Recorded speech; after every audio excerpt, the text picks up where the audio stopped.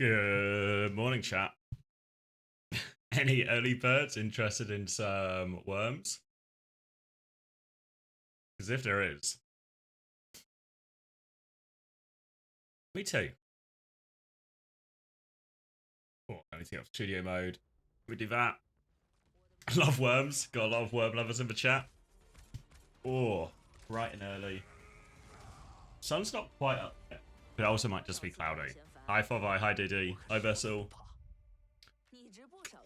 Ready to get some worms? I have.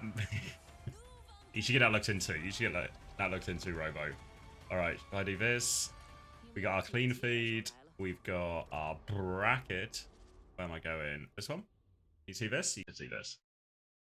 So this is the final day of the top 16. Oh, thank you, Aegis. Cheers, mate. Thanks for the content.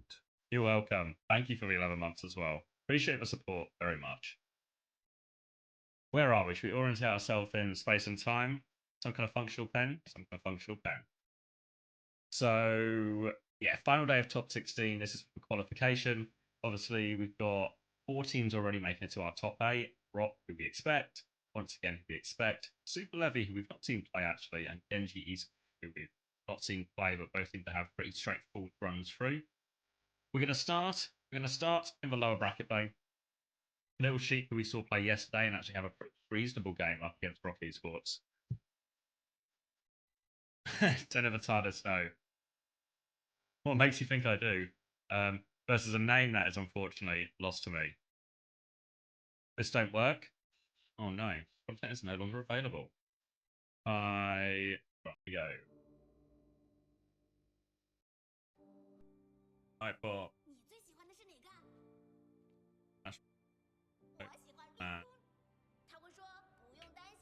Bracket. Or bras.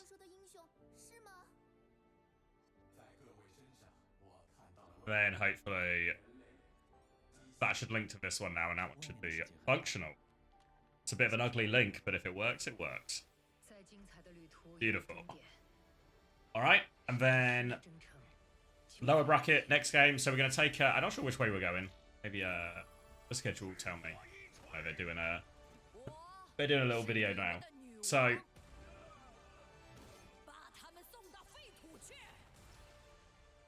this bracket's a little bit confusing actually. Oh, don't do that. Bracket's a little bit confusing actually. It also has Little Sheep listed here and Team CC. I mean, Team CC have got a bye, right? Maybe Little Sheep have got a bye as well. So in fact, we're going to watch Nova Fury versus Team XX and Tob versus SV. And the winner of those both qualified to China. And then we'll do these games as well. But I think these are going to be more for seeding than anything else. I don't think these are... And it seems we're all qualified. Want to see Team CC again? Yes, I think we might have to wait to that one. Hopefully we get the Team CC game in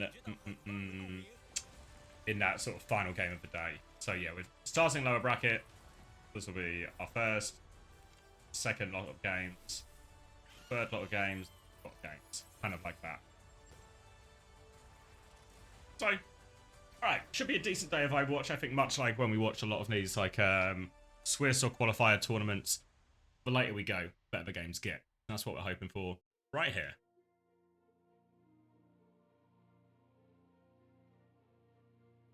Is Gargoyle washed? I think washed, but I'm going to eat a sausage sandwich while we get ready for this first game. No, I don't think washed. Just, you know.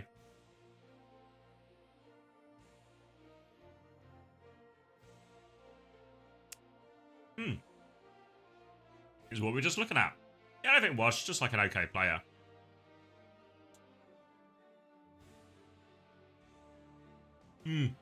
Morning, Cosette. I'm like hungry, but not hungry. Alright, here's Team XX, who we've seen before. Argon and Blink, the Korean imports you might be more familiar with. Nova Fury, new to me, so we'll sort of learn about them as we go.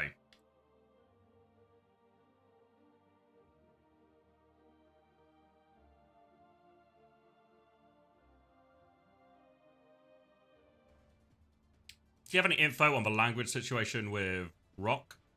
As in, like, what language they communicate with? No idea, actually. Oh my god, are we jumping straight in? These guys don't want me to have breakfast. These guys have no interest in letting me have breakfast, do they? Okay. Alright. Right in. Right in. Is Ginny Jimmy's cousin? Almost certainly. Almost certainly. Alright. Can we crank this a little bit? Let's crank it. Not like that, chat. It's too early to crank it like that. Alright. It's going to be Mauga v Mauga, Genji Sojin, Juno Brig. It's a mirror, if you unfamiliar. And it's a mirror that's going very much the way of Team XX right now. Early Stomp connects.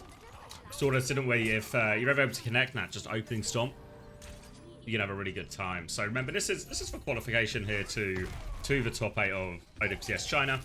So a high stakes game. A good start for Team XX. We've actually seen a fair amount so far as we've followed this bracket through. Now looking to try and hide close. It's going to be a deflect to help the cross from Yukikaze. Familiarise myself with the names as we go. Team XX going to mirror this one on point. No great rush to do anything. They have control of the objective. Stop comes in. Stop will connect actually onto Team XX's tank. Going to swing a little bit wider as well. Disruptor shot comes through. Lots of pressure actually. They need to help him out here. Needed a deflect or something. They've just piled onto him, Nova Fury. And the retake looks good. Just bullied that Mauga out of position there. Team XX, not a lot of resistance. Couldn't find a counter stop. Couldn't find a pin out. Nothing like that. Sooner, no relation to Sauna. With that opening stomp. Finds the pick. Actually, really a bit too easy, I think, for Nova Fury on that retake there. Normally, retaking the space with Mauga can be quite difficult. Stomp back in from the Mauga here as well. Stomp back from Suna. Overclock from Lilko. A Ray as well. Rays will be mirrored now with the Overclock doing so much damage with it. Argon's going to drop a blade as well. That's a double DPS combo with this Ray. And that is going to overwhelm them there. Team XX right back in that one. Felt like their Mauga. If I remember right, is it Estrella for Mauga? But, really went in what felt like super early. Blink's raid, not quite enough to save them, but the DPS ults from Team XX get themselves over the line, but heavy investment. 3 ults for a single raid. Ult advantage for Nova Fury now. Last time they retook from white, this time they want to go across bridge. Aggressive dive again. Genji coming into the back, Cage and Rally out. Blade in response from Yukazi stuck in that blade. Will be neutralizing a lot of that value and actually taking down the Cage, just everything there. And alright. I guess it doesn't matter if your economy's wasteful if you're just going to win that Cage rally fight so much. And it felt like Nova Fury just walked into that one there. In reality, they should have been able to take the Cage trade, take the rally trade as well. Now it's a forward fight from Team XX. We've seen this a lot from them over the course of the weekend. Going in, Stomp is going to connect onto Ginny. Overclock to respond with if they want. Dash in as well, no chance. Or as he did pop the Overclock, it's a Jax though. And Team XX taking it to the spawn. We're in very much last fight territory here. I imagine Team XX are going to fight early again, and Nova Fury are going to be so strained from its touch. They have to try and get past the gauntlet here. Early Stomp goes in, doesn't find anything. They turn on that Mauga, but oh, the whip shot off the map. Andre's found it, but they can't get the touch. Yeah, meta-wise, we're very much in a Mauga situation, I believe, in China, based on everything we've seen.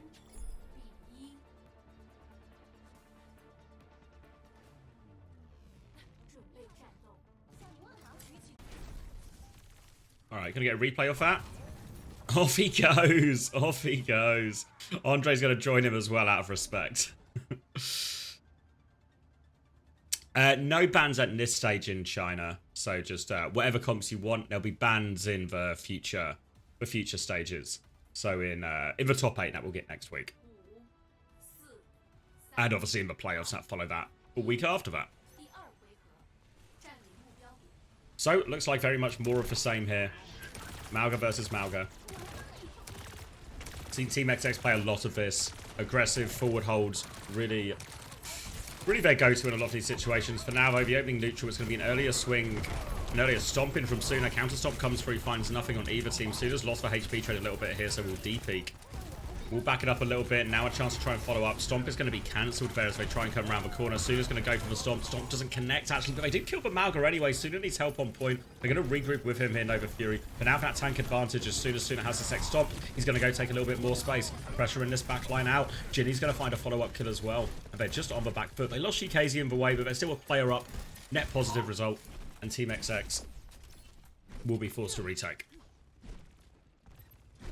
Chance to hold here. Slightly quicker Ray here for Nova Fury. Slightly quicker on a couple of the ults. Slightly quicker on the cage as well. It's going to be an early engage here. And they're all just trying to play for Malga and play for Malga. They can't quite. Luco's going to find a kill as they try and commit to kill that Malga. Now the opening pick allows Team XX to get out of his choke. They've got all the space on the map. Nova Fury are running back to point. They've lost a second one as well. UKZ is good for a trade right now. Sooner is going to try and step up the aggression in main. Doesn't find anything with that stomp. They try and double down onto the kill. They'll deal with that one, no problem. And you can see Nova Fury trying to play a high tempo style, trying to be the first team to engage. Quite happy to force that HP trade on the Malgas very early. But the nature of having Sojourn in his comps is for Sojourn will just get a lot of rail opportunities. So you have to be very careful in that.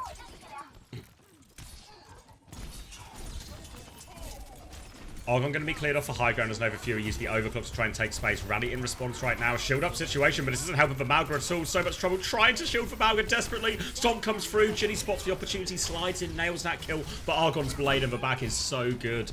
Takes down 3. And that will shut down the overclock retake here. Suda's going to run to point, but he's going to have to run off the map. There's a reset angle here. And Team XX back in control as we line up into the next big fight. But again, Team XX drop both DPS ults at the same time, so economy-wise, looking a little bit rough for Team XX. Expect them to hold close, hold aggressive in this situation. It's going to be a Ray v Ray situation, but Andre's rally should be really too much. Should help him win that trade. Going to swing through main. Team XX are trying to bait them in a little bit here. They're going to let them come through with this rally. The rally's found a whole lot of nothing. So a wasted rally from Andre, and Team XX is just going to get that one for free. They've actually lost UKZ here. They're all rotating to point. No idea how UKZ was able to die in that situation. Now player advantage as this Ray trade comes in. Cage will come through, stomp into the cage. Rays will be thrown into this cage as well. Torpedo swing out, going for this one now. Trying to swing in. Argon's got good deflect value out of this. Allows them to win the Malga trade there. And is obviously going to be a bigger deflect here for Argon as UKZ in the respawn queue. Individual mistakes here costing them in the big ult trades, putting them in disadvantageous situations that they can't recover from. And I think Unter will be here later today, I believe. Blade now for UKZ, the only ult on the board. Playing a very split role at the moment. He's just going to drop the blade. He's going to kill the Brig. All right, one slash. Slashing the deflect, trying to cut through onto this Genji. We'll hunt him down, duped with the dash, though. Sooner has found a kill in main while this is all happening, though. And UKZ has still found enough value. We'll keep chasing this Genji. End of the earth here. Won't let Argon get out. Another deflect for Argon. He gets the Mega. Argon, give him the runaround right now. UKZ is struggling to finish his kill. He's still doubling down. But Argon has got thoroughly out. And Nova Fury, while they get the flip, they have to back up to point there. But Sooner's gone in as UKZ dashes back. So we have to be careful here. Lilco retake. Split here from the Juno. Lilco can't find the shot. Giving him a slip. Over the wall. Can't find it. Nothing out of that overclock. Suda's going to stomp aggressively in main again, and it's all a bit flippy floppy here as the point is going to go back the way of Team XX. That means we're into overtime. Rally on point coming through right now. Trying to focus down this Malga. Bash will come through. Suda's HP is so low. They desperately need some of their own ults, but it's Argon who has the blade first before anyone. He's going to cut through 2. Forces the deflect out on the Brig. 1 slash. Will be able to finish the job with his shurikens. Now be Team XX. A quick 1-0.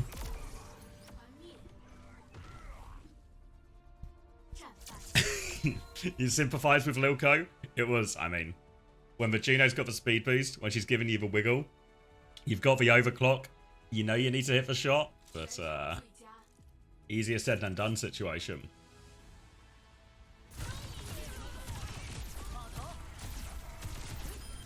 Hold on, I just need to check something. Yeah, pretty dominant from Team XX here. I mean, the nature of top 16 is quite often we'll get, I guess what you would call mismatch ones, but obviously if you're Team XX, you're probably quite happy with that. Quite happy if you end up with a straightforward lower bracket game to qualify for you for top 8.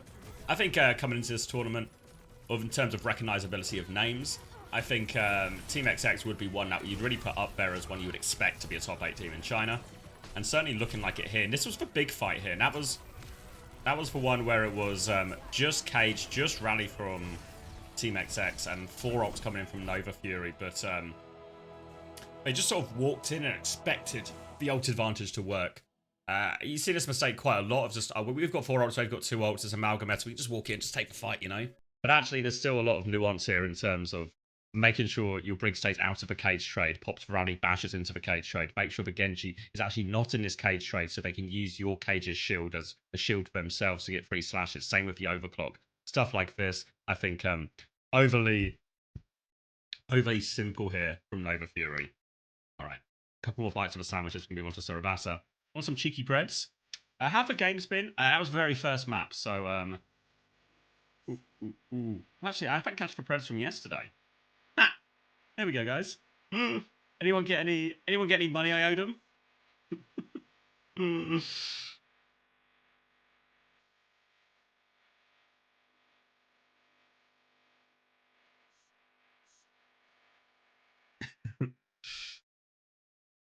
Any standout players on these teams? Not really. Maybe Argon looks like good for it on Genji.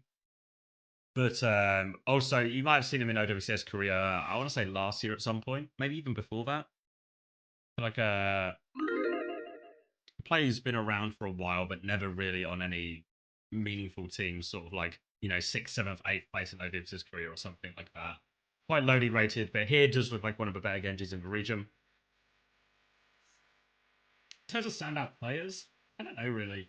A lot of this is all the normal players you would expect, right? On once again, I think Bellasaria has looked good for it. Other than that, it's felt really scrappy, really messy. I know a lot of people ask the question of, well, how does the region stack up?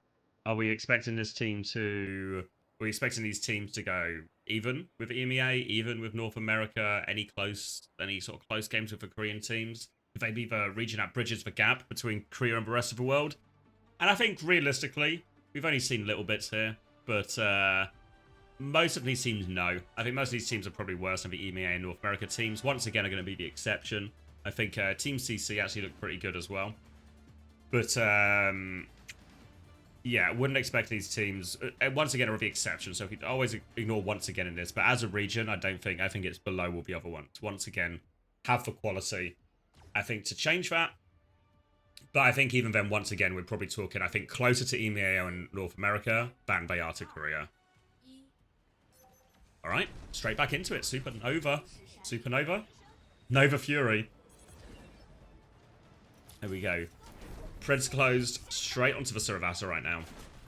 Mauga v Mauga. Ginny's going to start on the Cass here. An interesting choice. I don't know if I expected a different comp here, because normally this first fight is quite slow, quite pokey. But Nova Fury, shorter range with the Cass. They've got the Genji as well. Looks like they want to rotate aggressively through this left-hand side. They've walked up already, but they've kind of hesitated quite a lot, so Team XX should have had time to reposition. You can see Casanova sliding onto the high ground right now. Worth noting a DPS substitution. Team XX have a triple DPS roster. Now they rotate through quite a lot. And Team XX ready to flip the point. So Nova Fury, they positioned like they were going to go early, but are still yet to go in this first fight. They've conceded 15% already. And Nova Fury going to keep playing a game of Ring Around the Rosie here. But it's so slow and it's so visible that Team XX have all the time in the world to position. They're going back again. Are they looking for directions to the point? What's happening? Come on, okay, they're going to be at the choke now. Swing comes out from Suna, but he's lost the HP trade massively already. Casey is low body. Headshot onto Ginny as well. Forces them all the way back. They're going to slow it down once more. Okay, we're going to get a fight. Get some action going. 0 deaths so far in this Saravata. Argon already has the Kitsune Rush. Juno ult is ready here. They have Ray advantage. Now the Ray push is going to come in. Copy Mauga comes in. Stomp is huge, actually, right now. Argon's going to be sent straight out of Copy, though. The Ray just may be too powerful in this situation. Casanova from the high ground trying to find a kill to turn it. But the Ray is going to get them. Was it an elaborate play for Ray? Was this the plan all along? I mean, if this was the plan all along, it's worked. But worked to the degree where you've conceded 90% first and now have Ray disadvantage in this next fight. So, worked in a very roundabout version of the word worked. Let's see this from Nova Fury. Let's benefit of the doubt in this situation here. So they play really slow. They just keep rotating around the point. They don't shoot back as much. They just take a lot of damage, get the faster Ray. But now they have to win this fight with Ray disadvantage. So how do they structure this fight? It's a high noon swing early. Cage is going to come out as well. They're trying to lock him in. Counter Cage comes through, gets in that one. Ray out in response. Bash, can they get the stun? Do get the stun here as well. Well played by Team XX's Brig. They're just going to crush that one. That was Nova Fury investing 3 ults in that. A rally of their own, as well as for Cage trade. And... Alright. I guess that's the end of the benefit of the doubt. It's not worked at all, has it? Bloody disaster this from Nova Fury. They're going to lose first point. Now coming into the next fight is Blade advantage for UKZ here. No ults for Team XX. Difficult sometimes to get solo value with a Blade if you've not got that rally, that rain, that cage. Something to combo with it. Nova Fury, once again, doing some sightseeing. They are going to touch every single corner of Suravasa before they leave this map. But they need to get a move on because they're not winning a lot of points with this. They've taken the high ground. They'll swing now onto the Malga. Contesting before the point unlocks. The Blade is going to come into the back. Deflect out. The free backline. They've disengaged quite far, but they're just in a room with UKZ. Now Brig is pushed up here. Andre's joined up with UKZ. They find two with that. That looks a bit more like it from Nova Fury. This time they rotate. They take a high ground. They take a meaningful position with their rotation. They're not just on a sightseeing trip. Give themselves on the high ground. Then they take the point force from there. Then once they've got Team XX in a situation where they feel like they're cornered, straight past for Malga with the Blade. Brig follows UKZ in, and they're able to convert those two kills. Now copy available for Argon again. They're going to Ray here, but they've... Oh my god, Nova Fury. They've just been given the slip again. Team XX have got themselves over to point. They're going to flip the cap as well. An absolute travesty for Nova Fury. Now they have to retake. And they've wasted their Ray. Copy comes through from Argon, looking for this stomp. Trying to get that Malga stomp. Doesn't connect. Still double Malga though, so they will beam down sooner. 4 guns just barreling into his face. Copy cage is going to be good for it as well. And alright, very easy in the end. They're going to stagger out for Juno a little bit here. Team XX back in control. They just love rotating. Just, nice to move, isn't it? Nice to get your steps in for the day. Dashing out onto Casanova to force him back, but Argon actually trades that kill here, protecting his DPS partner. Stop comes in from sooner. He's taken so much damage already. Argon's going to reload, and barely even needs it. This Malga's already dead. Disaster for Nova Fury again. And this is looking like a Team XX. A Team XX tapping, honestly. They're at the spawn right now. A bit of tourism theory. Alright, have to rush this retake if they want to go, but it's going to be an early cage, so I think we're in a cage 9 situation here. I don't know if anyone slipped out from this cage. They're taking the trade. Rally is out. The cap has gone through. High Noon Rally will actually help them live that cage and get 2 kills, but it's all for naught. They've lost the point.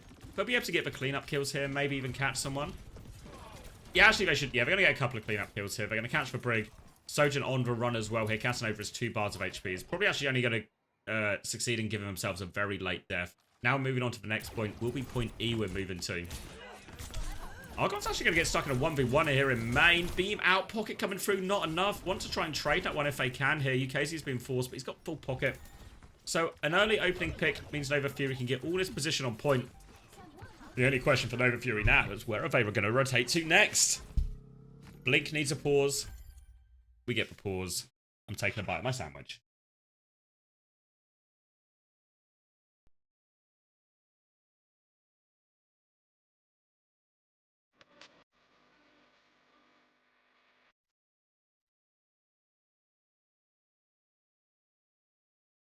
Nauseating will theory. I mean, it's more of a merry-go-round, you know.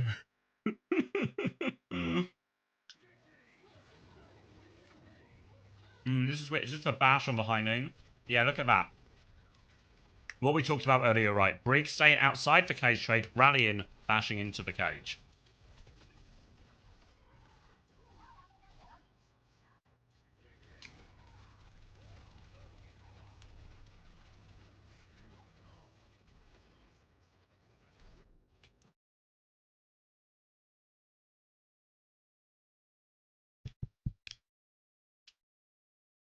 How the top teams looking? I mean, once again, look, by far the best team. Team CC maybe seems like the closest to them. But I think the gap between Team CC and once again, or maybe better say once again, and the entire rest of China is a pretty Goliath gap. Sausage sandwich to kick off the day here.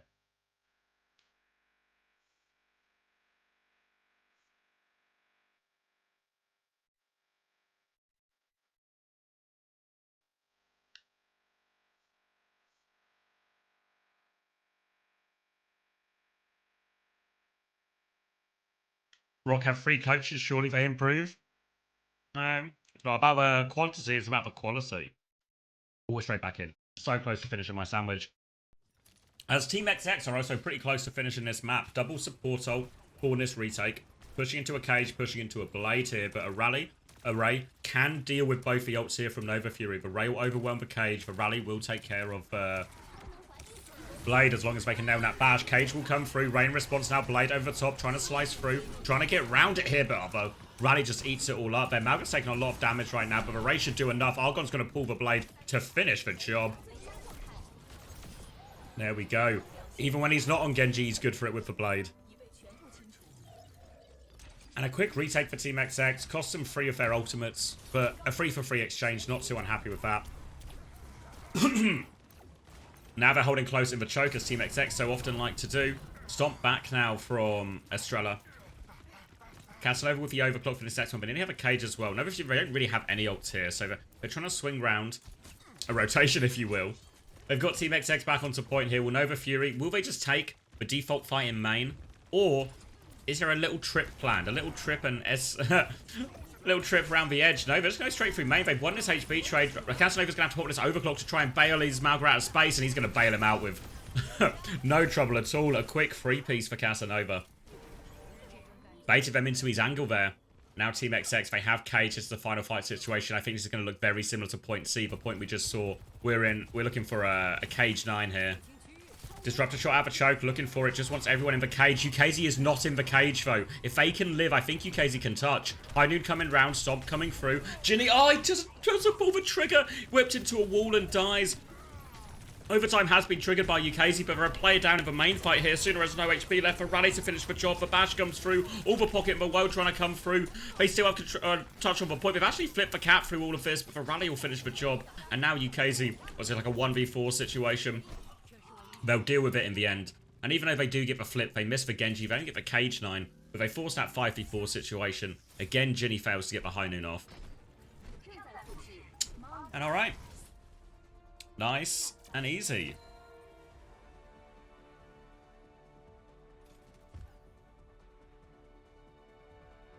Oh, I didn't have to wait long to finish my sandwich, did I?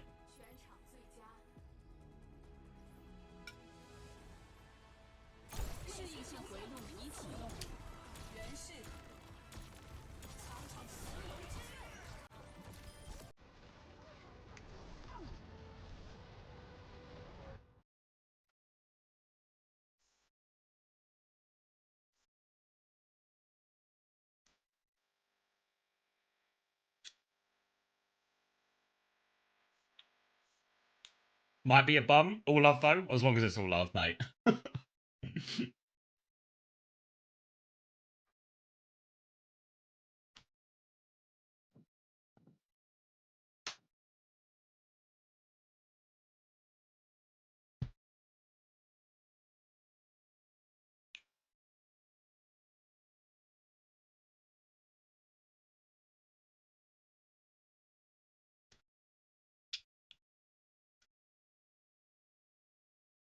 Alright.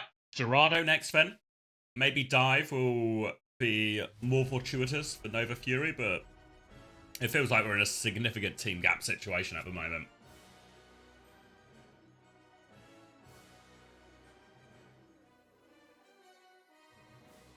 An underwhelming start. Fuck. Can't believe Unter's missing this banger.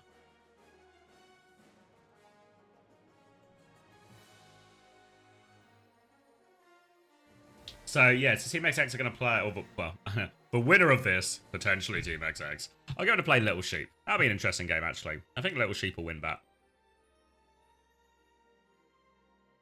And then we got Tob versus SV. That'll be fun. Mainly because I get to say Tob on Tob quite a lot.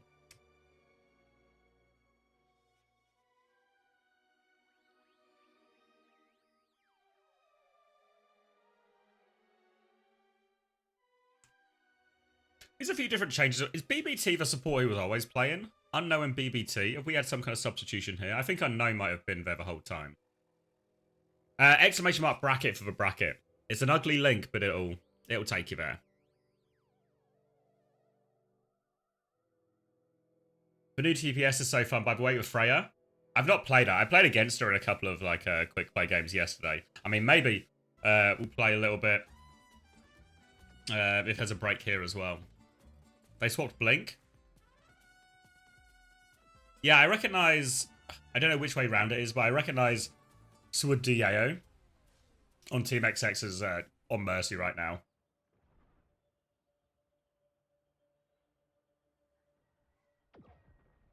Alright, so trying to change the matchup. Reasonable enough from Nova Fury. It's fair to say the Malga matchup is not going to be their path through this one.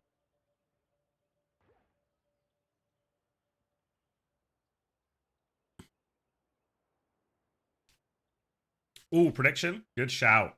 What are we doing? Should we do full hold? I think out of respect.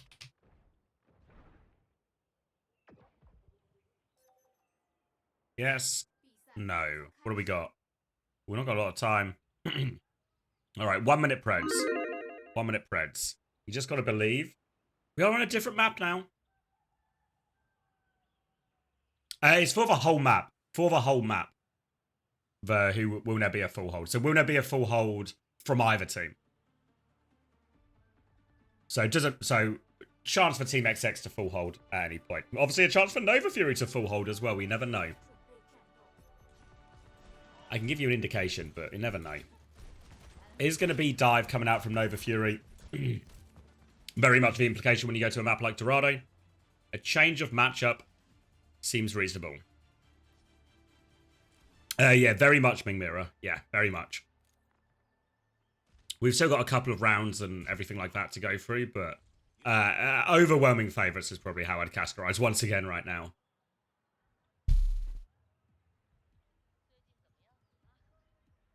All right, looks like we might just be good for a dive mirror.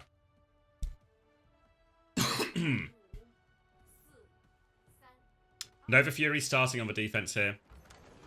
Looking to turn the tides. Hanzo from Casanova here. Echo alongside it as well. Just fishing for opportunities, spamming the arrows in the normal spots. They'll clear sooner off a point here as both Winstons will try and take space. Bubble will be cleared and now they can start moving up. Another arrow opportunity here for Casanova. Doesn't connect anything with that one. Sleep is good, though. So you're just going to regret this drop down there. Drop down, didn't quite have Bubble yet. Now the dive in to try and trade for Hanzo. Defensive nade is good. And Casanova should be good for this kill. Where are you going, UKZ? And they're going to try and rotate back in. It's a very treacherous situation for the Nova Fury backline. So many times when you try and do this, if you don't just die on point on this map in particular, you get staggered out. And oh, it's happening. Staggers out. They've traded Argon for it as well. Suna's going to go in for more. Dive onto the Hanzo, but full pocket, so he can't get any more. Suna has to preserve his life right now. Back at the choke. Bubble zones him down. These arrows coming down that corridor. Treacherous situation for the Nova Fury backline. Rotation now for an aggressive nade. Nade out. Catches for Hanzo. Can they find a follow-up? The dive from Suna is just a little bit shallow, though. They still kill the Winston during all of this, though. Suna can back jump, regroup with the team. And Nova Fury, they've stabilized. Team XX will have to reset, go again. We're going to come up to the nano turns next. Expecting both of these probably to go the direction of a Winston. Ginny here. Just hit the dink. Coach Gun as well. Saves himself from the Winston. Denies any of that leap damage. And they'll reposition, hold the back of first point here again, Nova Fury. Ready for this nano exchange. Team XX have a lot of ults to follow this as well, coming up very soon. Slightly quicker than Nova Fury's as well. Suna's going to take that headshot. Nanos will be traded onto the Winstons right now. Suna is onto the backline here. Genji's going to follow up as well. Hiding on the health pack, but not enough to live. But Argon and Estrella have found all the trades. Rally to try and keep going here from Team XX. Primal all over that one. Needs a little bit of help here. Will give a trade, actually. UKZ with the deflect, killing the back. Trades either side. It's turned into a dogfight here. Tail end of the primals as they both now will expire. UKZ has the blade, but too low to use it. Has to de-peek. Play for healing. Desperate for that kill, Estrella is. Still has the primal ready to go. Wants to force that primal early if he can, UKZ, but will be able to get back. Bubble on point. Nova Fury, they have a touch here. They have the rally very soon. Andre will be popping that rally right now. Copy comes out. UKZ's blade is going to get naded, then slept and executed. Good sleep coming through here. Argon with the copy. Genji all over. Will take a bash in the face. Can be healed up, though. They found that kill onto Andre after that bash was committed as well. Now the chase out. Close to Blade. Won't be able to get it. Might be able to get it just for the dash reset. One swing, two swing. Oh, he has the perk that extends it, no? Does he have the perk that extends it? Oh my god, it's been so long since we've seen so much Echo. Enhanced duplication. He's got the enhanced duplication. And it works out. A perk difference. Now they've captured first point. Moving on to second. Heavy ult investment there. Big old trade. Going to be basically a neutral, just a bob for Ginny as they try and come out. But it's actually a very early dive. He's been naded here, and it might be... Yeah, it's going to be a one jump, one die situation here for Estrella. He was on enhanced. I actually say situation so much. I need, this is back in the casting review. I need a bigger vocabulary. Ginny, though, finds his pick on the left-hand side. Will clear the Winston.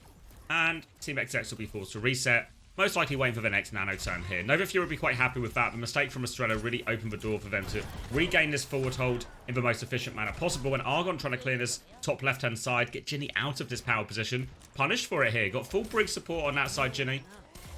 Meanwhile, the Ana for Nova Fury deep here. So even though no support to support the Ana to pocket them through when he dives, they're far enough back they should be able to play their own life. It looks like Team XX, they want to clear out this right-hand side. You see Estrella's going to try and get that done now. Ginny's going to drop a bob in right now, but Bob kind of goes a little bit wayward, and they're having to reposition right now. So they've got control of that side. Nano comes in from sooner in the meantime onto the backline. Defensive nade helps top up the Ashe, but the Genji is right there. UKZ with the deflex in front as well. They should be able to get all these kills.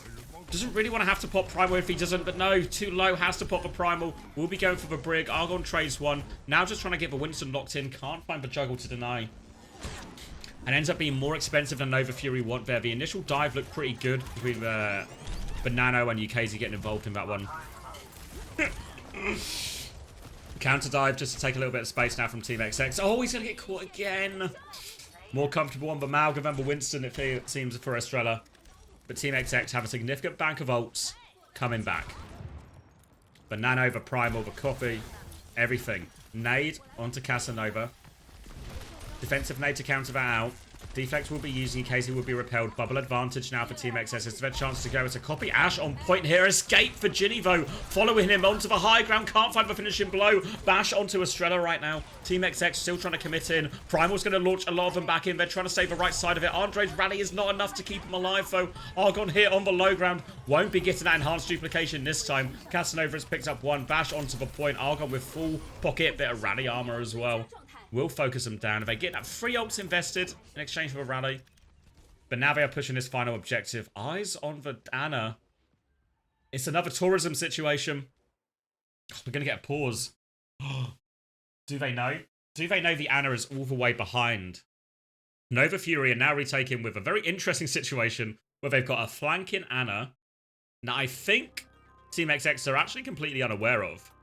I think they probably just presumed the Ana left the fight, disengaged.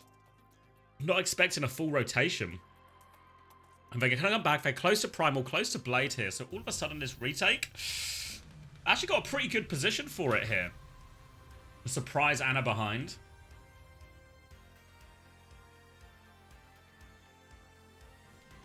You think it's Team Kiss Kiss? It might be. Alright, replay here from Casanova. This is the kill we saw earlier. This wasn't the most impressive. We're just getting general highlights, I guess.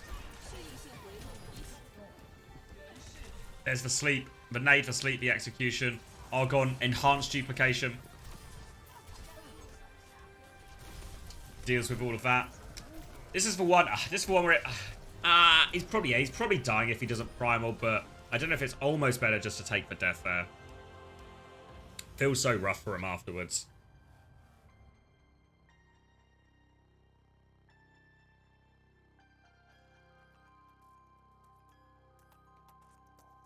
But it certainly seems like the map type, or, well, what the map type, what the comps that the map type forces has even the playing field a little bit here between Nova Fury and Team XX.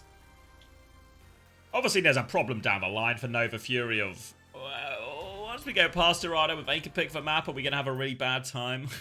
Maybe, but live in the moment, live in the present. Right now, we've got a great situation. It's got a little bit worse. Ana's on the flank, though. Chance for a big nade for Cap's gone through. We're not in a great situation at all. I've oversold this retake massively. Sooner we'll get one trade, but it doesn't matter. I thought we were setting up a crazy retake situation with a flanking Ana, but all we are setting up is an absolute nothing situation with an immediate Genji death into a Cap, into a third point. Now, dive onto Ginny, forces him back, doesn't find any kill vote. Team XX don't need to make the move, for Payload's just moving for free right now. They can go with this nano on their next opportunity. They've got a Bob to follow up with this as well. Nova Fury have tried to take the high ground for themselves. They will have that. But now the Winston pressure is coming. Anti-nade comes out. They've not committed the nade yet, though, or the nade or the nano yet. Just a counter jump here.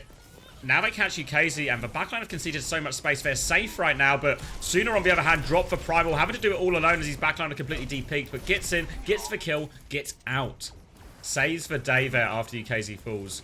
Payload still moving up a little bit now. Another bubble. Nano comes through onto the Echo. The Echo's flown away. Can they find the finishing blow? Defensive bubble here from Estrella. Dive onto the Echo one more time. Sooner's going deep for it. Might get punished for this. Blade from UKZ to try and follow all over the Echo. Takes him out of the sky. One more slash for the Ash.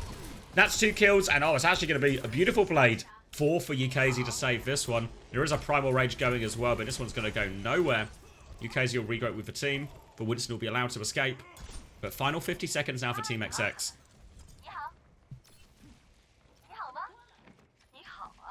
We're going to be pushing into a Bob rally soon. Might have to rely a lot on Argon's copy here. I feel like he's been pretty keen to copy the DPS. Once onto the Genji, once onto the Ashe so far. For now, he's actually snaking his way underneath. Dive onto the high ground here. Echo and beam up, and he just catches Ginny there. Nice timing between Argon and Estrella. They find that opening kill. No copy invested either in UKs. He's actually just been harassing this entire time. They've got control of the high ground, but the payload is moving away from another dive onto the high ground. Argon and Estrella find it again for combination. Echo just playing in the Winston's bubble. Now the copy. Winston comes through all over him. We'll be able to trade one Winston out, but there's a second Winston. Bob onto point to buy the desperate time that they need here, Nova Fury. But here comes for Primal. Going to be a bit of an extension on that duplication as well. And Argon will get the job done. Really nice Echo Winston dives here. It's been a while since I think we've seen so much. so much Winston Echo on Dorado, but there was a point when it was really strong in the meta, partly because the Echo, compared to say a Tracer or something, obviously Genji can do the same, but can utilize and traverse the high ground here. UKZ? Oh yeah, you're right, it's Yukikaze. You're right.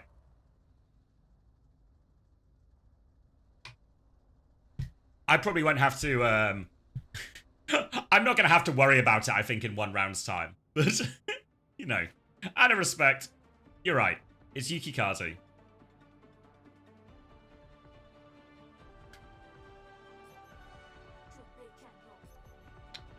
No full hold? Well, it might be a full hold. We have to see the entire map.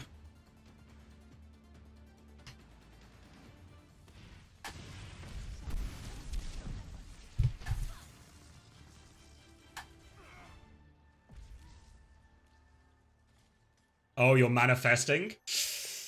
It looked fairly even, right? I know they still got full pushed in the end, Nova Fury.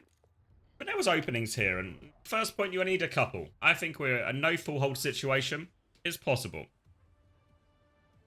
We're not having to dip into the realms of fantasy here.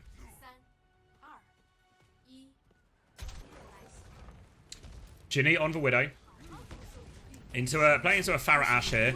Body shot only on the grapper. We'll be swapping it over. Expecting an Ashe here probably in response. It's a Mercy. Andre's got the beam out.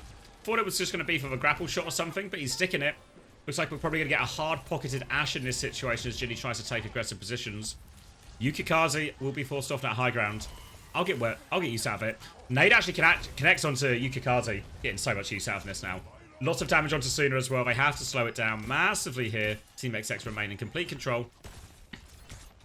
Need to get Ginny into a more meaningful position. If you're going to commit to the Mercy here, you need value. Sleep vote onto Sooner is going to make his life absolute misery. The only saving grace is that life was ended quickly.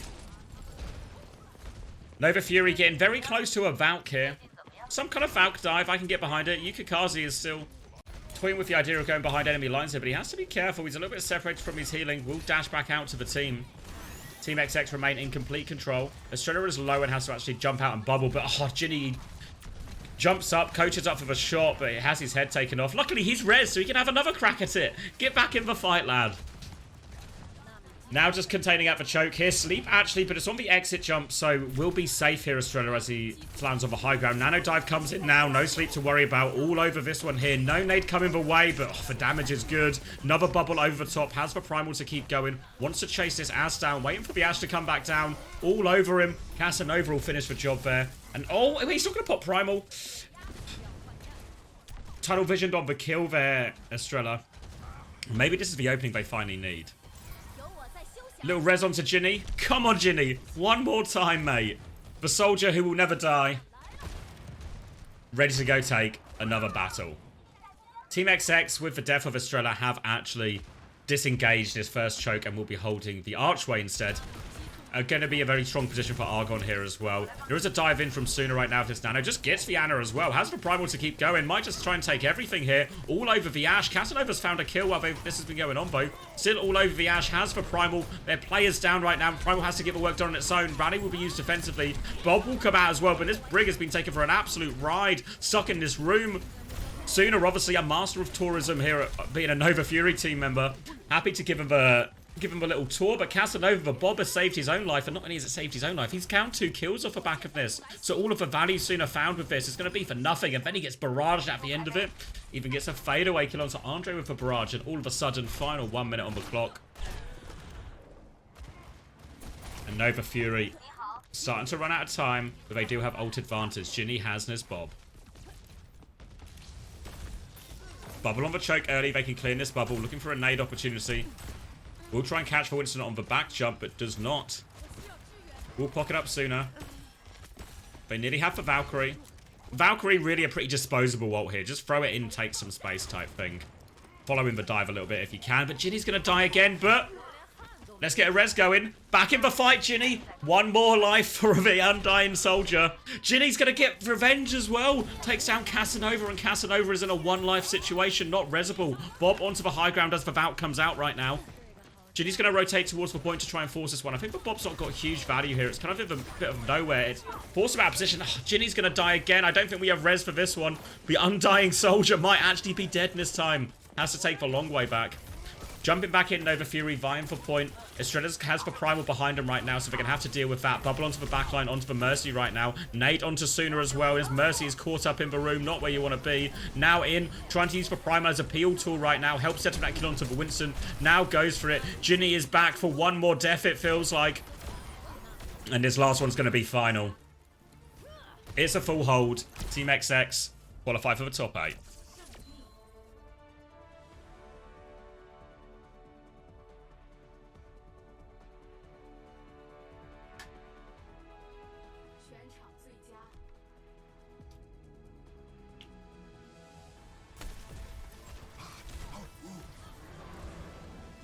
you needed it.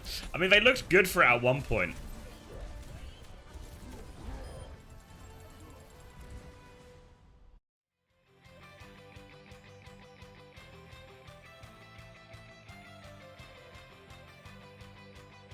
I don't deserve to lose my points. I didn't know they play Mercy.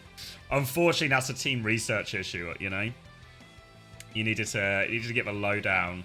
So it looks like we've got a Top versus SV. Top's logo is pretty good, actually. They put some work in here. They've opened up Canva or something. Morning, Musket. Yeah, pretty good. Pretty good. Early one today. All right. Let me go grab a drink and stuff then. And then we can figure out exactly how long we have. And then maybe I'm going to have to hit the queues myself. But yeah, that was a stomp, right? Bracket-wise, what that means is Team XX are going to go on to play Little Sheep, who we saw play yesterday. And that game will be on later today. And we're going to wait for Tob versus CV, as Team CC, they got the default. 72 minute. Alright. Let me grab a drink. And then let me dust off this old mouse and keyboard. And then we can get something going, huh? Alright, be right back, chat. Oh.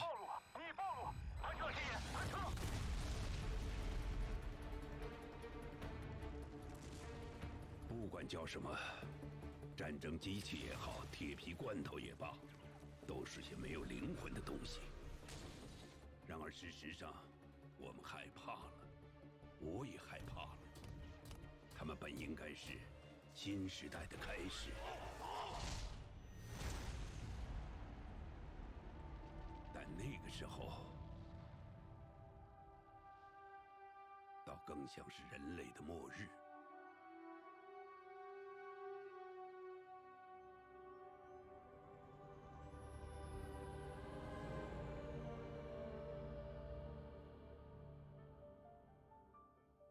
战争之前的生活可以说无与伦比，一切都充满可能。我们启动了神明计划，新一代人工智能飞速发展，由此变得无处不在。他们控制着大部分基础设施，比如食品供应系统，帮我们战胜饥饿，消除贫困。一些偶然的意外，不再会耽误人的余生。人工智能总会守护我们。人工智能操控着系统，让生活越来越好。不过，更令人激动的是它与机器人技术的结合。奥尼卡集团用全新的生产线制造了尖端机器人，这些致谢终有一天会让人类摆脱所有重复、繁重而且危险的工作，将未来的生活体验送到您的指尖，让未来的力量伴随您的身边。未来的时光，我们与您相伴。奥尼卡集团始终追寻未来。社会接纳了他们。的确，我们在飞速的奔驰，但是谁又会在意脚下的路呢？没错，奥尼卡让机器人变得更智能，让生活变得更轻松、更安全。我们的目标是追寻未来，而我们的未来就是米娜。科技新闻：奥尼卡集团今天宣布，天才科学家、机器人领域的著名领军人物米娜廖博士将参与主导下一代致谢的研发。奥尼卡集团实现了很多突破，但我们还有进步的空间。我的意思是说，他们很优秀，我们很优秀，但是时候创造奇迹了。坦白说，我是有顾虑的。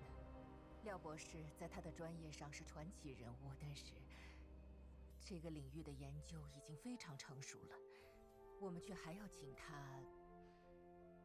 突破极限。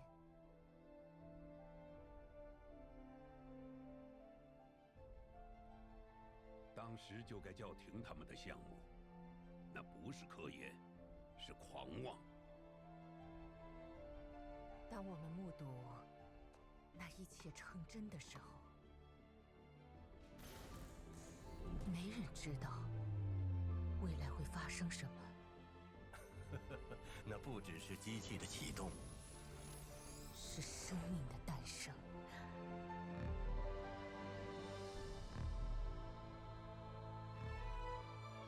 战争之前的生活可以说无与伦比，一切都充满可能。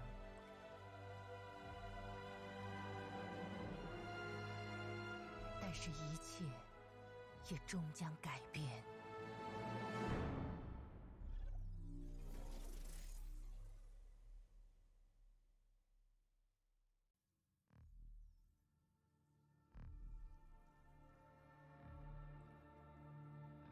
Aurora 是我们中第一个觉醒的。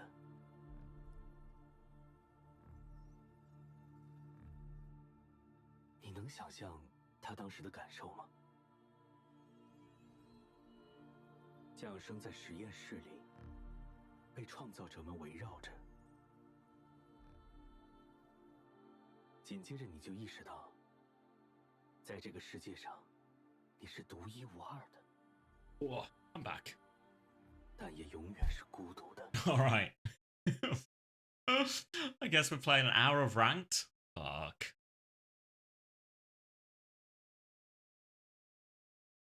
Oh, does that say 70 minutes? Unfortunately, that does say 70 minutes. Is once again still in? Yeah, once again it's still in. they've qualified. This is the bracket. We'll see once again. Potentially we'll see once again. I don't know if they'll show us the Rock Esports game or the... Who tell us? I know we are going to watch once again. So we're going to watch Top versus SV next in 66 minutes. Once again versus... Oh, so... Once again versus Super Levi. And then we're going to watch... We're going to watch Team CC. It doesn't look like Team CC's logo though, no? Does anyone know what team's logo this is?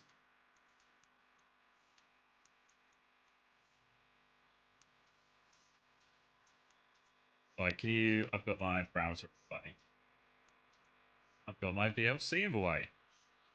There we go. Arrived just in time for an hour of nothing? Unfortunately you have, mate. Unfortunately you have. Alright. Do you wanna... Let's see. Will I win? Yes. No. What if you have a queue times like at 7 AM on a... 7 AM on a Sunday morning? Pat, what? That's the highest rank? Thank you. You know what I've been playing again lately? 2 minutes tops? I'm hoping so. It's because it's 7 AM. I have no idea what the queue times are like at 7 AM. I'm talking about an average queue time of about 10 seconds. We're already getting up to a minute, so this is getting pretty much as long as... I've only really played these last couple of days this year. But this is probably getting up there in terms of my longest queue times.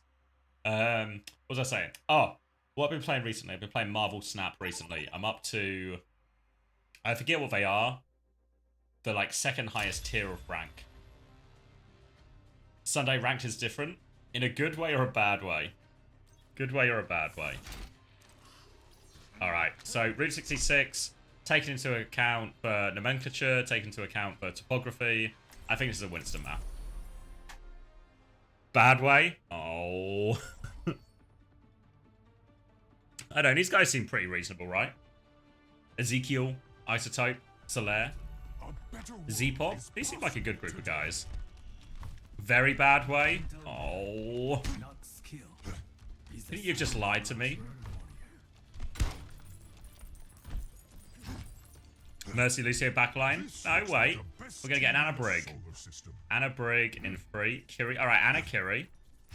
It could be Anna Kiri. Don't worry about it. Clear heads, sharp eyes. Lost most Overwatch streamers. Most Overwatch streamers went to Marvel Robs. I just went to Marvel Snap. Out of touch. Oh, Brig. Alright. Alright. We're doing it. Come on. Come on, Z-Pop. I know you're good for it. I know you're good for it. Hold on, let me close for Predator, I'll forget. Anna Moira. Oh, we were so close. We were so close. They've got a Widow, they've got a Genji. I can do something about this.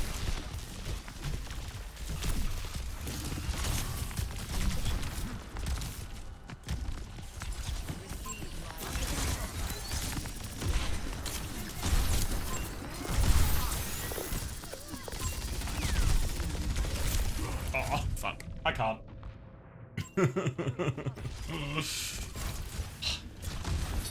Dodge for sleep, don't dodge for nade. Overjump the bubble.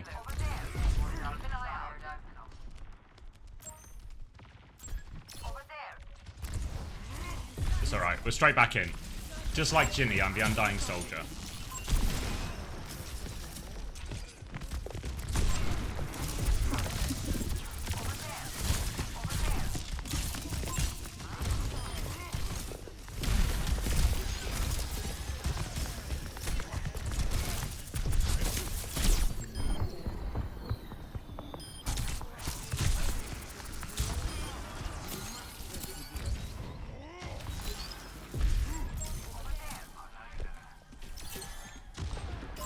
Wait, where's this Widow?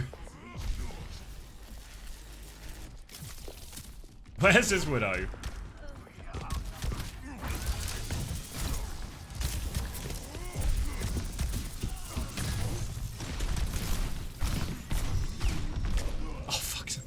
Where is everything? actually lost in the source in terms of what's happening. Right, I'll just go killing this Widow. This Widow seems to be causing the problems.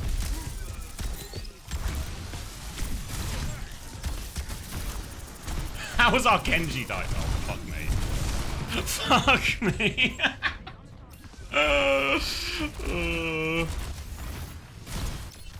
Why is it when I want to play Winston, the enemy team insta-locks Reaper, Hog, Cass? Happens to all of us. Oh, he's been nanoed.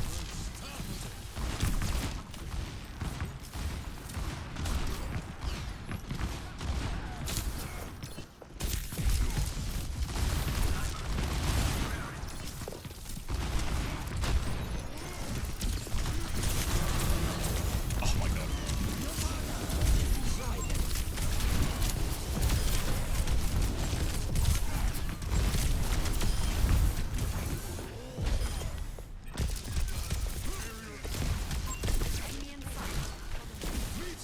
No way he meteor strikes first.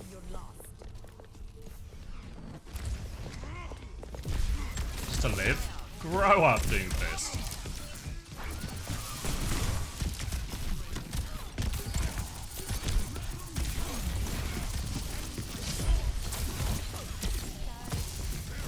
I've got you, mate. I've got you, mate.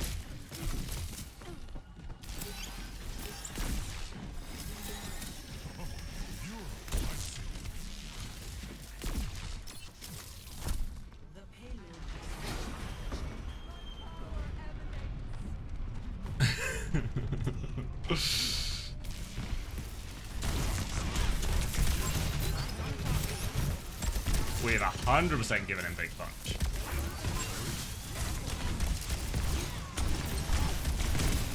What's he? His team is.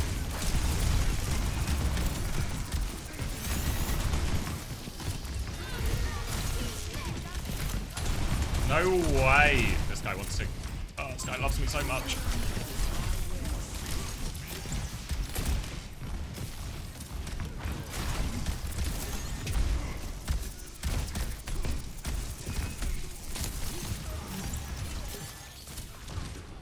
I need to create more space. We're pinned in right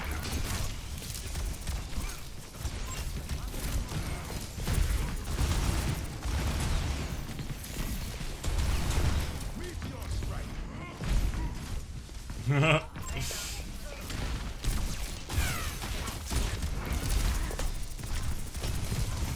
Fucking. Oh, I fucking jumped there. I'm dead.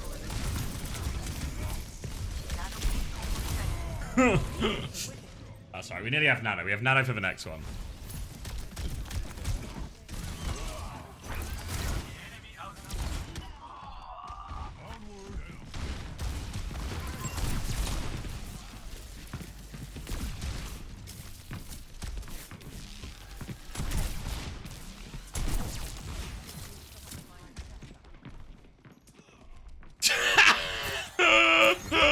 Our Moira gets punched in every fight.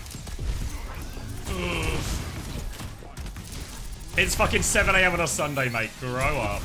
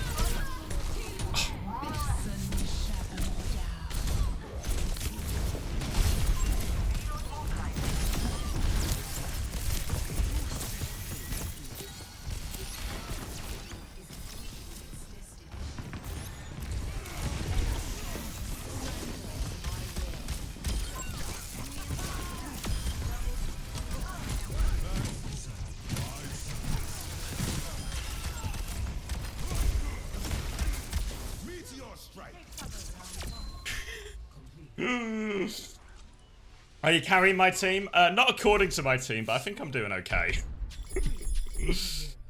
Did anyone ever call me the English jumping? On the daily. You can't see the level of Overwatch. This is peak.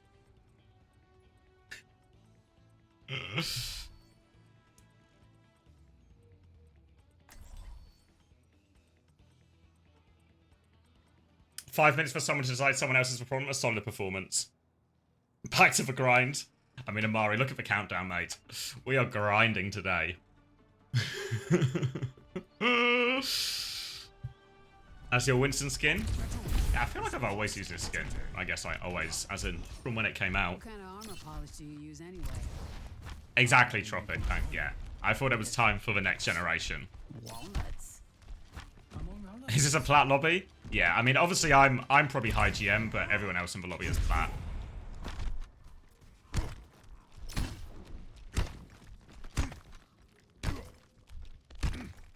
Does it tell me the rank on my scoreboard? Your worth is a hypothesis. Prove it. Are you finished? Top right? Oh yeah, okay, yeah, you're right. 4, We're learning. 2, 1. Attackers incoming. Some kind of Farrah Mercy.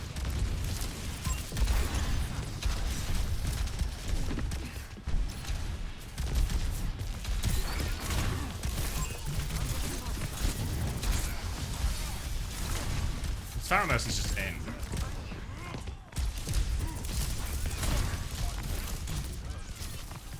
Farrah Mercy's just killed.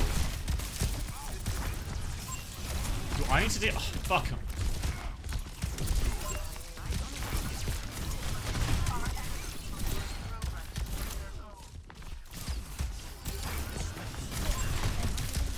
Fuck me.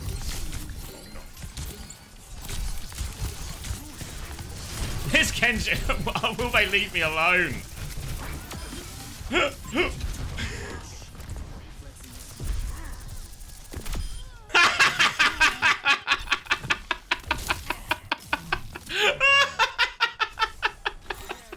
Mate, I just wanted a little top up. Just wanted a little top up so I could go have a jump. And these guys fucking hate me so much.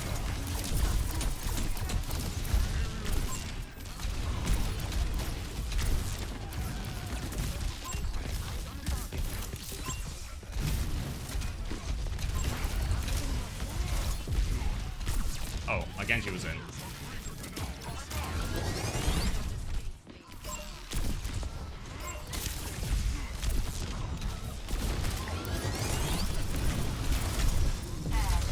Are we just all dead to this guy?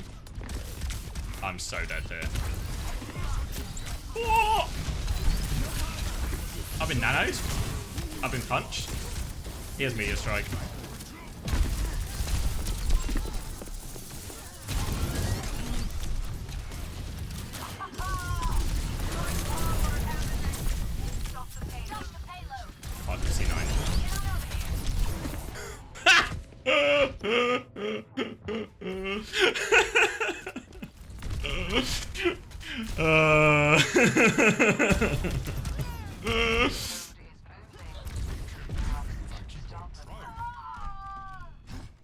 I mean, yeah, I think, to be fair, it was fucked. I mean, it was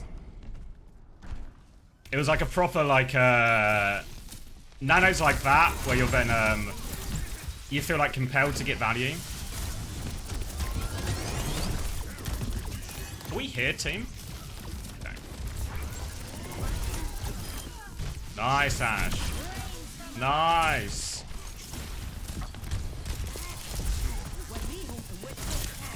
Oh.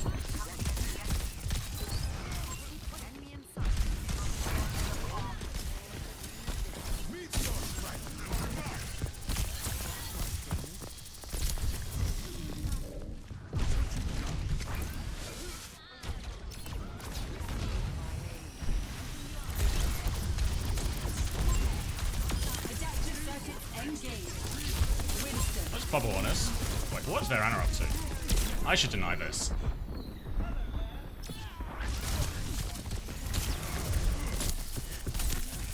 It's fucking Anna Mercy. Ah, fuck.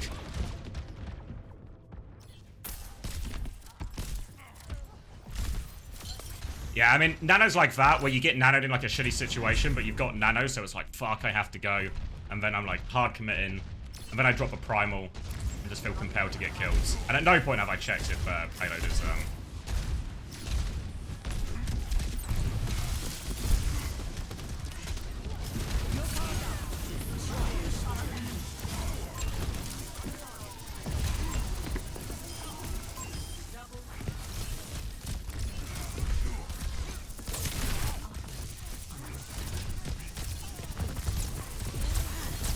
Oh, I'll get reload.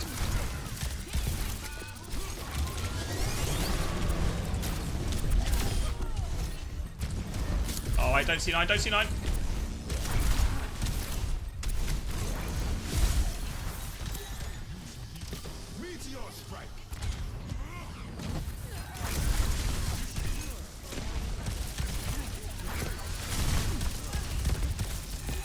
It's one. Fuck. I'm dead. The payload.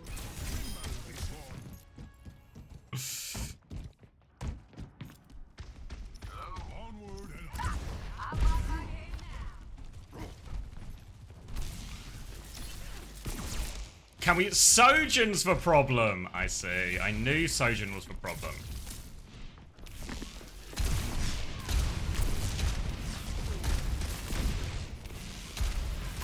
No voice tank? Okay, mate. Alright, don't die while I do this. Let's get some comms going then, shall we?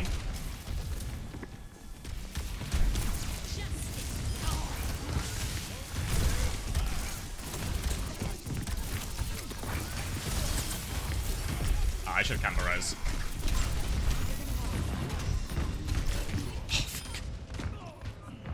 Oh, fuck.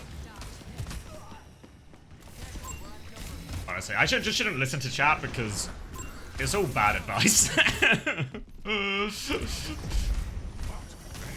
Just play the game.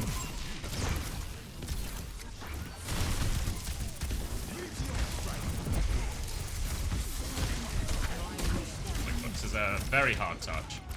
Oh, I just got a cold going. Go Orisa now! Oh, fuck's sake! Thank God I was in voice for this. Oh my God. Score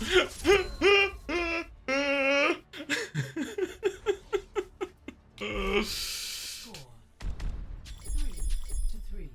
Switching sides. Why you play monkey if no working? Working fine for me, bud. Oh, working fine for me, bud.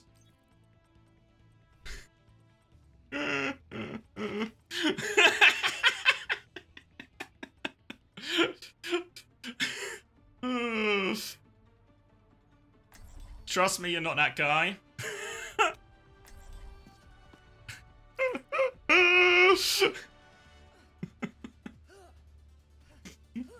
Isotope has me figured out. Yeah, yeah. I don't know. Half the fights, it's just a...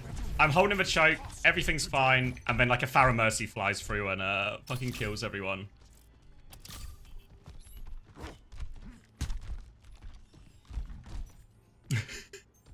This player's title was Fearless Fighter. He doesn't feel that fearless. Is that the K-pop title? Oh, is that the Le Seraphim one? 4, Nice. 3, 2, 1. Attack commencing.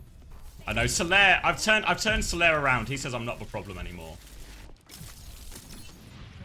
I hear a Torp turret, I think. I mean, we're feeding this guy big punch every time.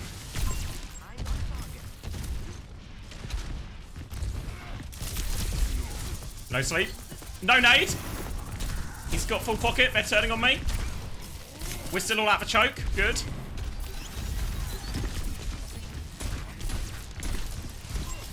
Reaper's on the low ground now. Oh, wait. We can clear Reaper and I can go. We can't clear the Reaper. We're all just dead.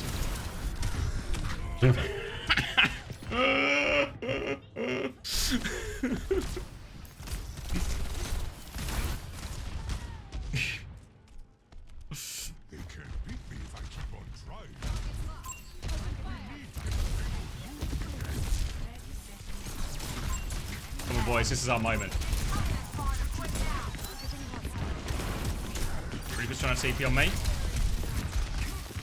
Do I just have to bubble here? Are we struggling that much to pocket me? Alright, 5 seconds I can go again. I'm not actually talking to them.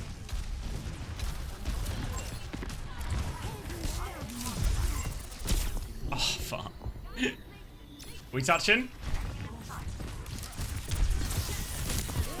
On me, Anna. Oh, fuck.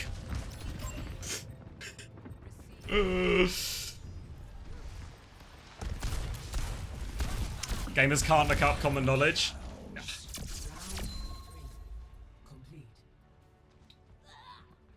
I mean, their Doomfist is doing so much, but it happens. Switching sides.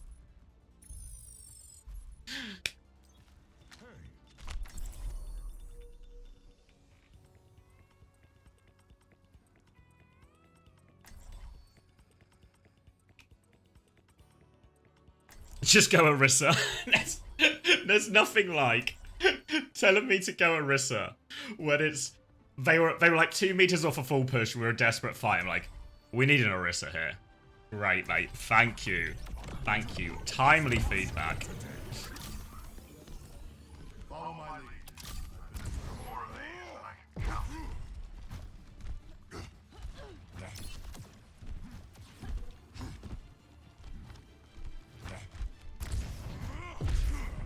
Alright. It's not unholdable.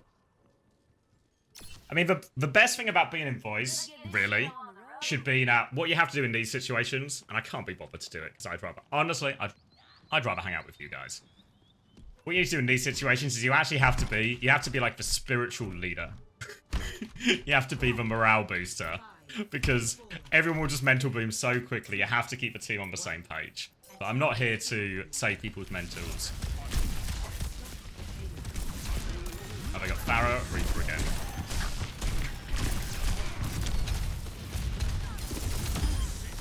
Ha! Nice, and we killed the Mercy.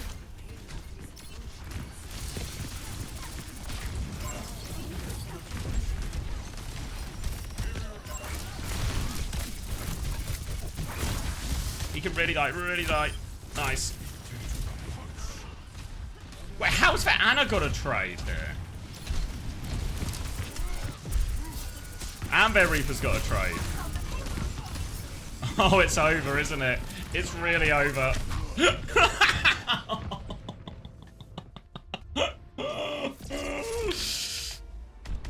GG.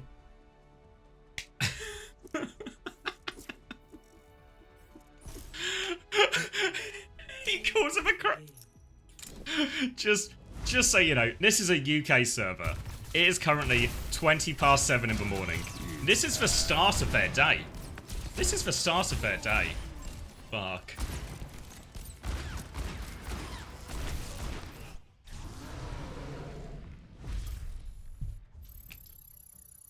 Bold of you to say. Do you think it's the other way around? They're overnighters? Oh, this is what I'm running into. This is their 58th game of their wake cycle.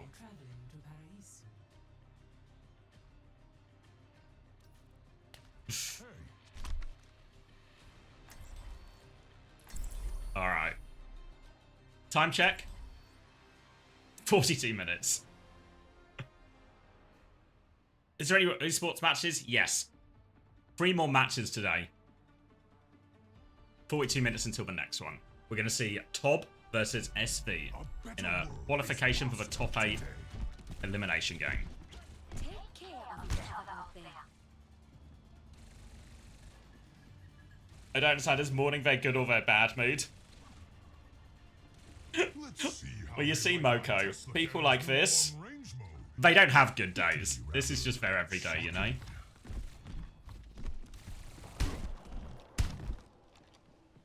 I've got a good feeling. This could be our best mission yet. You want to sub-pug again? We'll see. I've just got to turn up for work first. You know what that guy's like. Ah. 4, 3, 2, 1. Alright. Ilara more. Alright. This one I might actually be trolling by trying to play Winston with this. No live? Roger that, buddy. Oh, I've been booped in. This is a problem. It's not a problem at all. Nice. My team took space when I did a thing.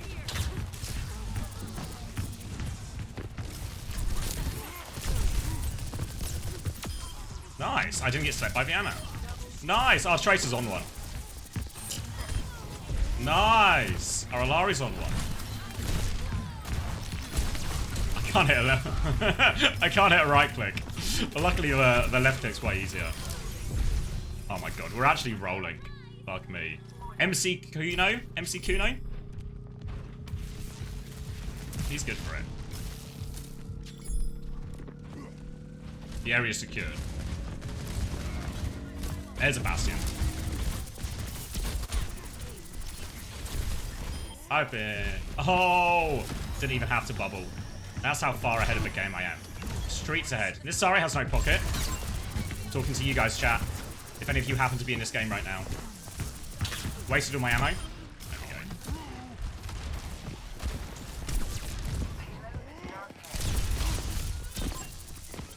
No sleep. Oh.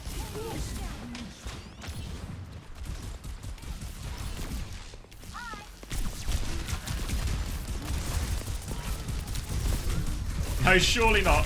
Shut. I forgot we were on a Lara Moira. That's my bad. I was looking, honestly, in my head, I was looking at it and was like, why is my Ana not healing me?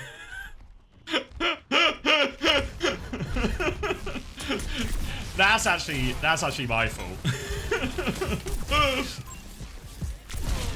Oh, this is a don't get staggered out situation here. Remember you were on a Lara Moira. Range is limited.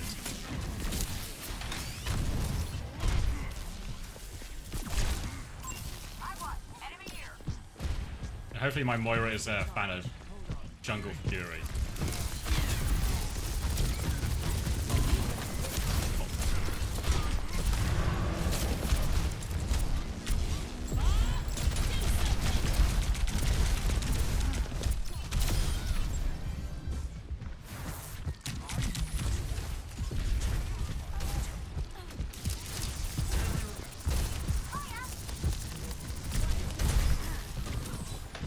Oh fuck!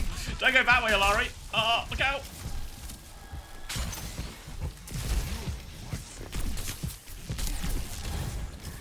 I mean, our DPS have the right idea. We need to get behind.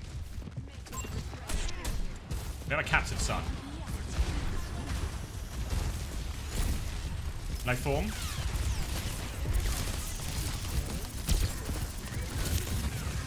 Got some space. What? Coming back. Don't get Bastion bombed.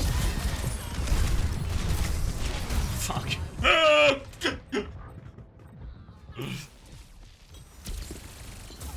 It's alright, our captive son's big. Mickey's at it. But I am closer than I was before.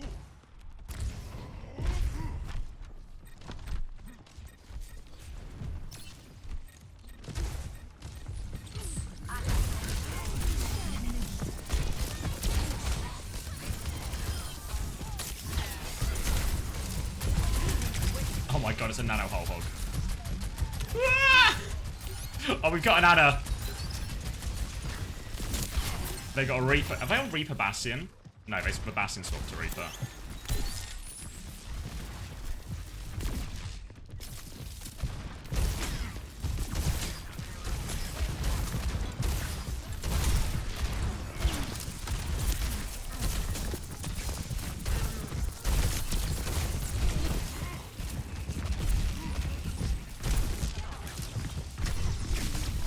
Fuck me! I actually just give him a Mega. My hook can die for this. Backline is zoned. Reaper no right.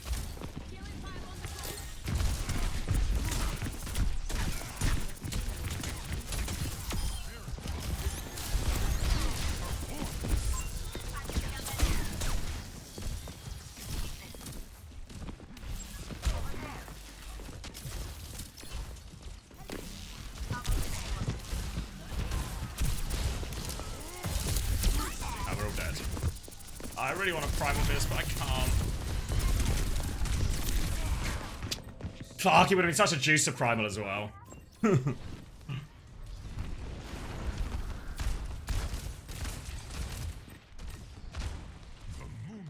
can taste for juices.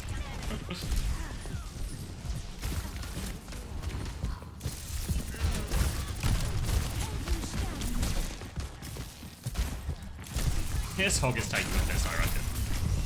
I'm taking the piss.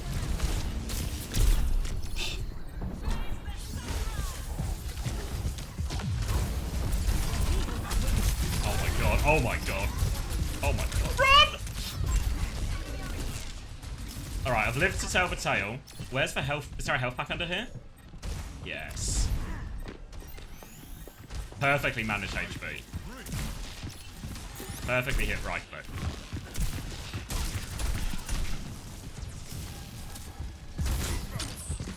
Oh, Genji, I'm trying to help.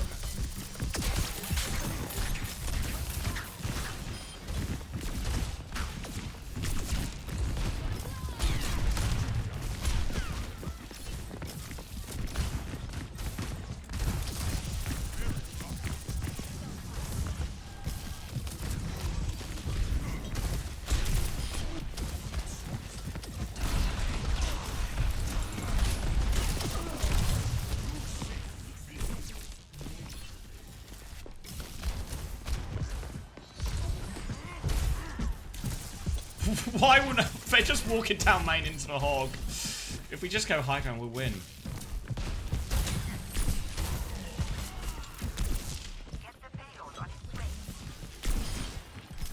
Our Trace is in position. Our Ana is here. Oh, I'm not paying attention.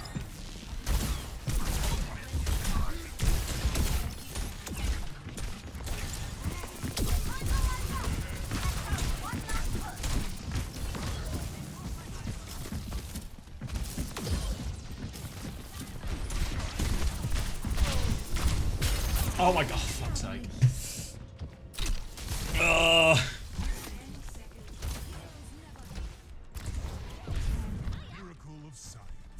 We haven't had an ult in ages. Fuck, it's a hard touch. There's that nano I've been hoping for. Wait. Oh, fuck.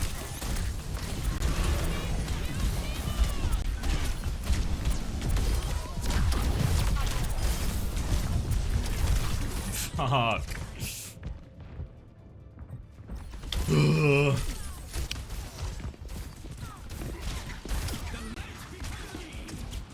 Wait. Ah, fuck. It wasn't too bad. We just spent all of third point running down main. Score 2-0. Which, probably in the unoptimal camp. If no one's complained though, which is honestly, that's all I need.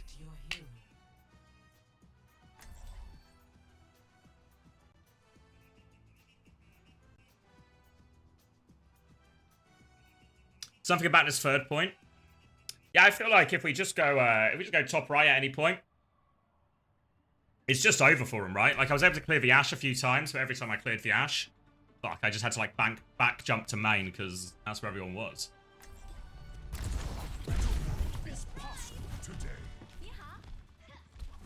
Now we're on live with Rolare. We can make this work. Should have gone Orisa. That's only when you're halfway through the overtime fight. It's the emergency Orisa button. Now, a lot of people aren't brave enough, myself included, to press. I would rather not. Talking pointless. Are you sure? I'm a great listener. Then hear what I just said.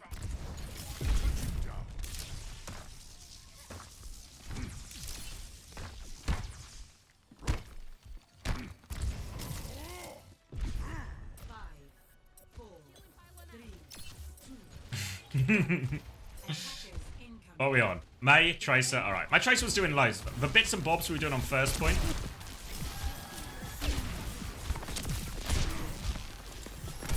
I'm gonna build us this Captive Sun so quick. They'll also have Bob, but we'll have Captive Sun. Wait, this guy's taking the piss!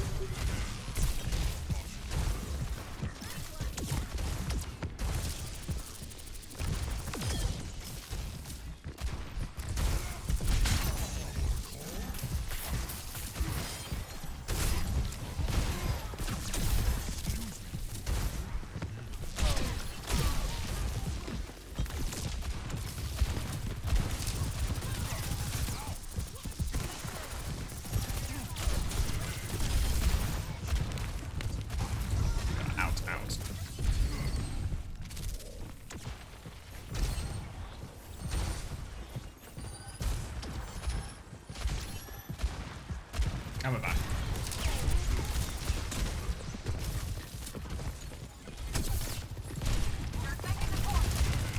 Just bubbling the choke. Can we give him a hog? We cannot give him a hog at all.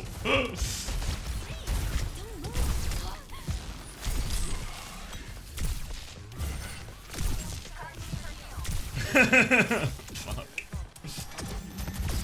Oh my god. I can touch it in a second. Fuck.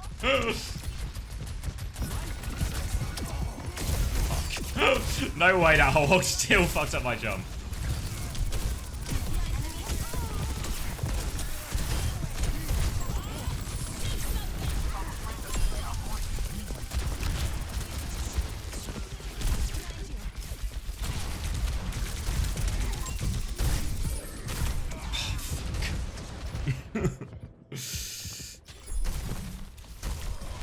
Hit the check emote mid heal, okay? I mean, I checked my watch. It's alright. Scotty had an Ana in him before, so maybe he's got that. He's got that. Did we use tree in that? There's no way we used tree in that, right? Did we have a tree?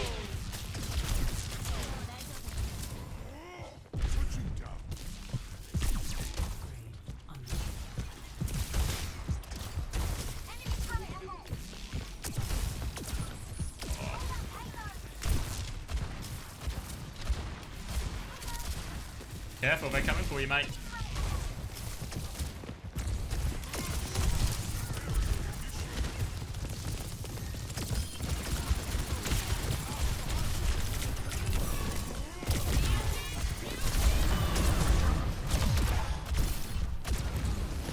So far away.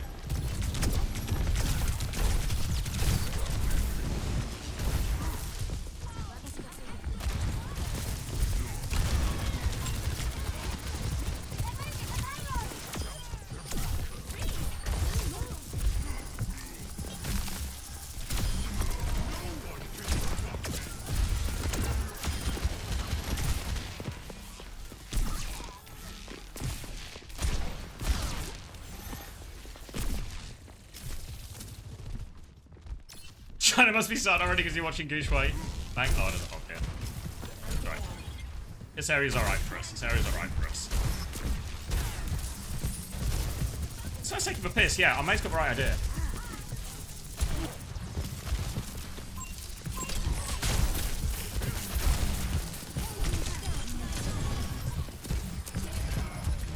Oh, he's on me. Just leaving.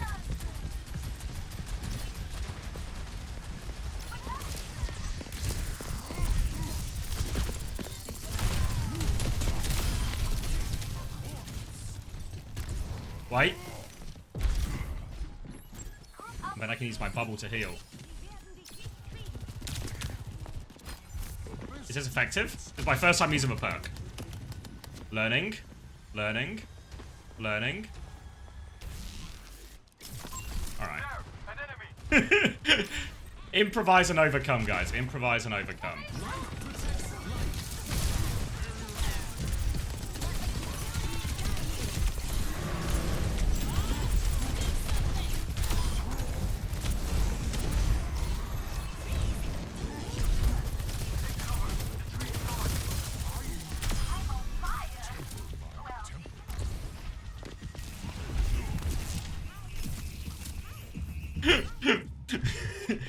Pick the right perk for the right situation, you know?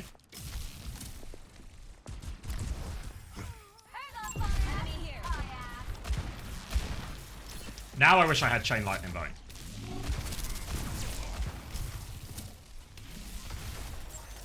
Oh, didn't mean to walk out there. Nice, Light Weaver. Nice pulse one. Makes me do it.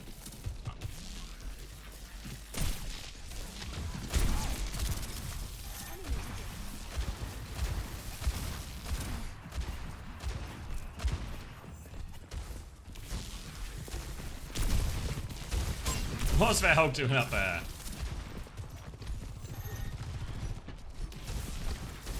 Why is that Hulk just staying up there?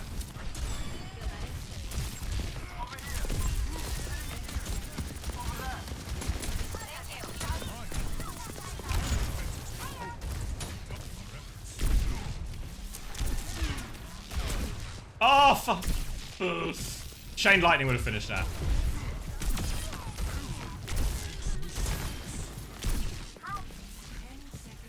Is there hog throwing?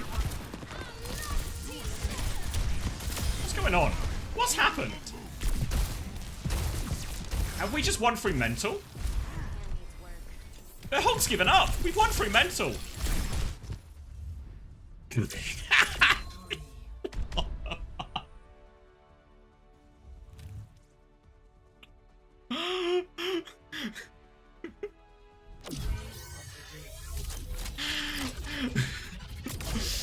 All games are 1-3 mental. It was just, you know what I said after our attack, right? We failed on third point. But what happened is we failed on third point.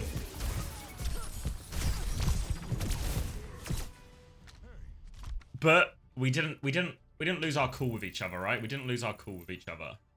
And because we didn't lose our cool, we won through mentality.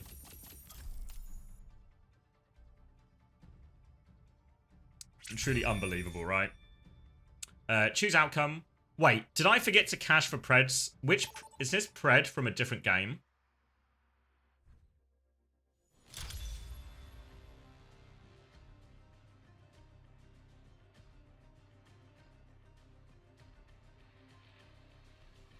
This is for root Pred? Okay, yeah, let me, so I lost for root Pred. And then we'll do a 1-minute Pred for this one. Unfortunately, the game I won didn't have a prediction. Lijiang Tower, Bastion, Farrah Winston, Moira. Now we're talking. A better world is Need a movie to turn into a vegetable watching? Have you considered The Whale starring Brendan Fraser?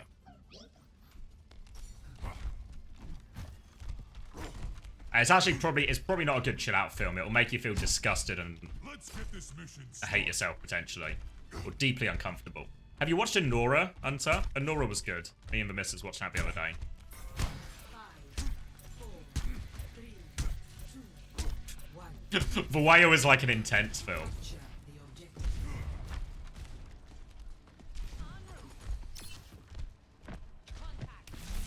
Mate, you trust me. You think it's a thing to eat on his food while watching The Whale? You won't be able to handle it. The hog has come to this side of the map. What do we have? A Zen Moira, and our Moira's died. Oh. Alright. Making some plays. Making out the hog. I'm on the roam. I'm not roaming this way. Alright, no sleep, no nade.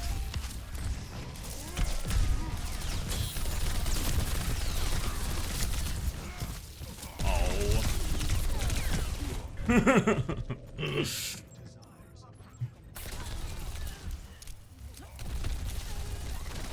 You want to go on Mickey 17, but you want a date? That looks good. You need a date to watch what you feel sad? Why wouldn't you want a date to go to the movies?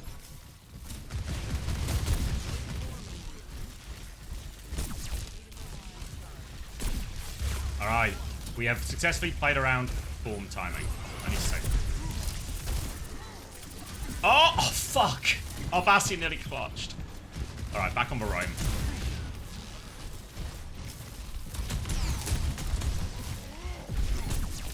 No way he's just following me around. No way! No way he trees as well.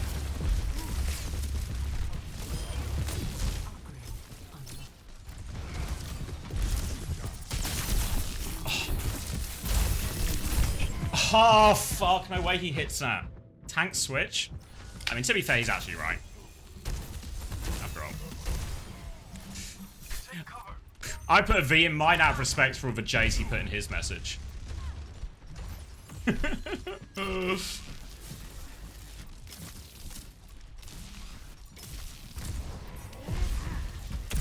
We've lost the mental battle, just so everyone's aware.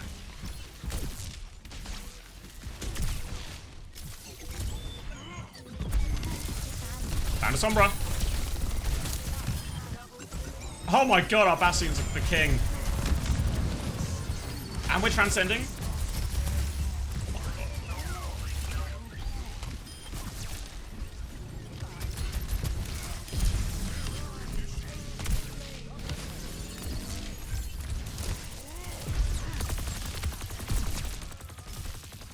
Honestly, maybe Winston's fine. Where is our Pharah going? Is it possible I was never a problem? Bye, check-in. Pass!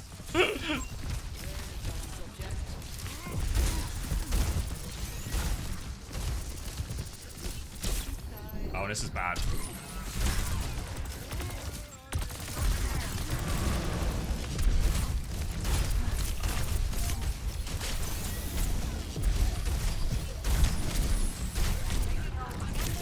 Oh, that's not the jump out I wanted.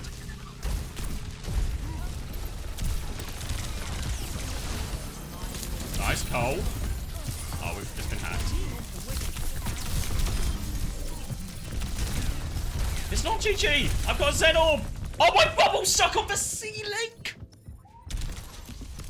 How did I get my bubble up there?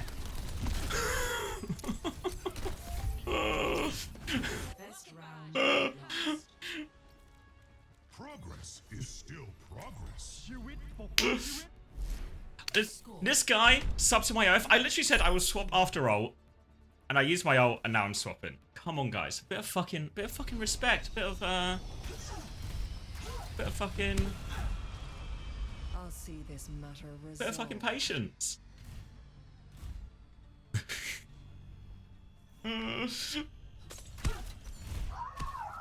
You've heard for Weaver's color hex? Weaver was good for it. Don't forget to join, boys. 5, 4, 3. Oh, I pressed the wrong button. Impossible game. This guy has the spirit. I mean, again, another example, it's just mental gap. If you wonder why you can't rank up, it's fucking you. You're the problem.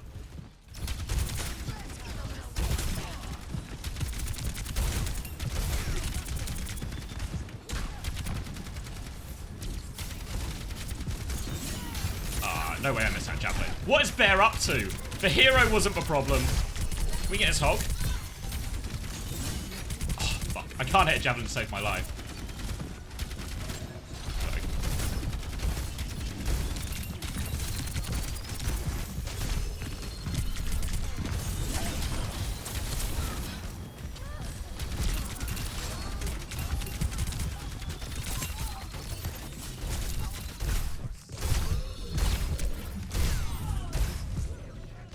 Of course, I'm Morris dead. Never mind, that's my bad.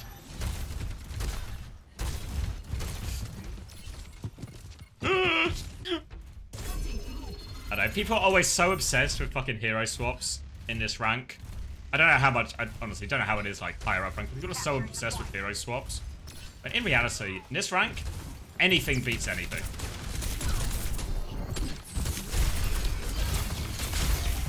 Wait, I didn't mean that aid. Thanks, Moira. How do I thread for javelin? Who am I? Unter threading a knife?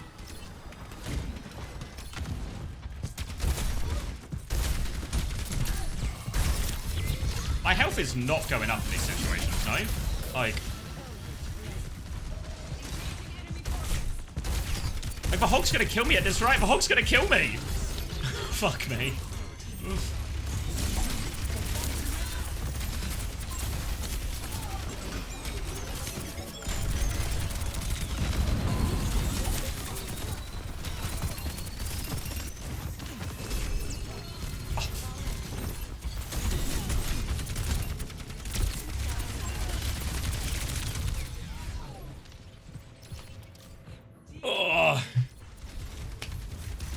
The answer to me was... It's clearly a troll. I don't know, mate. He's got 5k damage, so it's a good sign. And he's got 2 kills.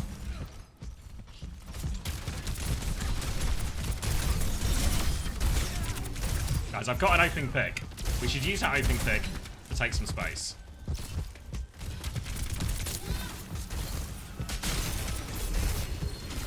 I thought you didn't look there.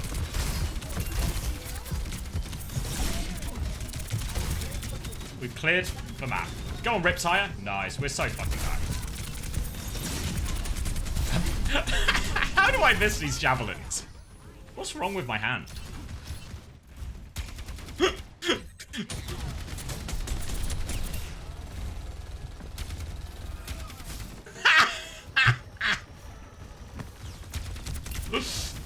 Luckily I went Orisa, mate.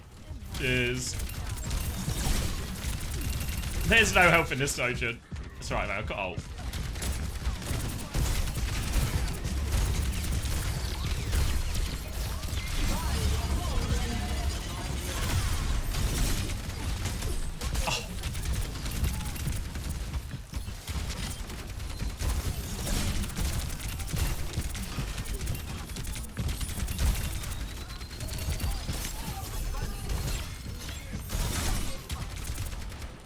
The hog will live. Our Zen's been spawn camped.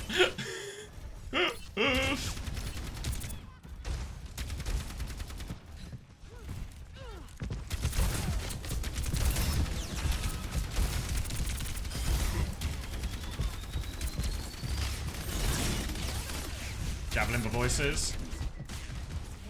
Are we taking a fight here? Walk away from the bombs.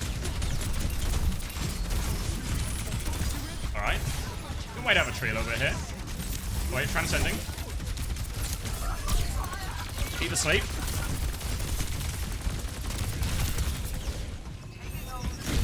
Ah, fuck. Oh. Glad we transcended the tree. Fuck. I saw the vision. Yeah, I know. I felt like I needed to kind of make a play. Because in my head, what I really wanted to do was just disengage the, You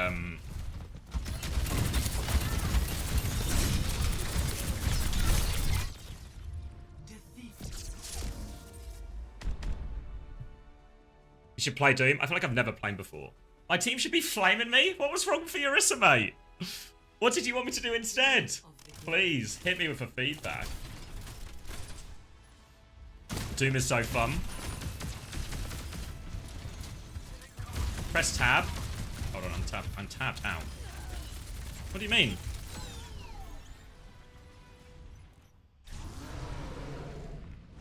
The tree would kill 5 if he didn't trank? Yeah, I mean, the ult situation was just fucked because we had no ults. What are we doing time-wise? 12 minutes? I think transition to a quick play. The Zen was just happy to make it out of spawn. It's true. It's true. Have I seen the morning routine guy Twitter? Yeah. You got one more ranked in you? It's just timing. I don't have a problem playing, but 12 minutes? I think too tight. Too tight. And because the because the games don't seem to go on that long, you know, I don't want to miss a second of no short games. Sorry, Cronus and Hatter asking if the game's done. Game's not over today. It's just the first game was over very quickly. The first game was over so quickly, so there was a 72-minute break. But we're coming to the final 12 minutes. Do you want to play Doomfist? My team's gonna hate it, but I can try it. All right, let me look at the perks. This is such an old man thing to do, to have the information on my screen, but let me just read from the notes. Let me just read from the paper instead. Here's an enemy for rocket punch, reload, tank cannon. What's the perks then? Do I go 1-2 into seismic empowerment?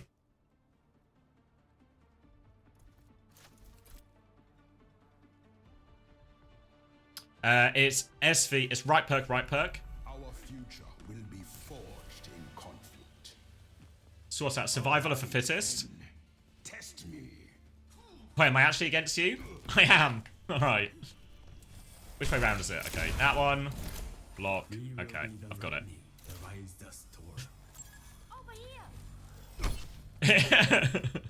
It's alright, I'm learning Doomfist, mate. Doomfist learning stream.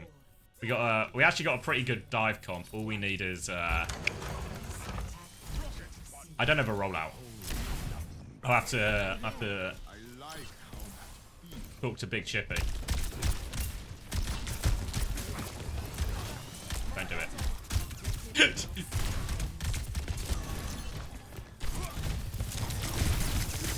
Oh, I fucking cancelled the block. Oh fuck. Okay.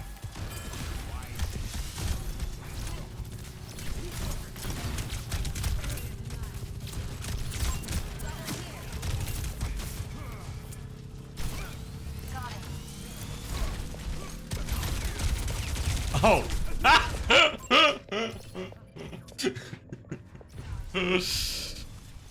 Shift in, punch out. I can do it. W object permanence. I mean, I think the decision was cooked to begin with. We are losing the objective. Push them out. You guys are such fucking... What a fucking negative Nelly.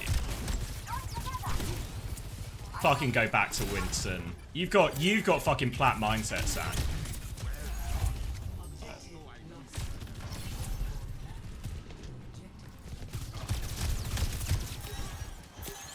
Stop being a pussy.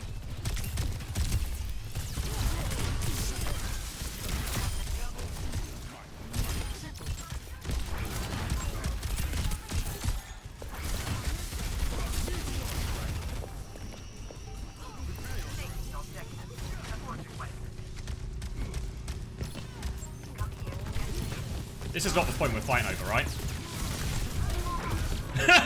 Just...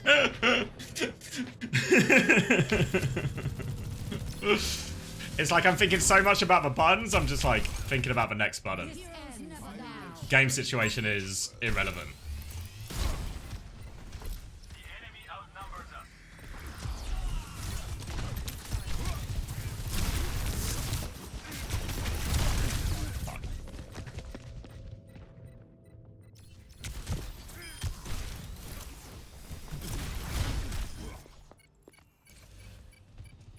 I will achieve my vision.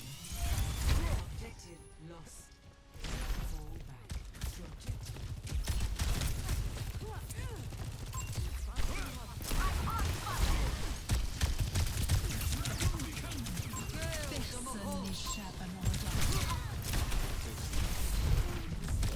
Meteor strike.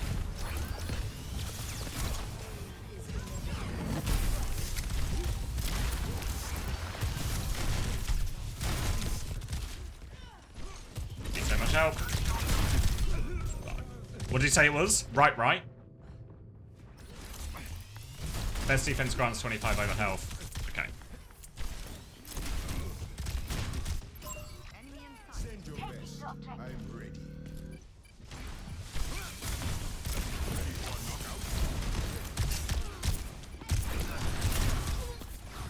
Ah!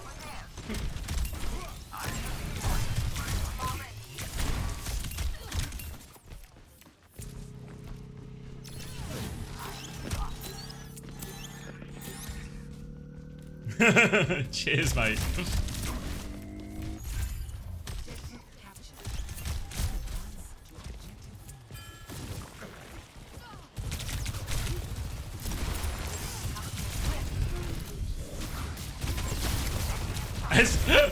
I have like none of a fucking rhythm of just like I just see something and I go. Like in Winston I have the rhythm. There's no fucking rhythm. It's just I bang the drum and then it's gone.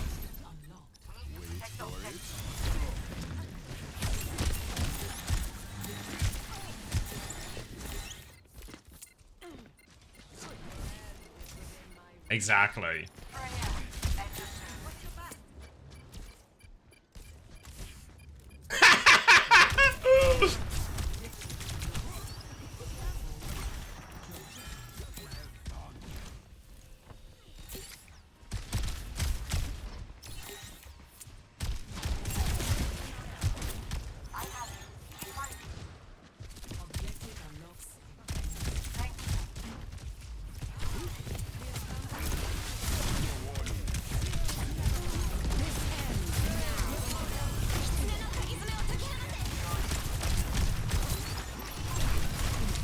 Fuck me. I'm actually getting outplayed by this team so much. Like the team's actually outplayed everything I want to do so hard.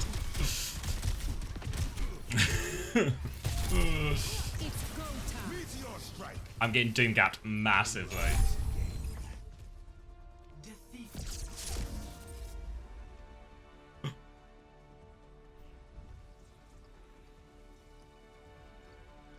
What time are we on now? 5 minutes? You do one more. Sides for night for a mixed grill? Do it, Max, mate. Hate mirroring on a hero I'm not confident on. Yeah, I mean, like, unironically, I don't know if you guys will believe me. First time I've ever played Doom in quick play. Like, if I go to, oh, don't do this. How do I get to... Maybe there's like been a few minutes before. Where can I just go to time played? All modes.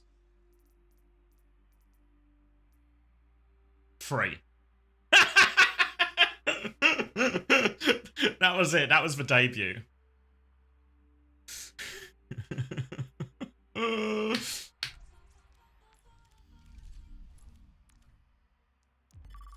Mixed grill? Oh, I'm actually jealous. We had curry the other night. My fiance was out last night with her friends, so I think she's going to be hungover today, so we might be hitting takeaway later as well. So I need to make a takeaway choice. Maybe she'll just have something in mind.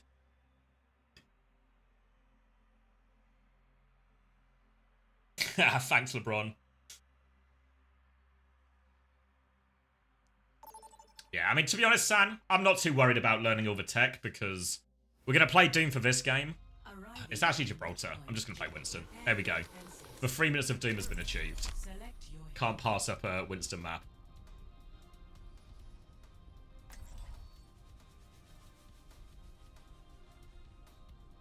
But yeah, the 3 minutes, the like learning all the tech and stuff, it's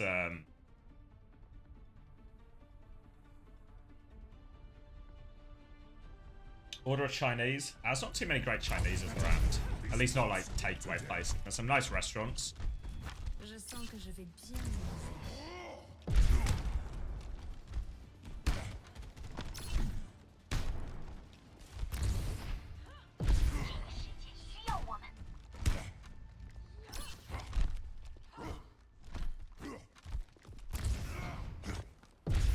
Comment une équipe peut-elle abriter autant d'imbéciles? You don't play Doom just for rollouts? Yeah. I was checking hero progress, not playtime. What's talk me through the difference? Is the hero progress for levels? I'm the main character today. Oh, so monkey mirror.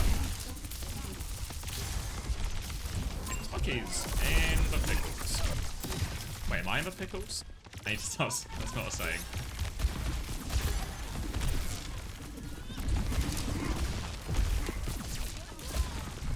I've missed my timing hopelessly here.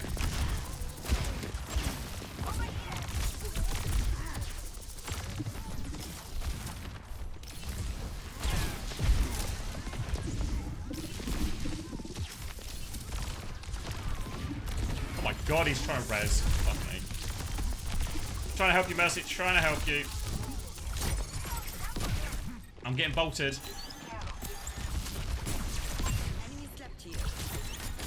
Do I just need to... I feel like I just need to make sure my mana lives. I'm bolted.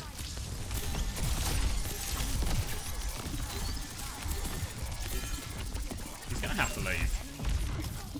Now I have all the map.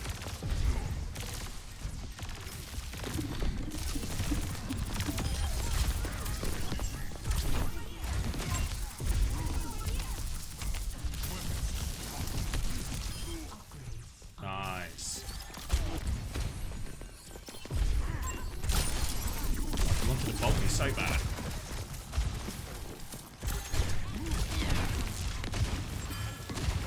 Care the bolts, guys. Care the bolts. Get out of this tunnel. Oh, wait. Our Mercy's in this tunnel.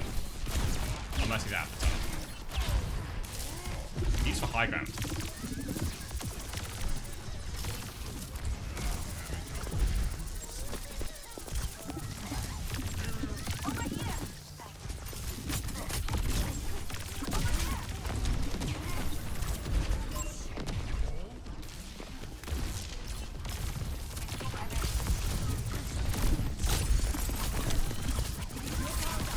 Oh, fuck.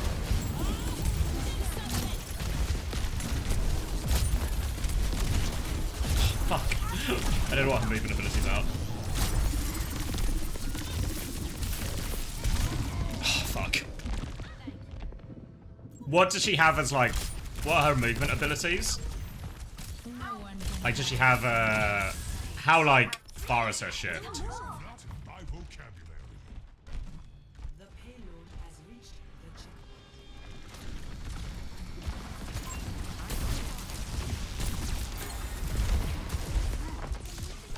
fuck?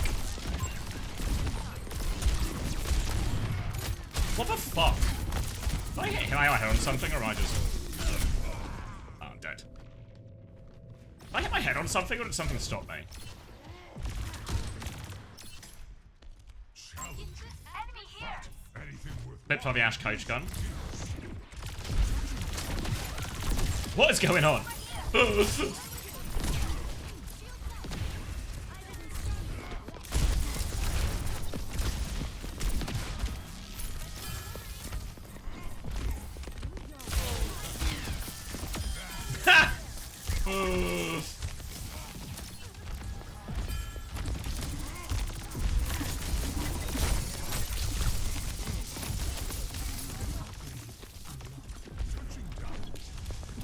Ain't like that.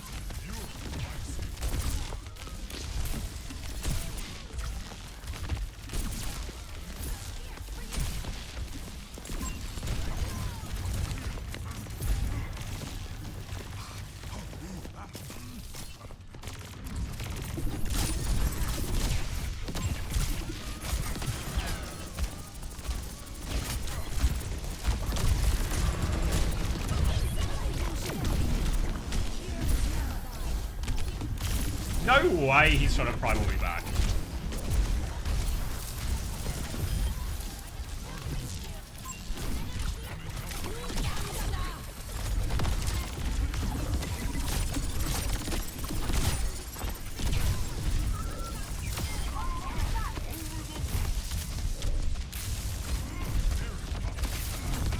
Fuck.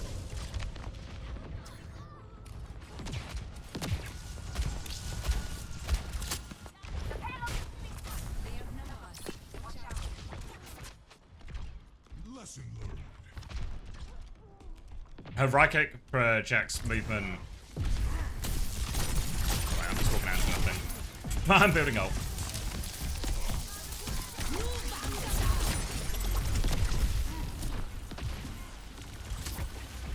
Just hoping to be full HP so I can. Just hoping to be full HP so I can walk forward. Alright.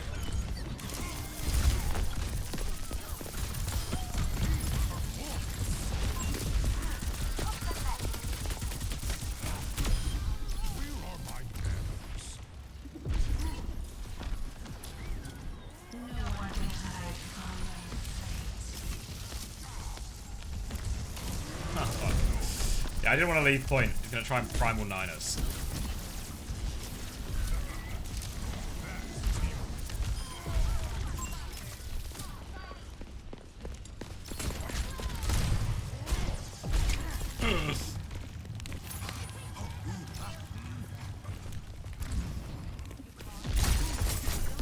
Wait, did I lose this?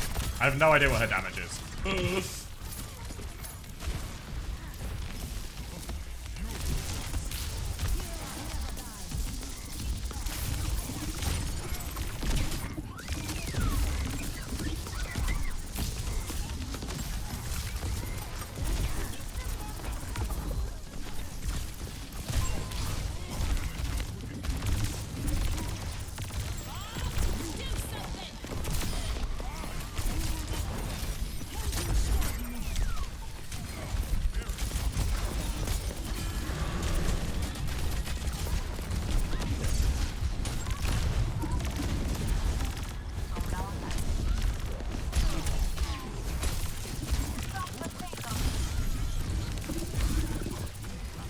Oh. Fuck. I should have bubbled. Fuck. I'm like... That's some funky movement though. She can like... It's like closer to Juno almost. She can fucking zigzag.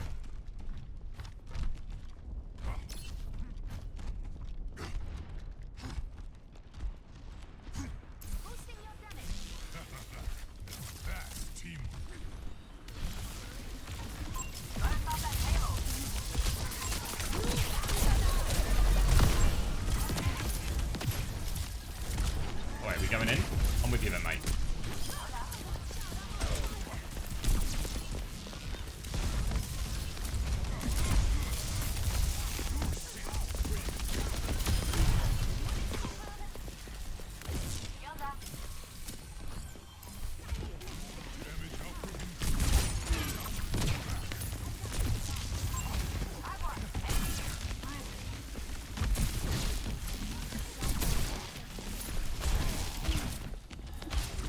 just holding here.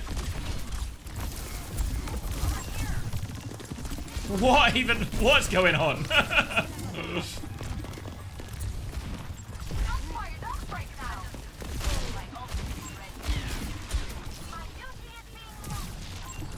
No way the Mercy's here with me.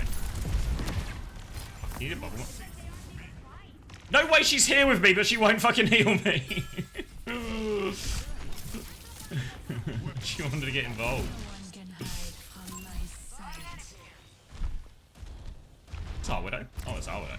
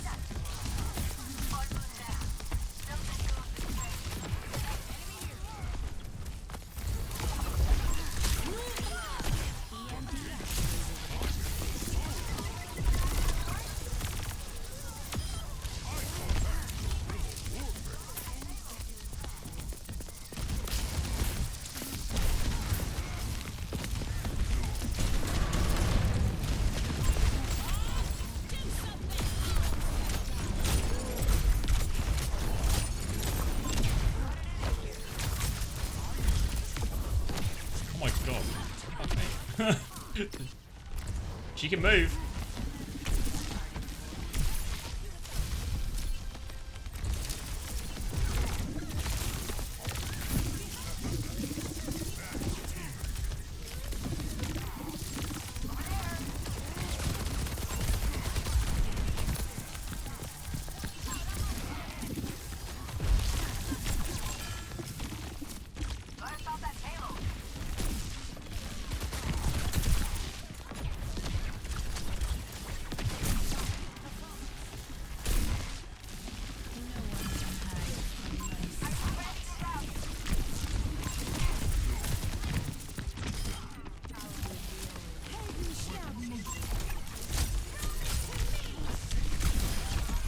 No! Oh, good touch, Brig. I'm helping, I'm helping.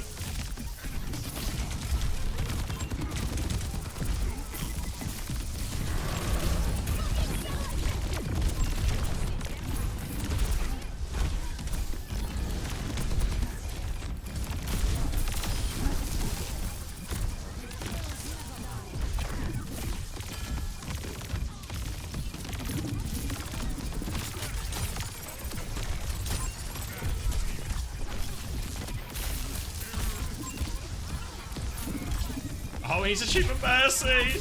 We're actually losing this.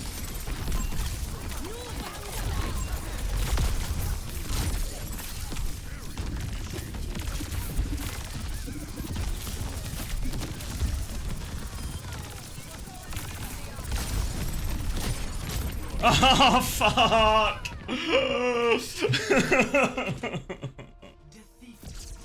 I wanted to go for Mercy, but I was so convinced if I fucking left point, it was just cooked. Oh, just in time, just in time. Play of the game.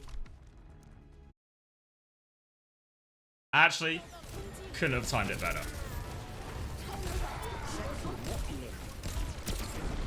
Oh, top VSV, straight into it, not messing around.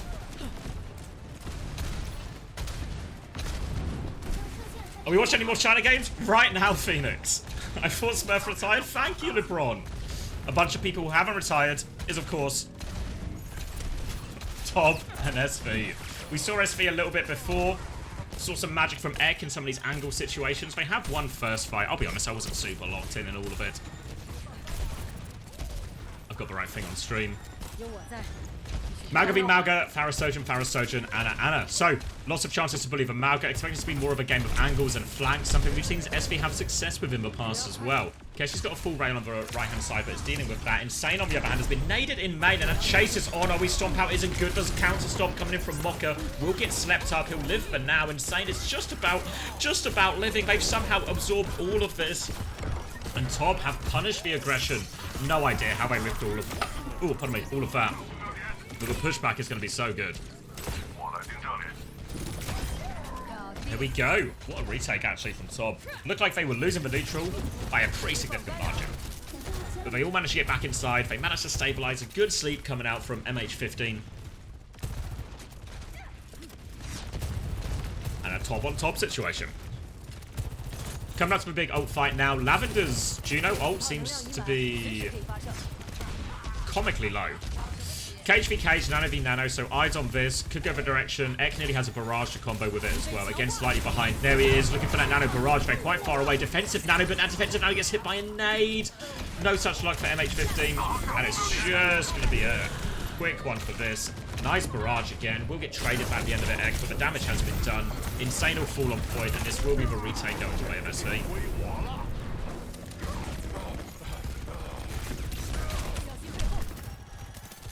Cage and Ray for the next fight here. Top have the ult to match it, and an extra DPS ult to boot as well, especially the barrage.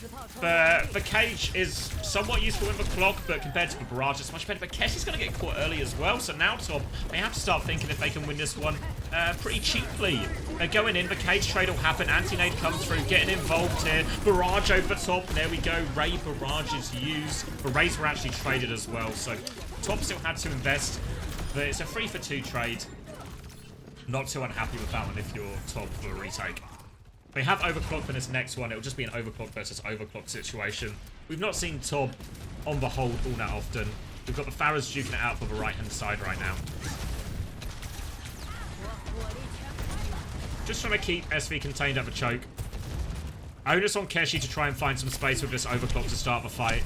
Coast would be the normal option a lot of Sojins use, but actually they've just got the angles. Ek from his top left position, they've just bullied him out. No overclocks, don't even need it. Wins for Farajul as well, and really Ek, master of the angles, creating the openings on all these retakes, and being able to get a retake like this at this point in the KOF round without spending an ult. Beautiful. Nano overclock now coming through from Keshi. Just barreling forward. Needs kills with this, though. Needs kills with this. We'll get one eventually. There we go. Cleans up Amalga too. Catches. Well, actually, a double trade coming out here. Top Sojin getting it done. Have they got a touch in all of this? I don't know if anyone's gone behind. They're going back towards point now. Cap is being forced here, but a very difficult situation for Mino Mikatori. All right. And yeah, when I said we were just in time, we actually weren't just in time at all. We missed the first round.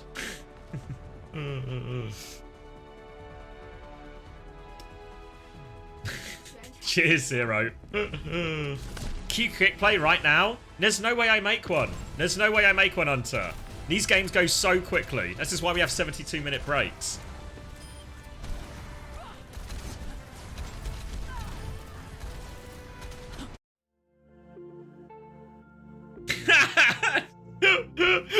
Mate, you haven't even come to work today.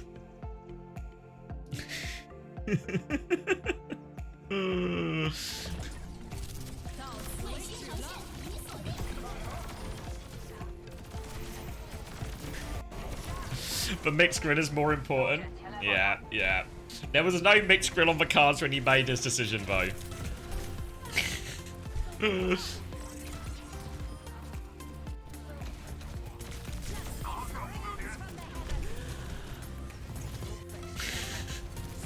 An Ekon Pharaoh situation. It appears. I feel like I've not said, because I had this thought yesterday as well, that I was in a situation where I was saying situation all the time. So I feel like I've not said it as much today. But we've also only had 3.5 maps.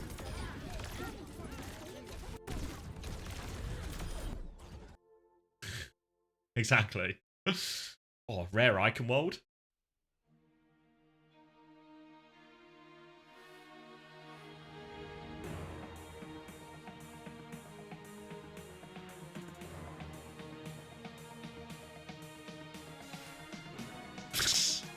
say "Oh my days" so it'll feel like Unter's here.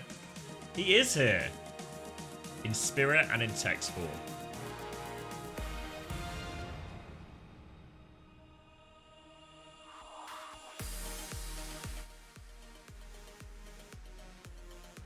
Ha! There we go.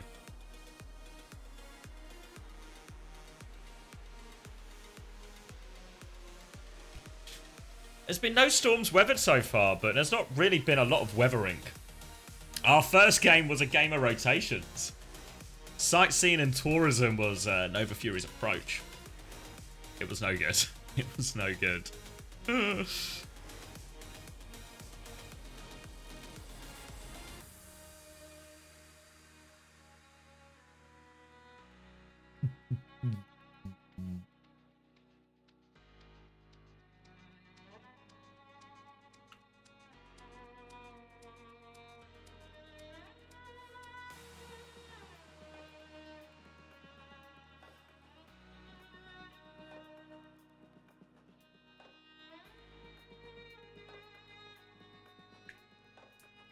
Probably just going to be more of the same. I feel like none of these teams... We've seen very little curveballs. They just play Malga on 90% of the maps. Then they play Winston on Dorado. That's the extent. That's the extent of the diversity I feel like we've seen. Like maybe seen like a couple of stray Zaryas and Divas in places every now and again. I feel like everyone is thoroughly Malga pilled in China.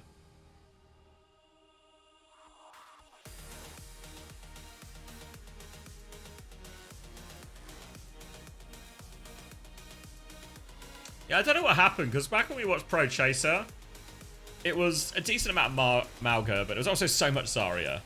I mean, as we did go through Pro Chaser, it did very much feel like the Malga was beating the Zarya.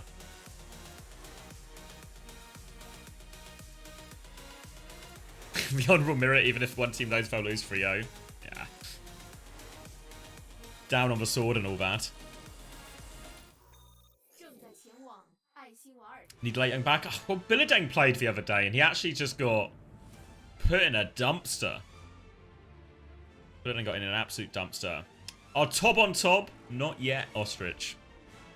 But if there's one thing I know about Tob, invariably they will end up back on Tob.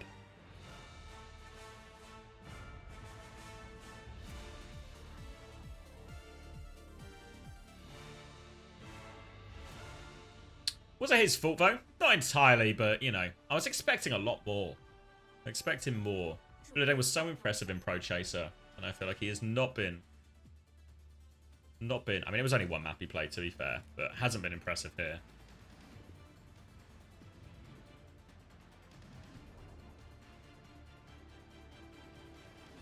I feel like there is nothing to be done about the Malga without the bans. Because Pro Chaser had bans, you can make this up. But I don't think that's true. I think you just play Diva and a Pharah. Like, if anything, without the bans, I think the Malgas can also be really hard. You just play, like, Diva and a Pharah. Suddenly a Malga's life feels really difficult in a lot of situations. You know? Like, I'm not convinced at all. Alright, he's back on ball. There we go. There's the solution. It's Eichenwald. So there's just about enough high ground to convince everyone we're in a dive mirror. Back to spawn here. Swapping the Ash, it seems. Just Sojin, though. Mocha lining up. Boot through onto Insane. Keshi is paranoid something is on the flank right now. He is right, but Tracer is behind. Minamikatori on the flank. Picks up a Mega. You see a Mulga trying to watch that side now as well. Nade comes out onto Insane here, but... Now just frees him up to take a bit of space. We'll bubble in top left. Gets booped. Just trying to get forced out here. Mocha will bully him back. Jump back. Defensive nade from MH15 to top him up. Mocha now looking for an aggressive slam. Comes back onto the brig. Will get slept. Can they get the punish here? I don't think they have nade. Insane has taken down Keshi during all of this. Insane's just killed a Mulga as well. So they sleep the ball in the back. They deal with that one. Insane's good for free. Now they just need to worry about the ball, worry about the Ana. Lavender is on a little bit of an adventure, but no way out of this one. Surely, Ball is doing his absolute best to try and peel and body block. But can't do enough. It's Eichenwald, remember, so it caps faster. The chance for a recontest is 0. And Mocha will even die a little bit late as well.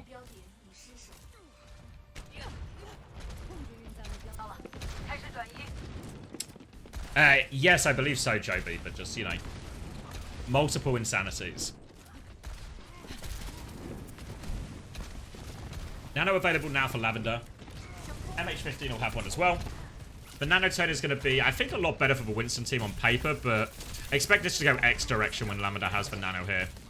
He'll get bubbled off and forced to deep-peek a little bit now, Lavender. Minimikatori in position as well. Pulse Bomb behind, but has had his recall force, so we'll slow it down right now. Another jump from Insane to take over top left. Has held onto his bubble here as well, but Keshi has marked the flank, so now if Insane wants to go, he has to do it alone. He's going to force Keshi down to the low ground. He's really fine, though. Insane really going all the way. Will get slept at the end. Lavender is 1 HP. Groups up with Emolga. He's going to rotate forward. There's a barrage coming out, which catches the 2 players on the low ground. Anna was still far enough back to be safe, but Insane took a lot of attention, but wasn't able to actually clear any more meaningful space. And that's part of a problem in this part of Icon World. This is why the high ground defense is so good. It's not just the fact that it's hard to clear the enemy team from the high ground, it's hard to rotate your backline through this choke. It's going to be a Nano behind as well. Lands on MH15's head. 2 rockets, 2 kills. Looking for the Sojourn as well. Mocker will claim that one. And a nice clean Nano fight over the wall. Top have all 5 ultimates coming back. Just needs to get in a position to use them. Mulga on the low ground right now with Mocker. Mocker just harassing them. Has the minefield for this next one. We'll see if he uses it. Looks like he's got eyes on the Winston, actually. Might just be coming back to help try and clear that one. Yeah, Mines used... Oh, he's used Mines on the choke in the end. This is going to slow them down, but the Pulse Bomb's good from Minimum Mikatori. One trade will come through. Brig is caught underneath. Lavender's nade is good. They still have Banana. Banana's gone out onto Insane. I don't think he will find 1 kill. Has for Primal to keep going if he wants, but it's been a very messy fight. Trying to deal with this Pharah.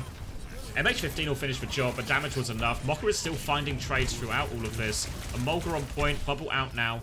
Jump back from Insane. And they've got space finally top. And they only used a Nano. They only used a Pulse for it. So they've got plenty to keep going with here.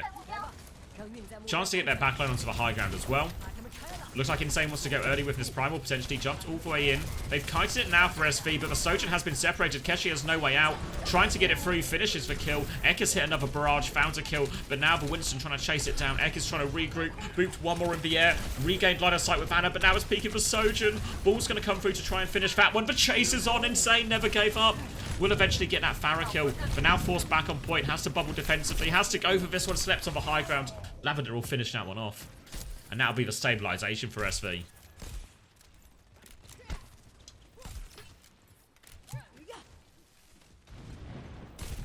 And that fight, it went on for quite a while, so SV have built up all of their ultimates now. Feels like Top never invested that rally at any point during that.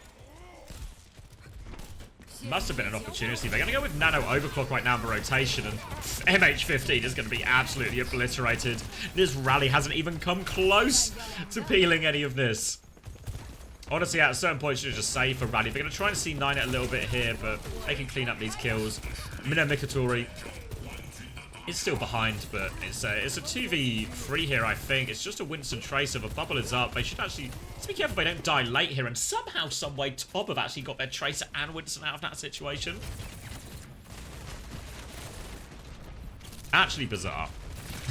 But, well played. They have a Pulse Bomb and Overclock ready to go, and now the payload is so close to the objective and there's a Tracer available, SV are forced to position towards the end of this second checkpoint here.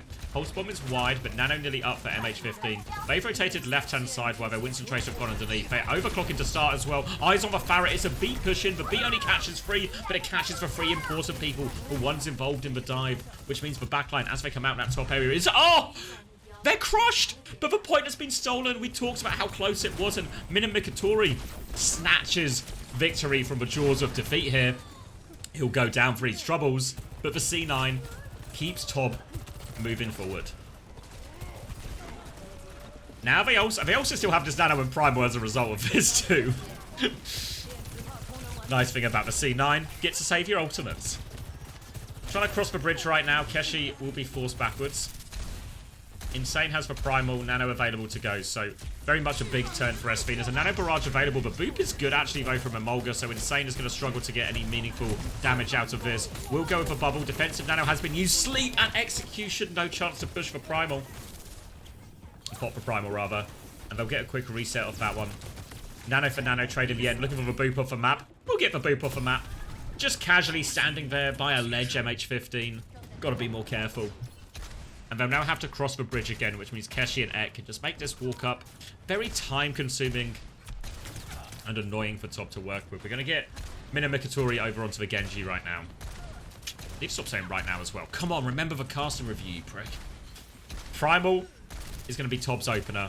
But a Barrage and Overclock, a Mind's on point. These are all ults that can just burn through that Primal damage. Mokka's going to somehow Mind control the Sojin into one. The Insane hasn't popped the Primal. Mokka's going to try and turn. Now the Primal comes out. Barrage to deal with that Primal. So Insane's going to try and run. Can't run far enough. Will be forced all the way out. Clean up on the point again for SV. They have Overclock. They have Beat. The perfect ults in theory to close this one out. 40 seconds left on the clock. Imagine he might even want to overclock a little bit early here. See if he can force an early overclock or early beat from SV. Or, sorry, out of Top. And then just disengage around this corner. They have to be careful with the raid timing coming up for Top. But with the anti, with the beat to mitigate some of it, they've got a great chance as long as they can find that nade value. Slam at the choke right now.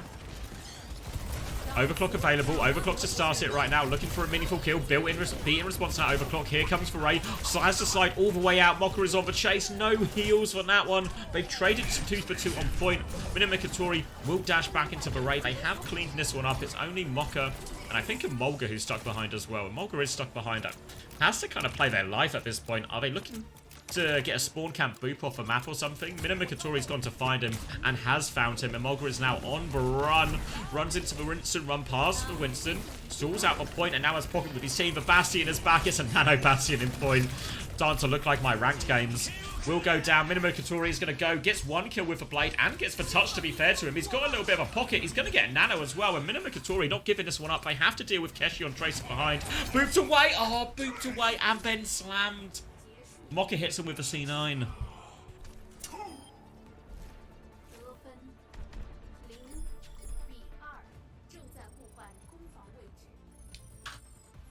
Good little boop. We were deep into overtime there. Minamikatori was... They were going to be able to get another proper fight out of that as well if it wasn't for that C9. Here we go. It's mind control. I know you're saying it's sneaking into the vocab, but tell me that wasn't mind control. We have clear evidence of psychic powers here. There's no other explanation. You can deny it all you want. You can say it's not real, but the evidence is in front of your eyes.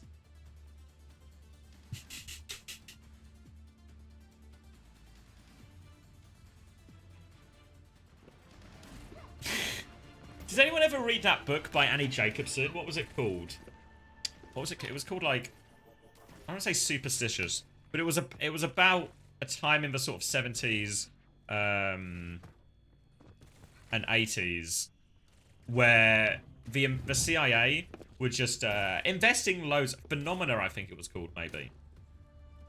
Is that the one? Where the CIA was just spending so much time and investment into psychic powers. Trying to research and develop psychic tools to use against Russia and other ones. MK Ultra, yeah.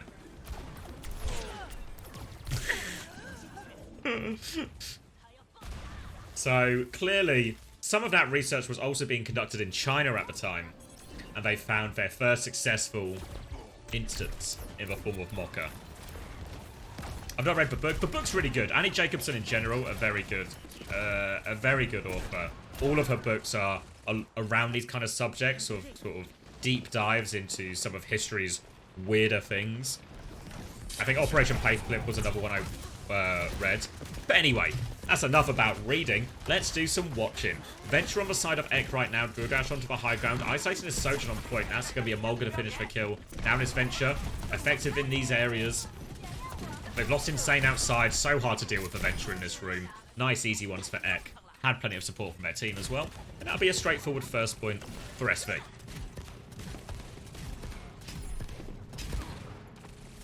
Oh, really? Paperclip was general general education here. No, yeah, I didn't really know anything about it until I read the book. I think I saw it on a bit of Joe Rogan ages ago, which is how I first discovered the author. which is really good. I've ended up getting most of her books as audiobooks. I've not got through all of them, but I've got them all. Making my way there. Maybe even slightly quicker pace than Unter does through his books. That's a Q&A joke, which you won't know unless you've watched the Q&A that hasn't been released yet. But trust me, it'll make sense in a few days. Gonna get isolated and caught out here. Pulse Bomb is out. Onto the shield, I think it was. Still going for Vianna. Vianna's low, actually. Needs a little bit of help. Anti-nade was there as well. Defensive nade comes through. More pressure onto MH15. Sleep is going to be a whiff from him, though. Now they're going to rally on the high ground, too. Weather this storm. Mines will come out now as well. Remember, Mocha has mind control. And Will doesn't give... Oh, there's the phenomena. Call Yuri Geller. Because there's a psychic in China. And Mocha is mind controlling everyone into these mines. Tectonic Shock was invested towards the tail end of that as well from SV, but they've got the kills, a chance to hold forward. It's going to be so difficult to walk out this choke against a ball, against a Venture. The cast is a little bit more durable, has the CC with the flashbang, but it's going to be so difficult. You see Insane walking out underneath right now. Going to try and clear the Venture. Doesn't have to invest bubble, but Nano's going to be thrown out onto the Venture though. So now the slam up. Ek is going to unburrow a huge combo. Ek is good for 2, but Nano just come out defensively onto the Brig, so they can trade that out. 2 for 2 trade in the end. Mocha is still forcing the objective here with his Brig. Trying to deal with this Tracer. Insane's Primal is going to come through as well, and this Brig is in all sorts of trouble. And Mocha is on the run, but can only run for so long. Now dealing with the ball again. Don't think they can catch this ball. But wait, Keshi's got 2? Wait, it's not over yet. Keshi's just found 2 kills, so all of a sudden, Insane has to start worrying about the point, has to preserve their life. Double pulse bomb kill from Keshi. Both teams are flooding back to the point here. No ult to speak of just yet. Lavender walking around. Tob just trying to stabilize for now. Ek is actually just with his backline quite far away from the team, so Ek needs to reposition to get in a situation where they can engage on the dive here with Mocha. For now, though, just trying to preserve themselves. That's just a defensive bubble on top. The rally push comes through, and Mulga looking for the bash. Full peel coming through here, but the slam is going to finish the kill. They lose Lavender on that rotation in, but here they come looking for more. Minimikatori keeping the point anchored during all of this, but Mocha and Keshi, they're all over the backline. They've separated them. Tectonic Shock, and his touch is going to get even harder. Pulse Bomb out. Slam is going to finish off the Tracer. Insane can touch one more time, but into the minefield, finished off by the Venture, and all of a sudden, this is looking like a very healthy time bank here for SV to close out this Icon World.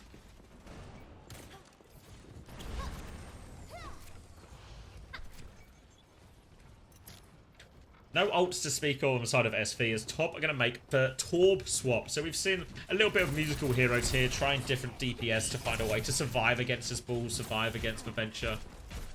Torb, one of the more durable hit scan options. I know it's not really hit scan, but you know. You guys know what I mean. Will be pretty reasonable into the ball as well. And May comes out from Ek instead of a Venture here. Not quite sure what the swap is for.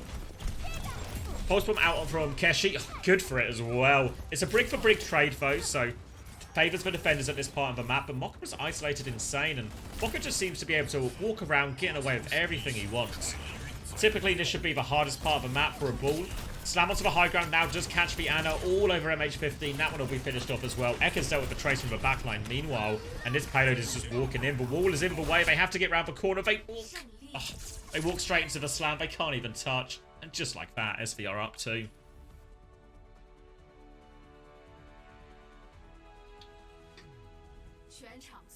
And SV are set to stop Top being on top.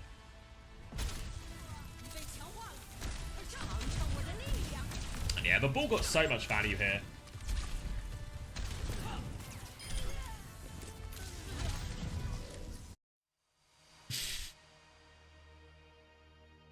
Yeah, it turns out, despite their claims of being on top, they might not actually be on top as much as we think.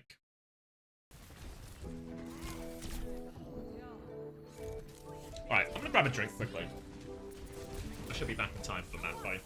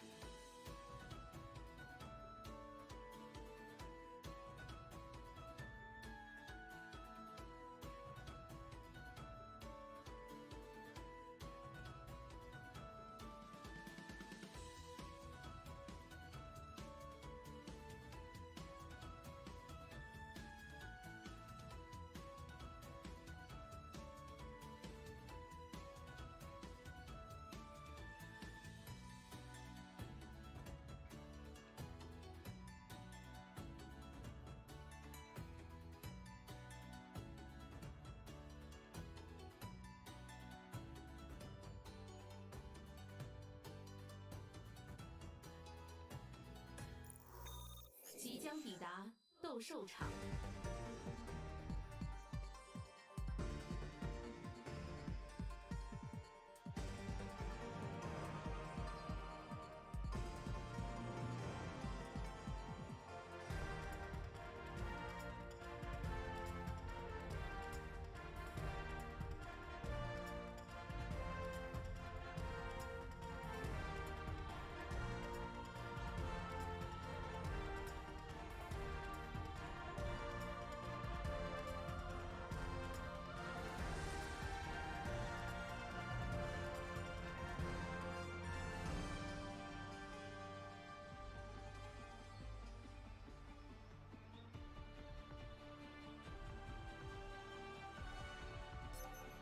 准备战斗。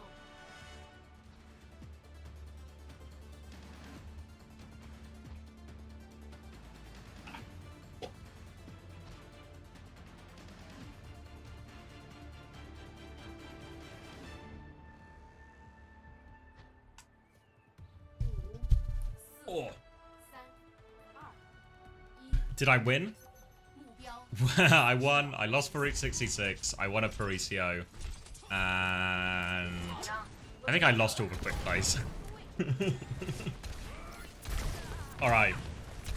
Top on top and backs against the wall. Remember, this is winner goes to the top 8, qualifies for next week. The loser just loses and has to wait for stage 2.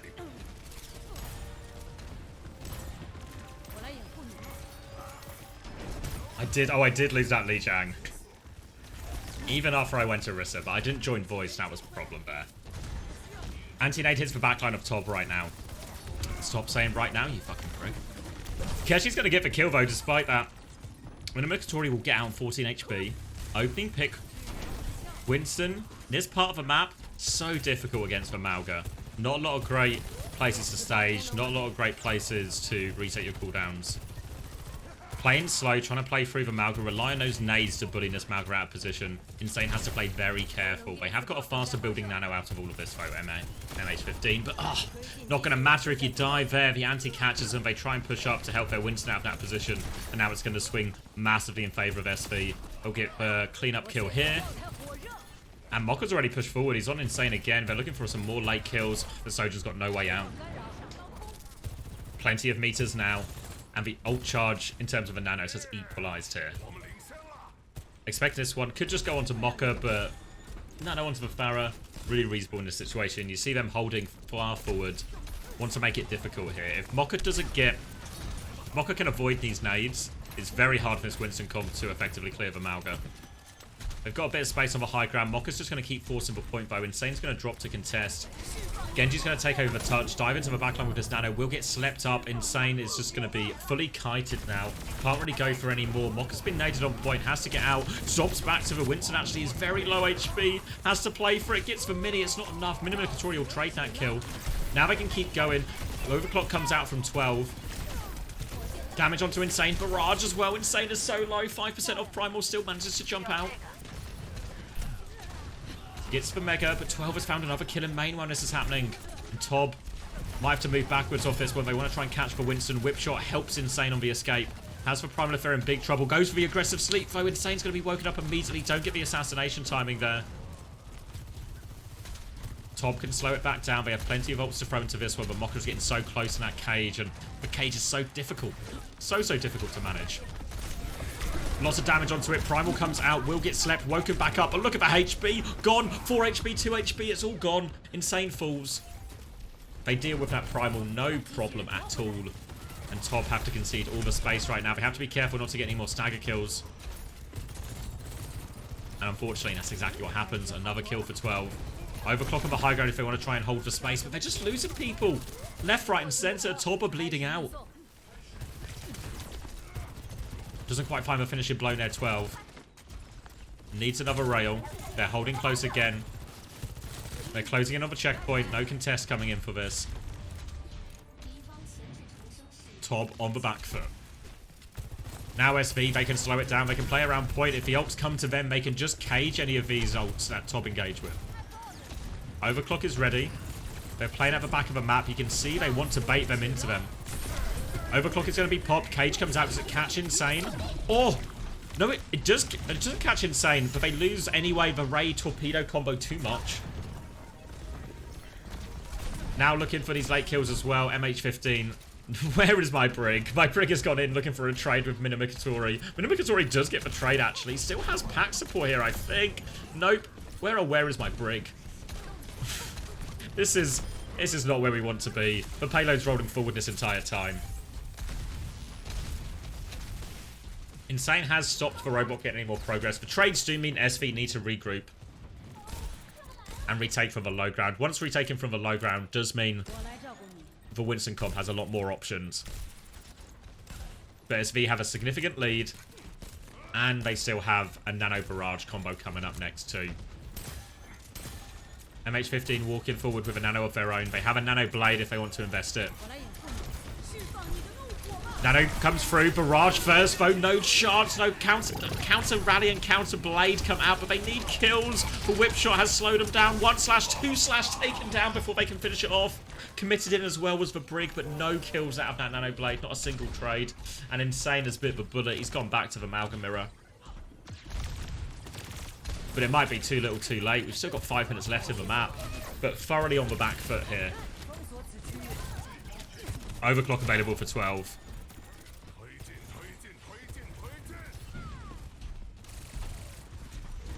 Malga's meeting either side of a robot. Mokka's got a little bit less cover to play around. Overclock will relieve that though. Nano comes out onto Insane so they can keep pushing back, but the Cardiac Overdrive invested from Mokka means these ults are just going to stalemate out. Now no ults, a full neutral. Minamikatori is over onto the Tracer, threatening behind, but the Farah is marking that out. Chase from Keshi down onto that one too. Stomp comes in, doesn't find anything. Counter Stomp from Insane is also wide. Minamikatori still on the flank, harassing the backline, but struggling to find a timing to really engage. Nade goes wide from Emolga, dealing with this Tracer behind. They've got his Tracer under wraps, and Insane's lost his HP trade in the front, but actually avoids the cage. A whiffed cage from Mokka will just take the free robot progress that comes with that. A huge play though from Insane. Will get naded, has to slow it down and stomp back more, and Keshi finds a pick. Even with the outplay, they can't catch a break. Ray on point now. Insane might be forced to make a move forward. Needs to get up to this cage, does get this cage, drops the cage. His team is dead though. For Ray, the barrage, everything. We're in a full cap. SV are going to the top 8. Get it over the line. No trouble at all. Over just like that.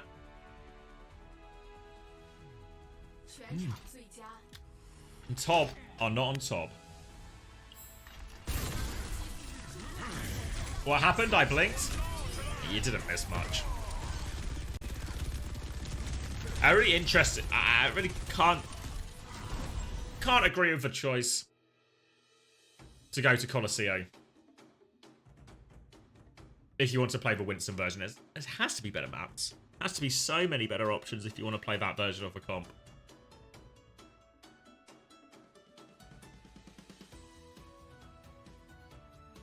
Alright.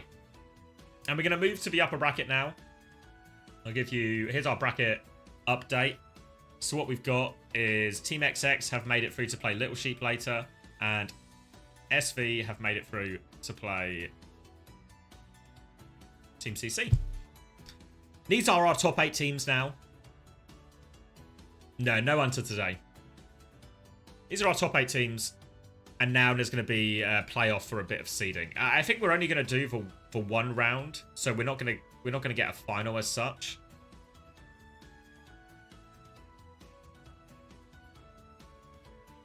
But we have our top 8 teams. I think we've seen all of them play now except for Genji Esports and Super Levi.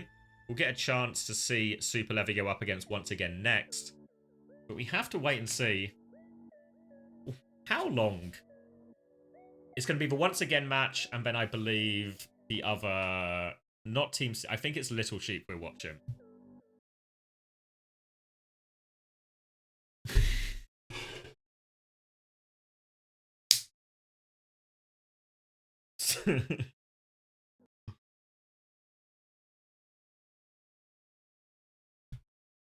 The stream's over? What's happened?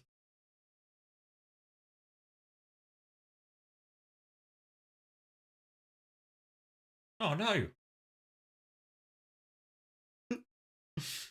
Let's see what's going on with the Pro Chaser YouTube. We'll get Chenny in. Pro Chaser. Overlord.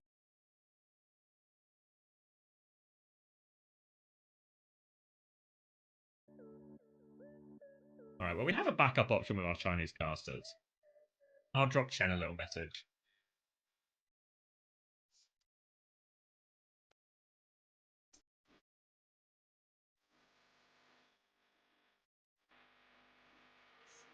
That's the wrong one. Oh. Hold on. Let me,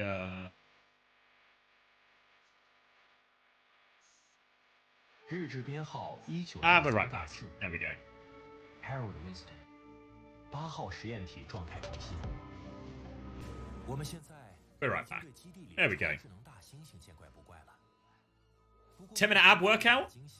Yeah, when I do my morning workout, which I've been very poor at lately, I do 5 minutes of stretching, 10-minute ab workout, and then like 25 minutes of just dumbbells. 70 minutes? Fucking hell.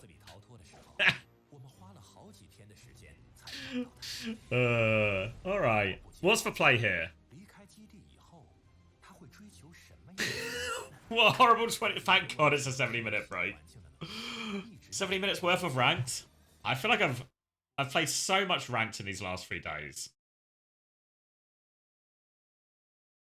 Why the pause is so long? It's matches at scheduled times. Obviously, and because we've got matches going on at the same time, I don't know. Earlier on in the bracket, it was matches going on at the same times. Which meant, obviously, even though, you know, situations like, say, this one, where we watch this 3-0, but it's actually a Genji Esports and an absolute banger here against BHB or something. So then we have to wait for all the games to finish, same as normal Swiss stuff, you know? But here, I feel like there's more opportunity for a rolling schedule, but so far they've just been very much, the match time is the match time.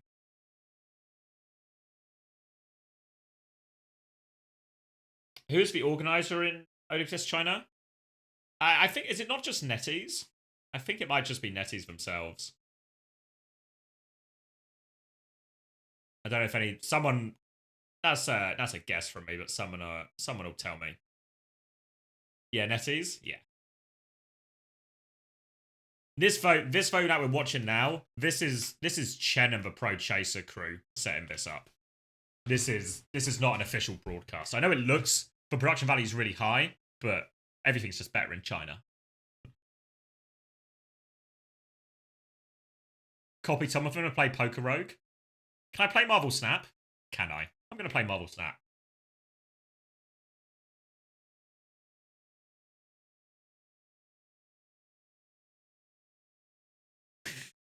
Cheers, Seppu. Add it up. Do I need to add a... Play Marvel Rivals? I've not played Marvel Rivals. I don't have it downloaded. What do I... Game capture? Oh, wait, should I just do window capture so you can see... what's it called? Wait. Get out of queue. So you can see the untapped stuff. What's my collection level? 5370. Hold on, let me press this button. You can see. There we go. Marvel Rival Pugs when? I've been on and off with Marvel Snap for a while. And I'm back on it lately because it's a nice throwaway game where I don't have loads of time to play, but I just want something to do, you know, 10, 30 minutes or something like this. Obviously, we have a lot longer now. So, let's see how high we can get. We're up to Galactic. But we need to get to Infinite, okay? Have you guys played Marvel Snap before? This is not an ad. This is not an ad. This is, I've got 70 minutes to fill. PvP, yeah. So, I can talk you through the game. So, what you get is you get cards, power level, and then there are 3 different locations. So, what you want to do is you want to get the highest score on 2 out of 3 locations. You get the highest score on 2 out of 3 locations, then you win. You have different cards to play. Lots of them, most of the cards you'll see all have special abilities, stuff like this. So I'll try and talk you through, and also the locations have special abilities. So he's played a Bast, which means the power of all cards in his hand go to 3. So it's possible we're running a similar deck. The way it works is you draw a card every go. You have a certain amount of energy. This goes up by one every... this goes up by one every... What do we call it? Every turn. So the way my deck works, it's called a bounce deck. Oh no, he's Cosmo'd me. Fuck. Oh, this is a disaster, actually. So the way my deck works is I play a lot of cards, and I have certain cards that bounce back to my hand. And when they bounce back to my hand, like I'll show you with this one, I need to play this one anyway. This will bounce back to my hand, and it will gain like an extra strength, an extra power. He's played this Cosmo though, which means on reveal abilities don't happen. And unfortunately, a lot of my cards are on reveal. He's also played this. I'm being countered so hard right now. Full disclosure. Full disclosure, we're in a horrendous counter situation.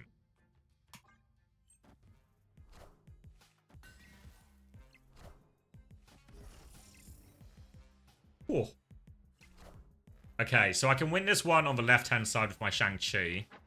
I just need a way to win one of these other locations, but that's going to be tricky. Maybe I can actually still win this middle location. Alright, I'm playing my Serra, which is quite a powerful card, and it means cards in my hand cost one less for my final go.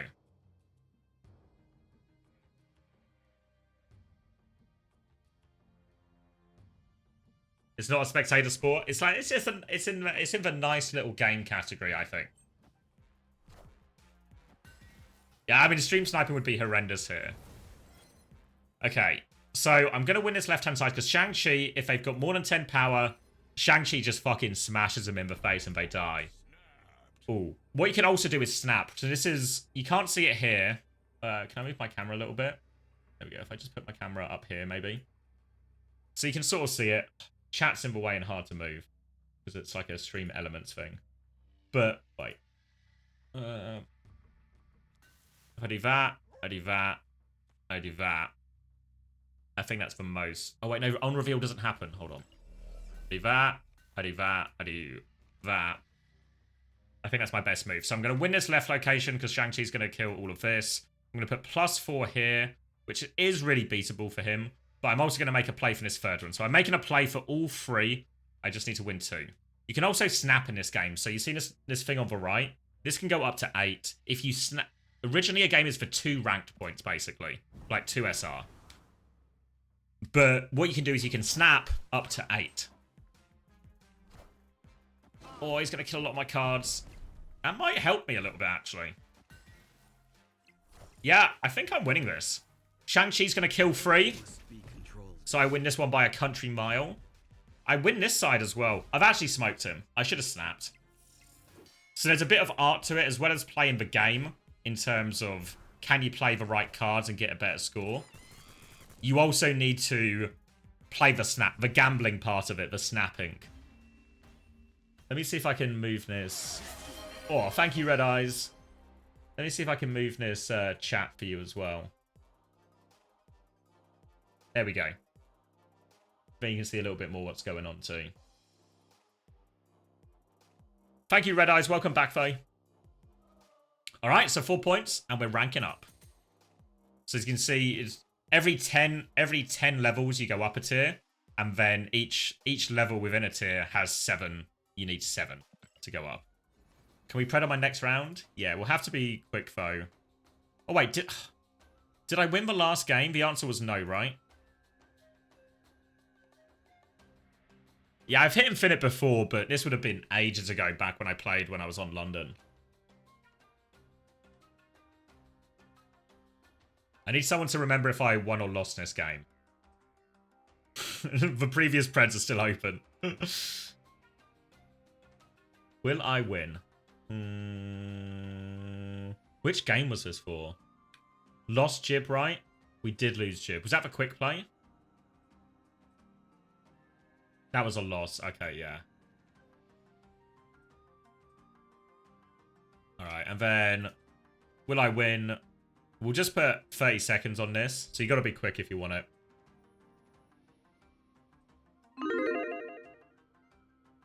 Type of decks I play. I normally play... I'm playing the bounce deck at the moment. Also played... Let me get all my free stuff. Also played, what was it called? Like a destroy deck, like a Nimrod destroy deck.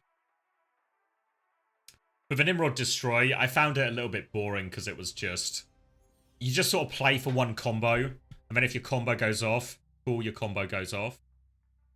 And then that's just kind of it. So I'm going to play my Bast first, and that's going to change the power of everything in my hand to 3, which is quite good, because this was a 1 minus 3, but it had a nice perk where it gives you a 1 in 6 perk mention. So instead, it's now a 1 in 3, which means it's a bit more powerful. I also got +5 energy in this turn, so I don't actually know what I want to do with that. Do I just invest in this now? It feels like such a hot take to play all my cards this early. But it also feels wasteful because this location's given me 5 energy for the next go only.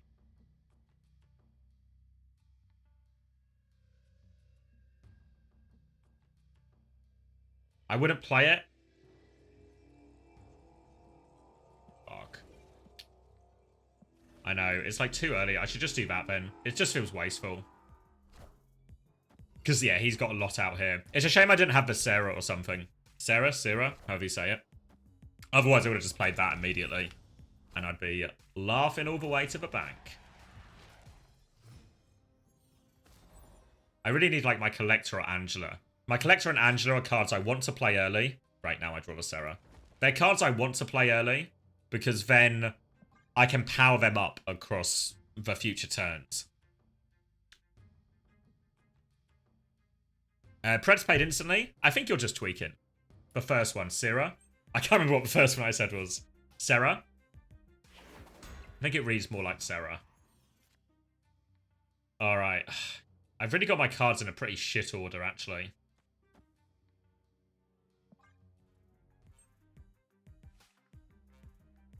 Morning.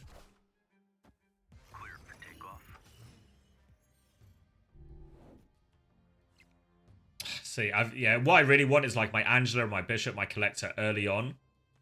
And then the way this deck should go is I get one of this one, or this one early. And then I use my Sarah on go 5. And then like I have a Mysterio, Hitmonkey, Shang-Chi as like my turn 6. But what I want is the Collector, Angela, and Bishop early. And maybe my Kitty Pryde. And then I just power up these ones throughout. But that's not really how it's turned out on this occasion.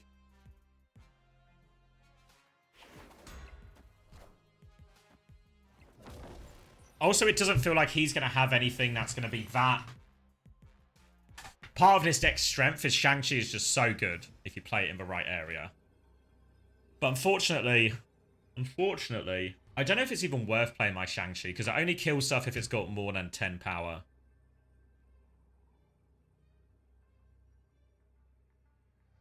They might just play Ultron to finish.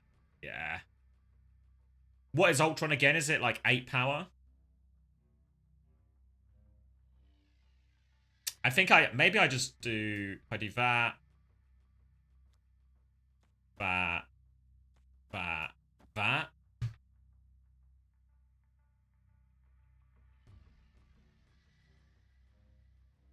have I got here? 6.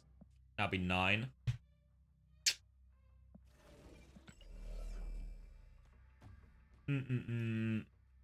He's also got a hidden one here as well. I feel that's, I don't know. It's like really hard to win the Dark Dimension side, I think. It's all just a gamble about thinking where he plays.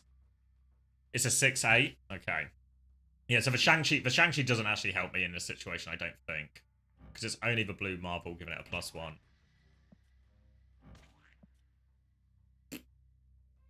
Okay, it's only for 2 points anyway. Neither of us feel that confident we're going to win.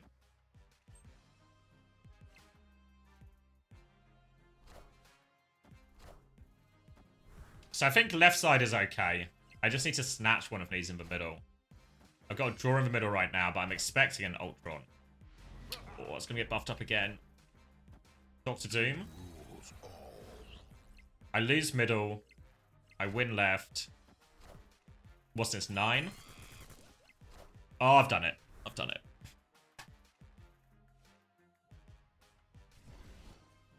Alright. I wasn't confident in that one. Would I have been alright if I played for Hitmonkey in the middle as well? Yeah, I would have won the middle anyway. Alright, back to back. The thing is, when you're only gaining 2 points at a time, you rank up so slowly. But you can gamble all the way up to 8 ranked points. Imagine in Overwatch, if partway through the game, you could snap to basically say, this game is for double SR. Imagine how how high stakes these games would be. And you can go up to quadruple SR, essentially.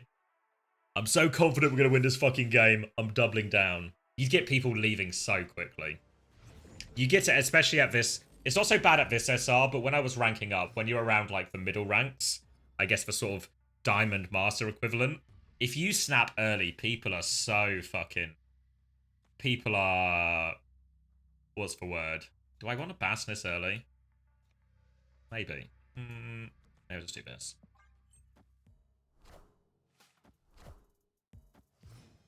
Agamotto. Yeah, Agamotto is a new card for me. I've not really experienced it before. But I run into loads of Agamotto decks.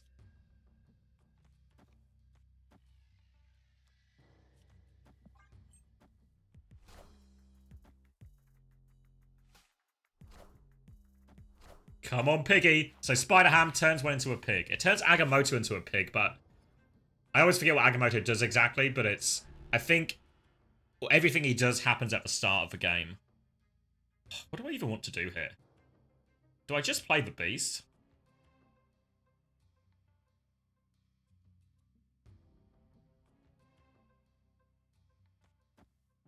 Because I've got the Sierra to play on turn 5 anyway, so maybe I just want the 5 power from it. And I can play the Spider Pig again. The Spider Pig, I always turns the leftmost card in his hand to a pig. So if, oh, catching a bit, Sam. So if he keeps that pig in his hand, it will just make the pig into a pig again.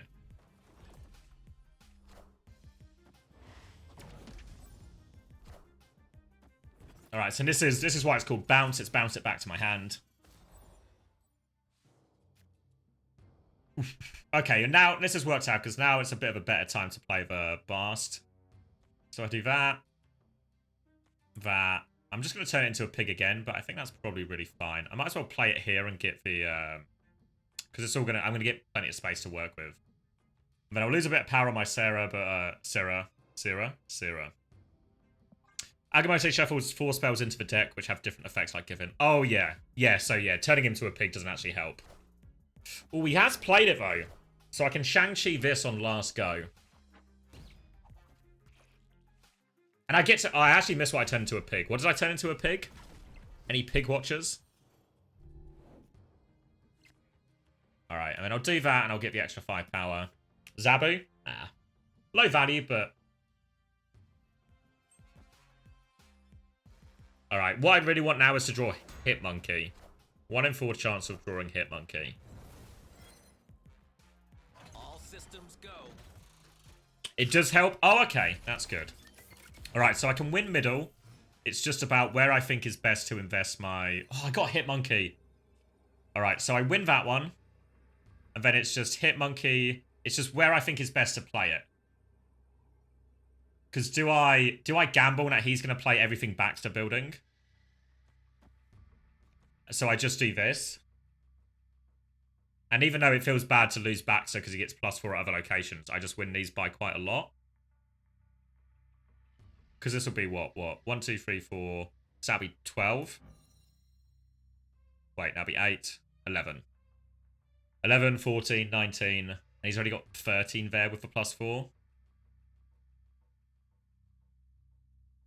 He'll probably play Doctor Doom. And then he'll play Doctor Doom probably here.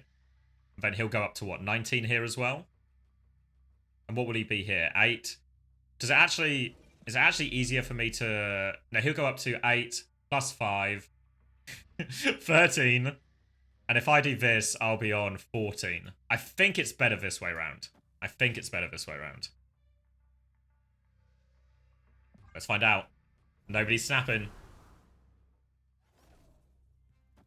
Oh, he's moved that as well. He's going to get the Ant-Man buff. Yeah, Doctor Doom. Is it 4 he gets? 5. Fuck. Yeah, I've lost.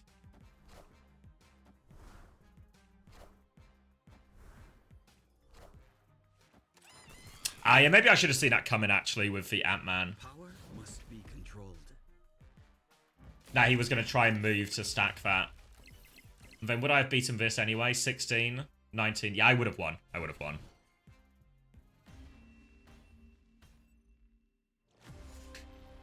Alright. Wait. I forgot to do the Preds. Are any of my mods here to actually do the Preds? Because Marvel Rivals, Marvel Snap is such a quick game. You have to be proper on it with the Preds.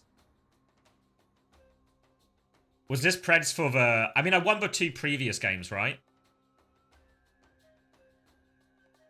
Well, it's just a win-loss thing. It's just a win-loss thing. It's just because the games will keep queuing up. So doing the Preds is like... How much time left until the next China game? We're on 50 minutes. I won 2 before this, so either way, it should have been a win. Alright. Pred was for the second game. So yeah, that was my first loss anyway, right? No one snapped in any of these games. Alright, see you on the other side, Doishi.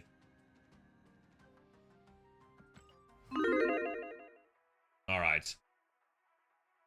Yeah, to be fair, you can probably just do like super short queues for the Preds as well, because the queues are almost all insta-pop. Do pugs? No, not today. Fucking squirrels, mate. Alright, so easy enough start for me. I'll just keep playing the Kitty Pride, taking it back. Really hoping to draw a Bast, I think. If I draw a Bast next go, that's probably optimal. But minimal chances. Or draw 1 cast card from... Oh my god. Oh my god. It's actually perfect draws today. Perfect draws. I should do it... I'm trying to think what's more efficient. Is it actually more efficient to play the Bast now? Or to play Angela still? Maybe I do, yeah. I do this. I do this. And then on my next go, I play Bast, Kitty Pride. And then I play Bishop Hood. Oh my god, and I get to do this? Oh, this is fucking incredible, no?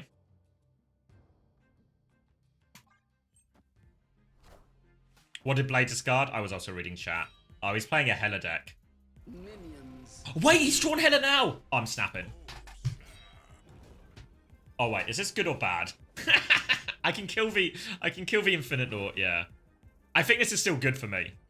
Oh, the Hitmonkey there probably isn't great. I mean, to be fair, the Quantum Tunnel's a bit funky for my deck anyway, just because it's just a bit harder.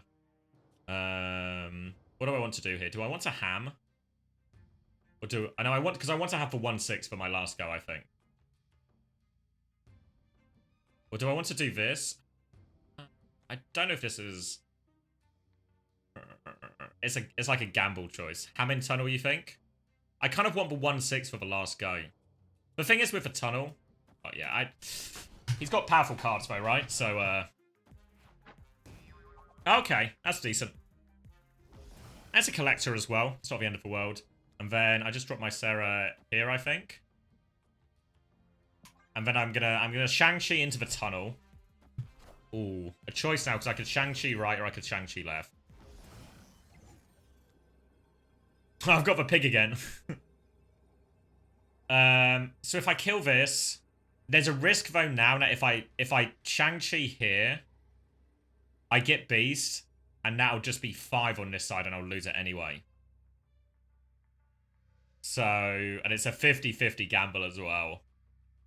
But otherwise there's no way for me to win this side. Play for left and mid, because if I just do this, and then what's the most? It'll be one of these. I put the 4 in the middle. I put that there. Do I do this anyway? Maybe it doesn't make any difference, really.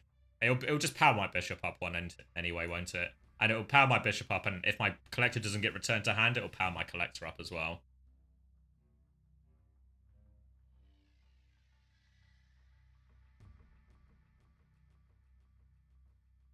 Oliver voices.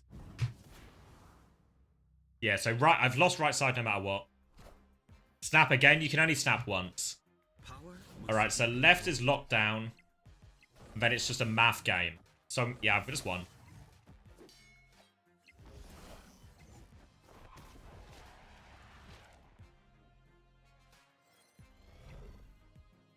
I didn't even get the beast anyway. I mean, it wouldn't have made a difference because my choice was either lose all my power or do that.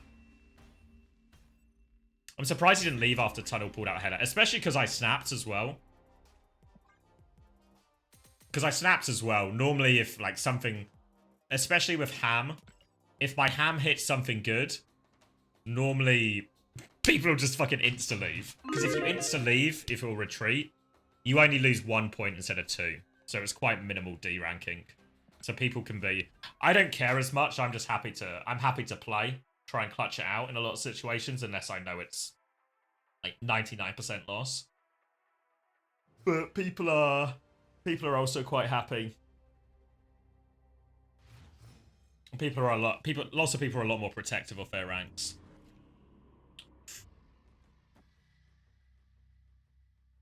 I think I just do now and I can beast it back. So yeah, this gives turn 5 -2 means I'm probably just going to avoid. Probably just going to avoid playing anything here as long as I can. Fuck. Alright. The danger in 25. So it's another gambling situation. Fuck, he wins the gamble. You can't play here after turn 4. A little bit annoying. Do I... The thing is, I kind of want to bishop here because I hate risking stuff. And then I do that. And then do I just demon here? And hopefully I win that. And maybe I beast in the middle. Because worst case, he dies and this just goes back to 0. So I gain points either way, right? So maybe I do it this way around.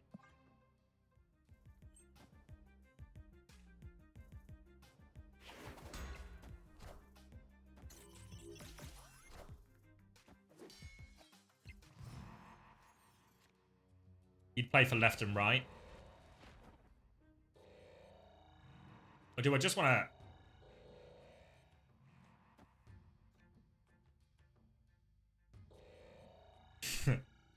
I mean, it's the end of turn 4. I could just play it here as well, right?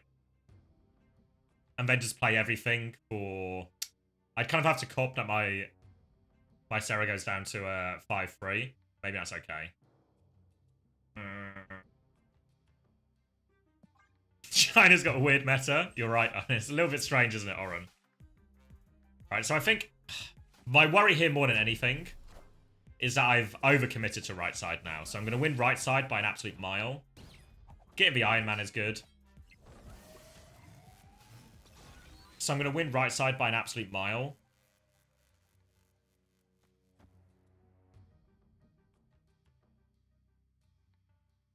I don't know what I want to draw here. Yeah, so he's given up on right side now. Captain America's going to go up to 9. Not played Rivals, no. Going to get all these zeros from the deck.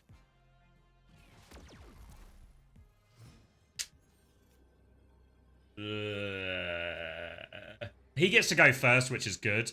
Because I need him to reveal his card so my Shang-Chi comes out. It's probably just this, though, right?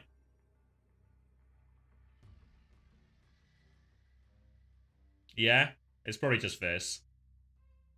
Is there an argument I should actually beast? I can't wait. I don't think I can afford to, right? Because I want the I think the Shang-Chi gamble's better.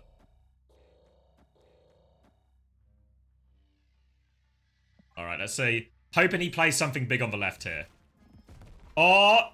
Yeah, I think there's going to be enough. Wait, Shang-Chi. Oh, no, he comes out too soon. I should have played him last.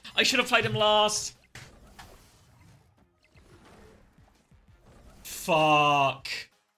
If I play him last, I win. Yeah. I didn't even think about it. Alright. You gotta be quick, Panda, because the queue's at 30 seconds. Nice. Fuck. Did the hard work. Shang-Chi'd for bed? Oh, my bed is full of Shang-Chi right now. An Empreg to make me feel better? Thank you. Did the hard work. Maybe I'm just going to hold on to the hood for now. Yeah, a lot of this game. Yeah, one thing I've certainly struggled with, because I started playing again probably maybe like a few weeks ago. A few weeks, like 3 weeks, a month maybe. And I've not really spent a lot of time learning the new cards. So you kind of saw, right, when I was playing against the Agamotto, and I don't know exactly what it does. I just have like a vague idea of what it does. Whereas especially I think once you get to this type of level, I actually shouldn't have played my fucking... I'm actually trolling. I wasn't paying attention. Yeah, so the meta changes really quick, and I can get my Sarah out to go early, actually. Ugh. Mr. Sinister's not great for me. What does he get? Oh, okay. Pretty mid ones all round. That's not great either, really.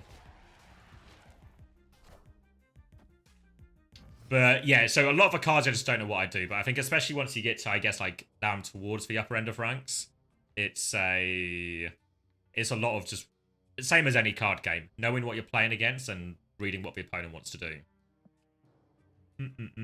What am I doing? Just Sarah out. Do I put it here? Maybe. I've not even got Mysterio yet, and I've not got Bast, so I think I just do that. Could do with a Beast, actually. How much money have I sunk into this game? I've not spent a penny on this game. If I can get up to, what's it called? Infinite? What do I do now? I kind of... Do I just have to cop now I'm going to get a load of rocks?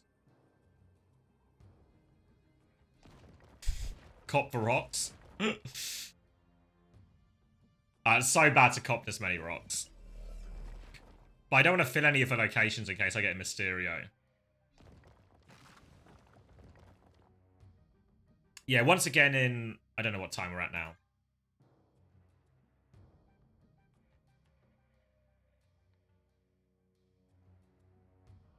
Yeah, once again is on next. They're against... I don't know how good the team is. It's against... What are they called?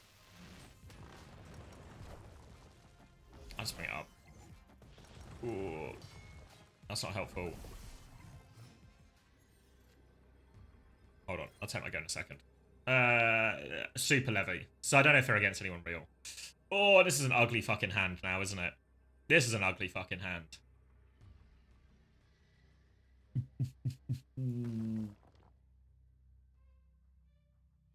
He snapped as well. So he's going to go first, so I can gamble Shang-Chi something. Your hand rocks? Thanks, mate. I can even only add one here. Fuck, I'm actually so cooked in this location. Fuck, I think I've lost. I need to get so lucky to win.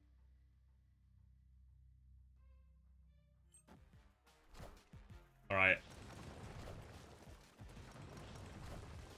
There's not enough.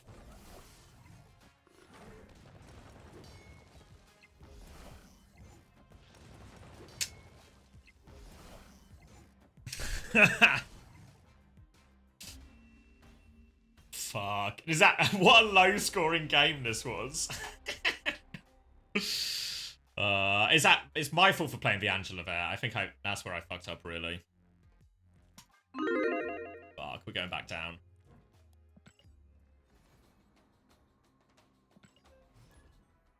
Should have followed the call and got lucky.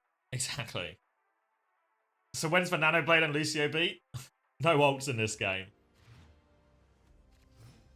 Oh, do I just pit ham at spawn? No cards are revealed this turn. Oh yeah, I've got the Angela, yeah. Fuck it. Ham at spawn.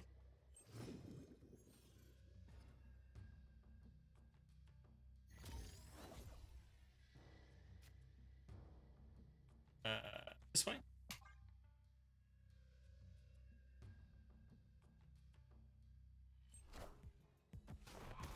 I'm just running into the same deck all the time, right? Oh, fuck you.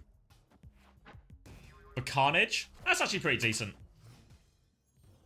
That's annoying for him to deal with. Oh, fucking squirrels, mate. Fucking squirrels.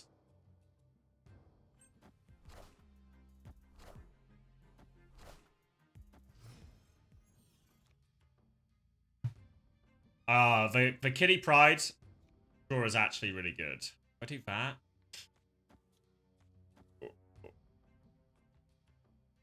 Yeah, the board's getting very crammed. Did I do it in the right order? Squirrels in Wakanda. Oh, he's gonna hit me with a scorpion again, no? I always forget how misery works. It like kills stuff, right? And it sets him off again.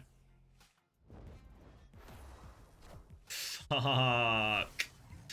The fire chair misery is such an outrageous combo. Such an outrageous combo.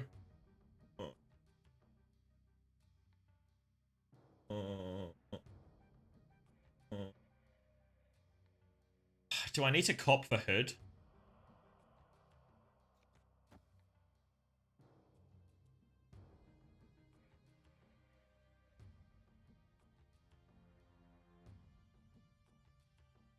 She's the new card this week.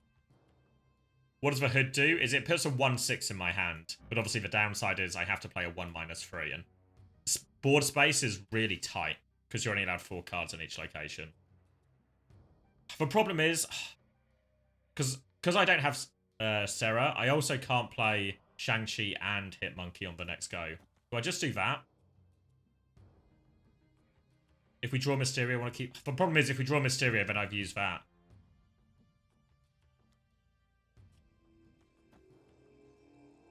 Oh, running out of time. Fuck it, I think I just do this. Oh! And hope there's something to Shang-Chi. Again, this is where, what do you call it? Deck knowledge would be really useful. What's this? Hold on. I need to read what stuff does. On reveal, add a 1, 2, or 3 cost card from your deck, but don't reveal it until the game ends. Ah, I fucking this, haven't I? This is really hard to win. Really hard to win.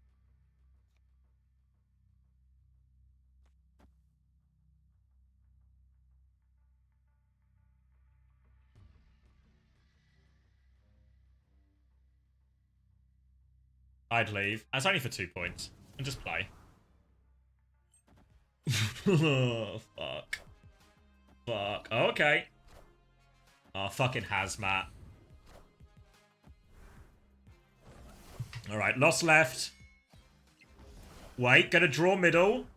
Wait. Oh, if only Shang-Chi wasn't a 0. Oh, and he gets the Luke. No way he gets the Luke Cage. Isn't that in... Does it draw it from his deck? Does it draw from... Is it a, I thought it was... Does it say a random card or is it just like a... Oh yeah, from your deck. Fuck.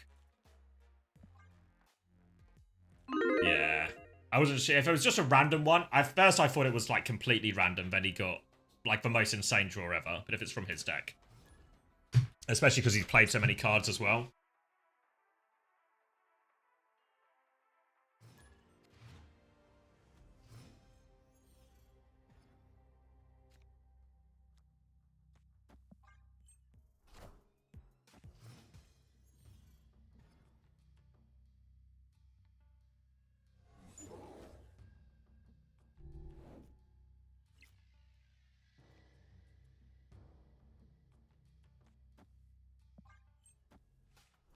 Maybe I shouldn't have played for Collector there. And that lizard's annoying, actually. Oh, he's lost Red Skull. I've lost Bast. Losing Bast isn't the end of the world with the hand I have.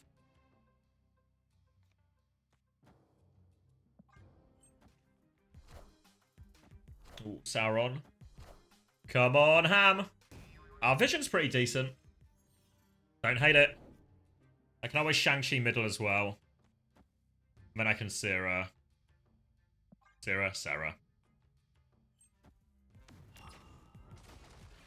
Oh, I should Shang-Chi this. Does he go first? Should I just Shang-Chi? Oh no, I'm on... I just wait, right? I just wait. I have to do a responsive Shang-Chi. Because Red Skull was discarded, right? So what's he got instead? He's just got a giant fucking pig! Then he's probably got Taskmaster as well next go. So honestly, if I Shang-Chi any location, I win. I think. So I think I Shang-Chi there, and then I'll win this location. And then it depends when he plays Taskmaster, doesn't it? Does he play Taskmaster on left to win? He thinks he's going to win. Then that.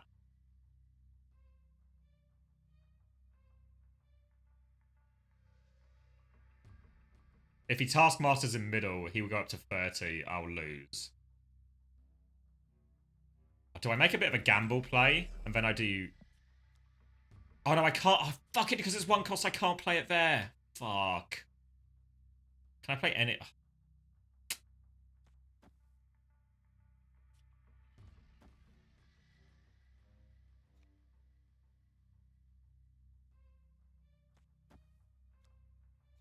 That? And then, if he plays Taskmaster here, I lose here, but I win in middle, and I win the Shang-Chi. And if he Taskmasters in the middle, I lose middle, but I win here by the skin of my fucking pearly whites, right? Wait, let me just check I did the ordering right. So I want Bishop first, then Mysterio, then Shang-Chi. Okay. This one I'm confident on. I should have snapped, honestly. Taskmaster, so I lose middle. Alright. The calculation is good. The calculation is good. Power must be controlled. Look at that. Deck knowledge. It's once if you know what they're going to play or you can figure it out, then it's just maths. We're back. We're so back.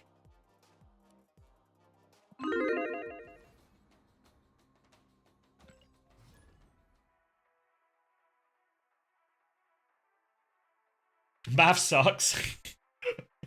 the number of games I lose, because I just can't be bothered to do the math. I'll just play. This seems like enough power. You just vibe my way through it. Should I read for numbers, or should I just vibe my way through it? Alright. Ham off rip.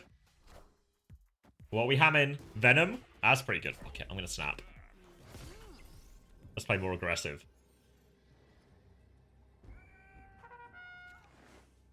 What does Werewolf do? After you play a card, move there to gain +2 power if it has on reveal.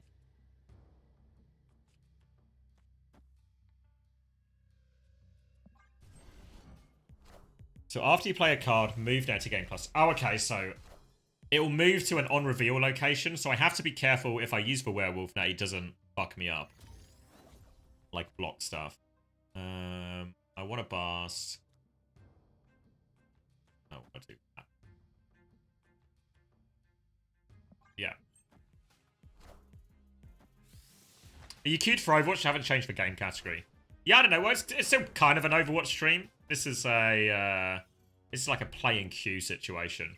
Because unfortunately, we're at a 27-minute countdown. What do I do now? The problem is, if I play the Werewolf... Wait, if I do that first and then play the Werewolf, that's better. Yeah? Yeah. Yeah, we're waiting for... Once again, game is next. We're just waiting for it to... happen. Alright, I could do with drawing a Sarah right now, and that's not what I was hoping for.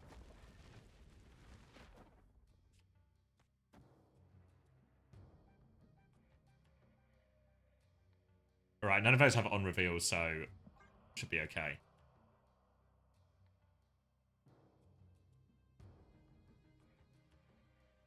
I'm hoping he gives me something to Shang-Chi, really.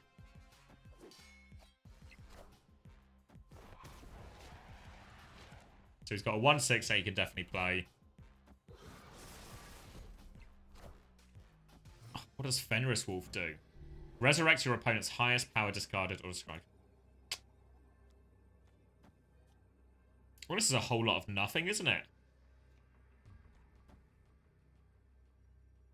So that'll be 5 plus... Wait, does that...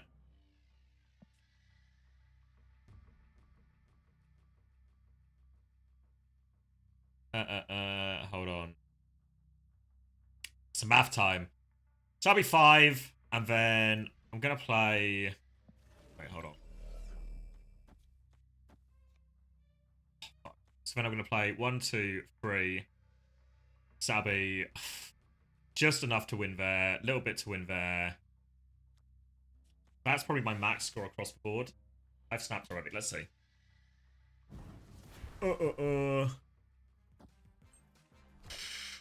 So I've lost left. I've definitely won middle. It's all about right. He's got to beat 5 on right. Oh, that helps me if anything. Cheers. Won't make a difference to left. 6. Fuck. Skin of my pearly whites. Yeah. Because I guess the problem is he would have... It was a gamble, really. Which way he went gladiator, which way he went demon. I probably could have done more to stack the sides. I just went for what's the most power I can put in all locations.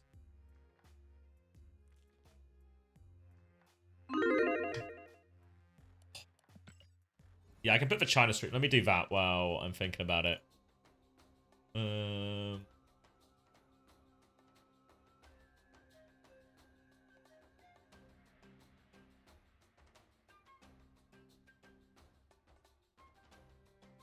Wait.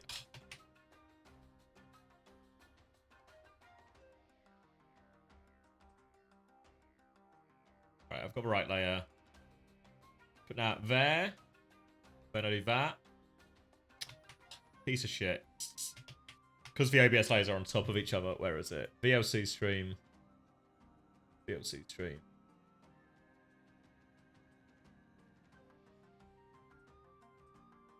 Oh, fuck you. Wait, what if I put it up here? Oh, is it because it's... Oh, I see, I see. There we go. It's a layering issue.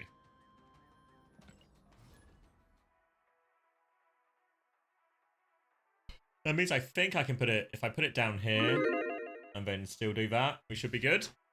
Nice. Just discovered your co-workers have a Marvel Rivals group, trying to convince them it's shit. Get him on the Overwatch hype.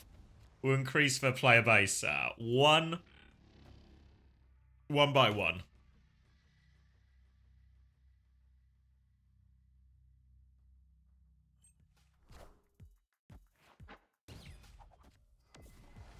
Got a bad ham.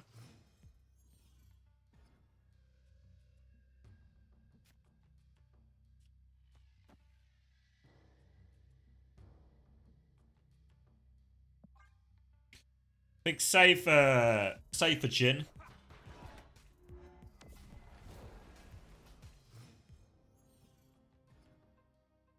What do I do if I'm washed in ranked and die 6 times a minute? Just give up, mate. Just give up. What's the best way to do this? That way?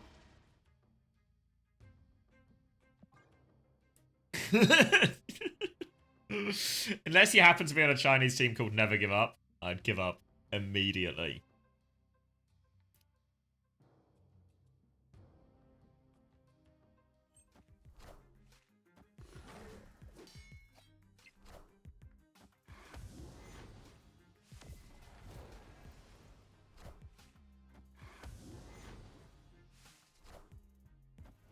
Ah.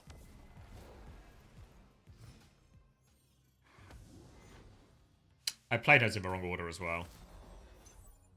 Got so much energy. Give me a top deck. Oh my god. Unbelievable top deck. Unbelievable top deck here.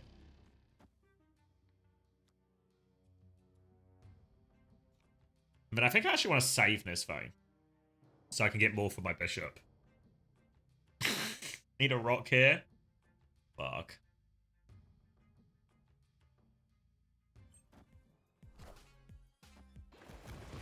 What does Man Thing do? Oh. Oh, Beast would go pretty hard right now. Can I get a top deck Beast, please?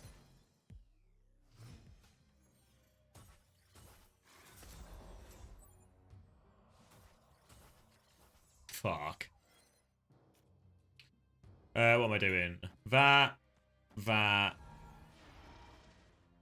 That? Nice.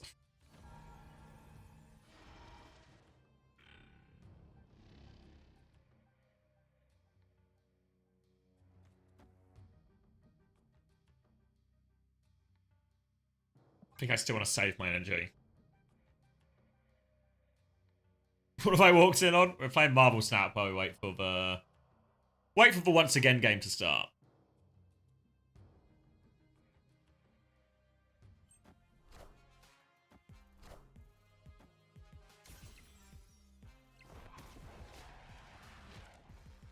What does Simon back to? Enemy cards here with negative power have an additional -2. Ooh. Oh, no way! Fuck you, Rogue. This kind of screws up my last go a little bit. By a little bit, I mean so much. Top deck Mysterio. Oh, now I get the beast.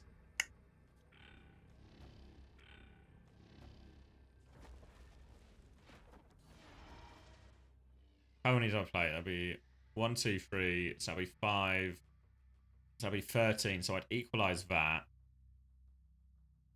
Fuck no, but I think the man thing's gonna fuck it. So maybe I don't want to do that.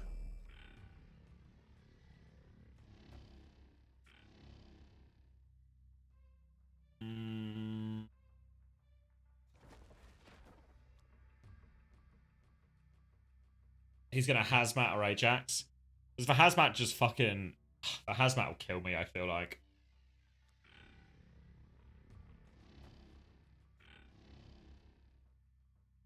You convinced me to download the game? Fuck. I should have done it. I should have emailed them first, see if they wanted me to do a sponsored stream.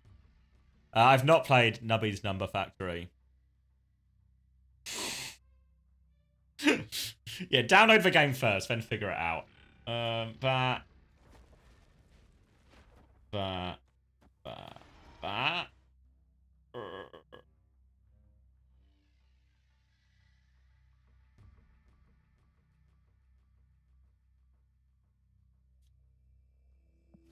The beast isn't actually doing anything. Hold on. If it's that. I'm thinking. Okay.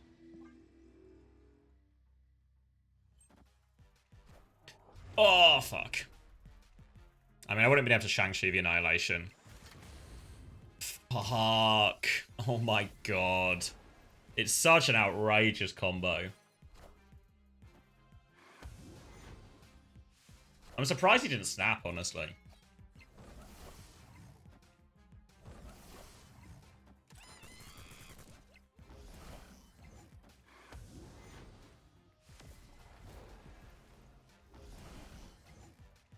Love of a game, Fix. Love of a game.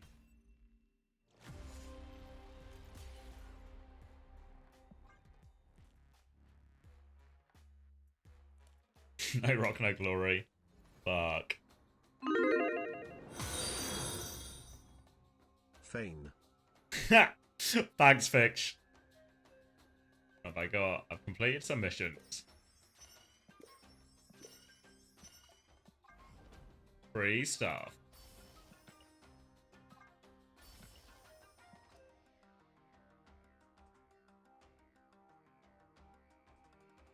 Can probably kill the predictions if you want. Actually, I'm gonna kill them right now. I think people are that invested.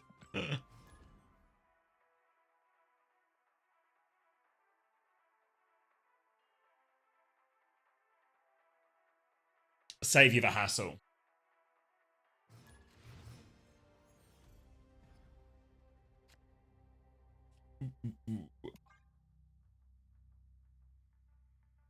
I don't know if you have any keys, but this weekend's card is really good. I mean, I've got plenty of, what do you call it, like credits and stuff. I could like upgrade cards. What card is it this week?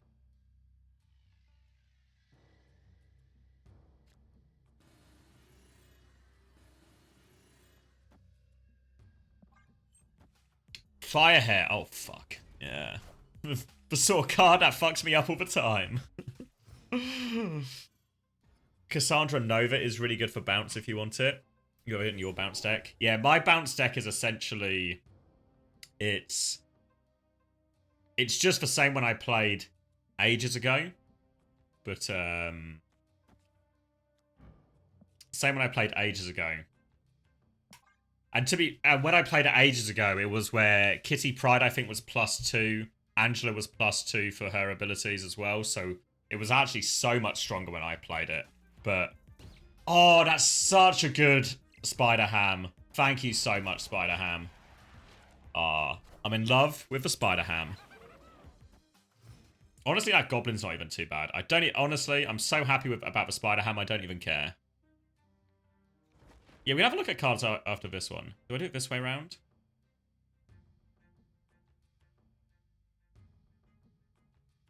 Maybe. I'm not too bothered about the Goblin. The green Goblin. Oh, he's going to leave middle open then, potentially?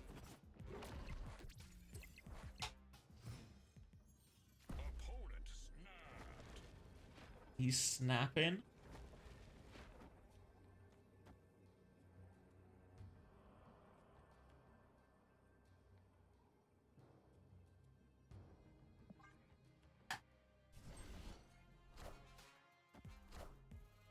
Ooh, oh, he's blocked for Shang-Chi on that one.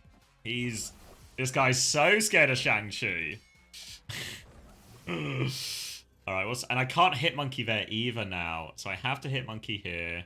I have to do this. And then I can do this. If a reveal doesn't go off, it doesn't really matter. And I have like the outside chance of right, 100% left. And it's all about left-hand side here. Fuck it, snapping. Ending turn.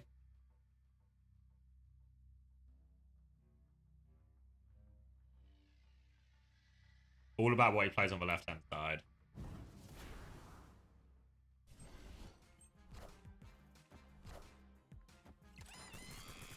He played nothing.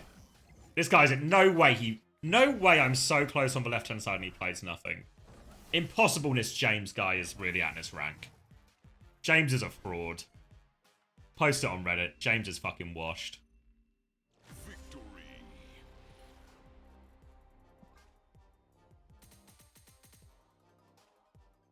You can kind of see there, like, how, how much it's like such a difference maker if you win the snap games. Where was I going?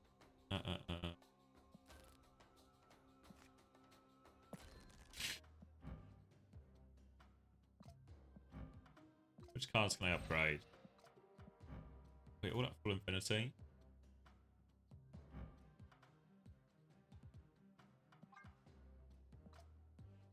I'd have to, like, just start another one. This one I can upgrade. Gamble for Borisar, essentially, yeah.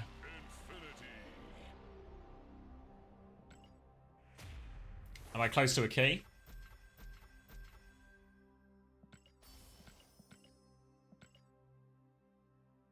Oh, yeah.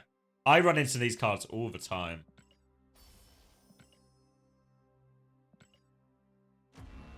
Oh, that's pretty good, actually.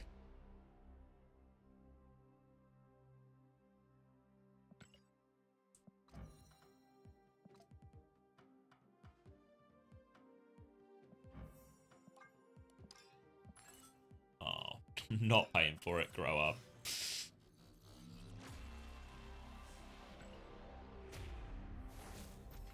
I'm actually really close to a key. 100%. I can get a key right now. Where do I want to do it?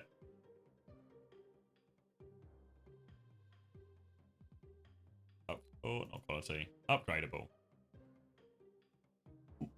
Let's upgrade something not already at infinity.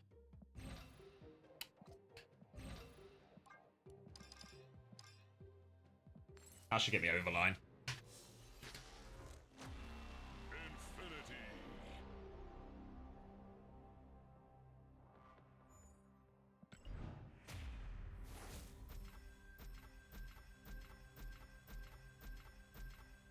Yeah, it's probably overkill. The pixel avatars are so shit.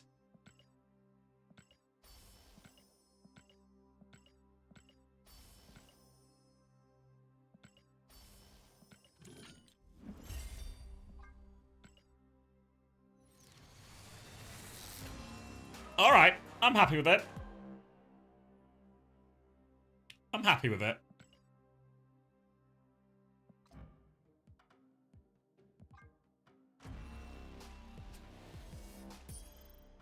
Just finish up the gym. Maybe I should have gone to the gym. Or worked out. Would have been a better use of my time, probably.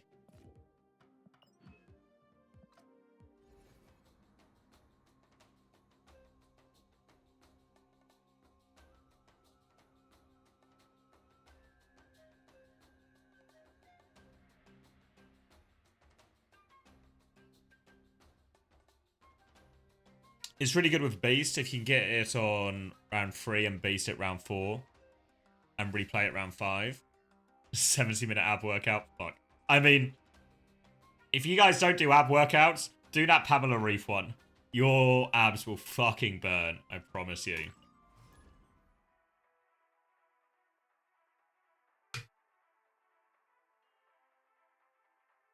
Yeah, I never normally game at this time of the morning, really. Normally the morning it's a more, yeah, I'm either streaming, or I'm trying to do something more productive. We're really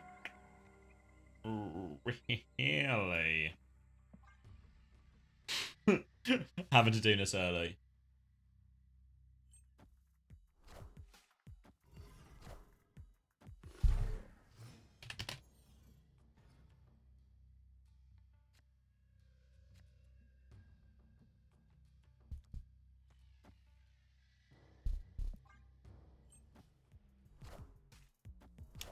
Squats have helped you core a lot. Yeah, when we had, there was this company called Fit Gamer.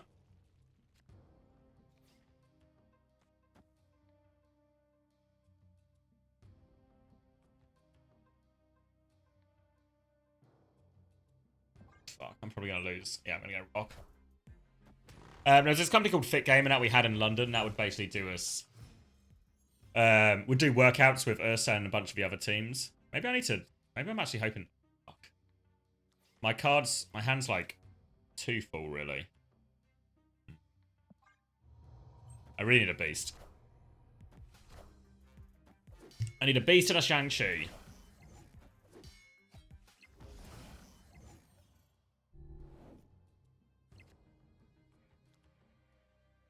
Fuck.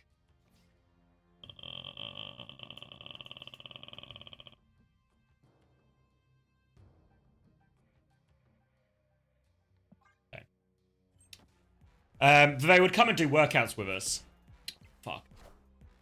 Really need that Shang-Chi. They would come and do workouts with us. Eventually we stopped doing them. The League of Legends team and Valorant team still did it, but enough of us did all of our own workouts and stuff, and it was never really a problem. Oh, I don't need Beast now, you prick. I can't win left, which is a problem.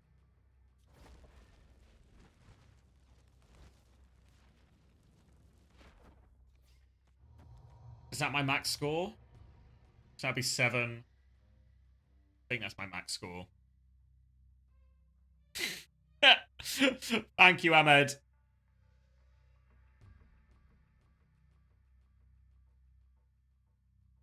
Alright, good night, mate. Appreciate it. Thanks for 2 mil. But they used to come and do workouts with us, but they would get us to do loads of squats, loads of core stuff. Oh.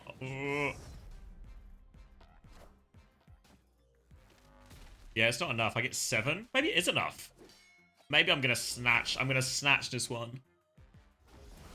Oh my god. This is a pearly white situation. An absolute pearly white situation.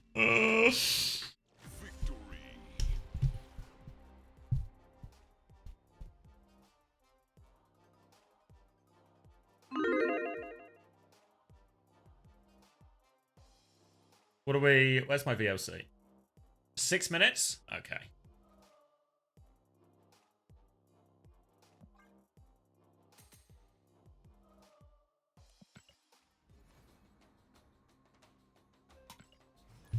As a Raccoons fan, I'm both excited and torn by once again because Spark with the old team I followed. I see. Yeah, I don't know. My expectation is actually, once again, aren't going to get close in these Korean teams at all. I mean, maybe not at all, but we're not talking a series win. We're in map territory, I reckon. Oh, wait, maybe... I actually want to do it this way around so I can... I'll lose the first one, I think, but... I keep it open for later.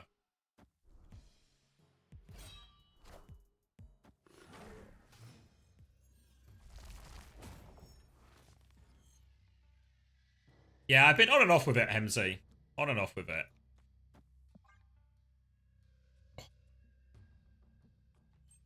But I'm back on it at the moment. I just have a feeling I'm going to win. No theory to it. I just have the feeling, you know? I just have the feeling I'm going to win.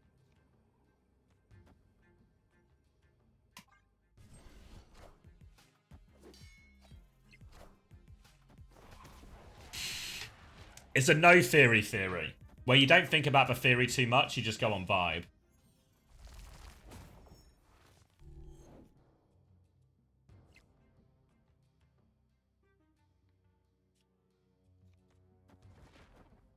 Oh wait, should I actually collect her and get all the beast points from it? Beast points. Yeah.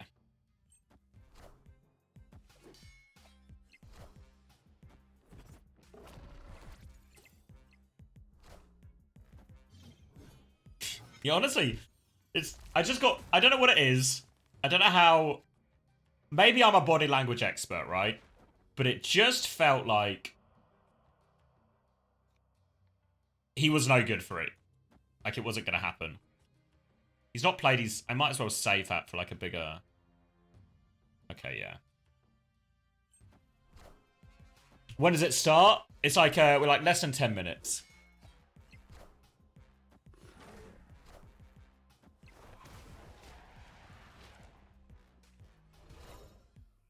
Oh, he actually had played for Pig.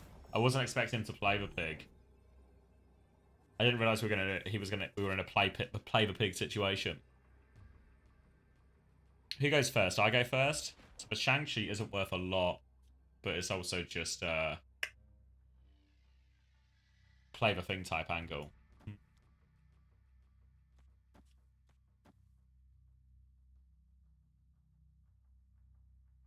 Yeah, I'm kind of making a play for everything. I don't know if it'll bite me in the ass. Don't forget I did have a good feeling earlier, though, so since I've had that good feeling... Is it a Hela?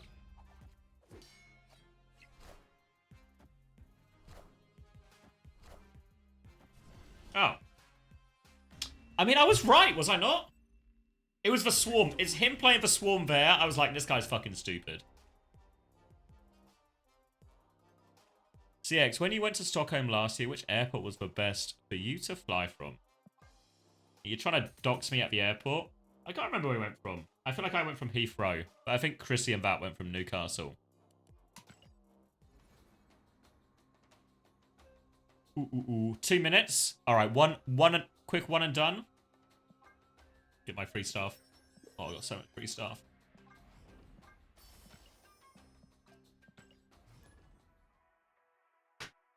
If you're not an Infinite, I'm pretty sure it's an actual bot. Yeah, I remember it was ages ago. It was back when I played Snap when I was still in London.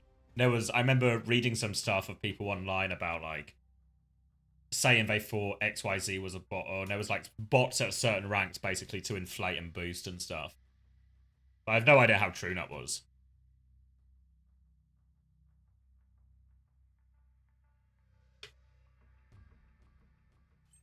Yeah, I went out of Heathrow, I think it was, but also Alpha gave us a lift there too.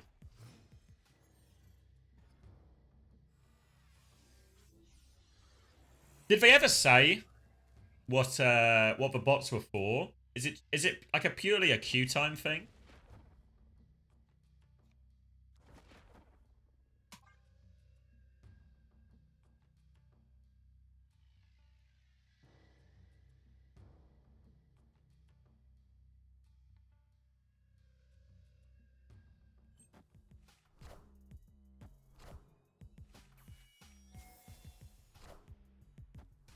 If the name is super basic like Shadow or a superhero name is a bot.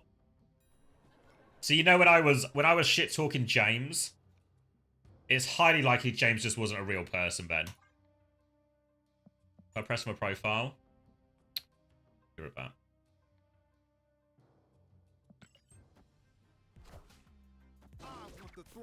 This looks like a real person then, right? Because it's one, they're in the Yakuza, and we all know the Yakuza's real. And they've got like a pretty high collection level, and they peaked infinite, everything like this.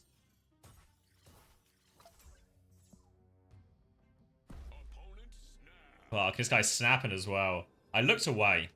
What happened? Did he kill all my stuff I was trying to beast? Seems like that's what's happened. That's why he snapped.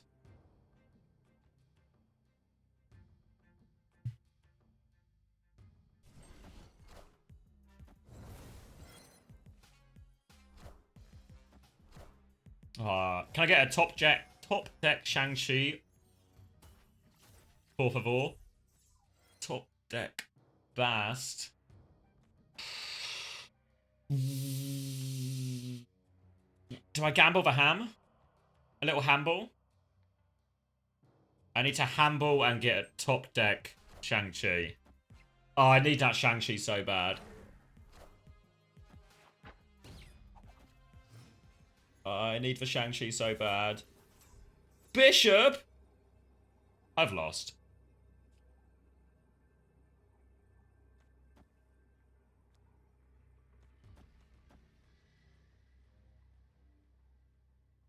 Shang does nothing now.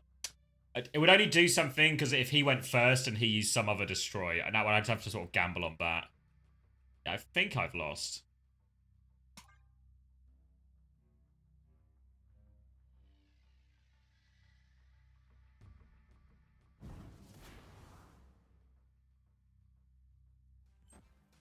Oh, I've definitely lost if he's going to play free. Ah, yeah, see? If I had for Shang-Chi, he would have boosted it up. Fuck. Shang-Chi would have robbed the bank here, actually.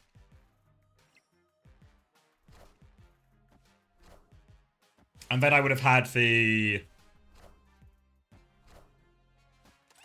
I mean, I think I would have had enough to get me over the line here. Or maybe not, actually.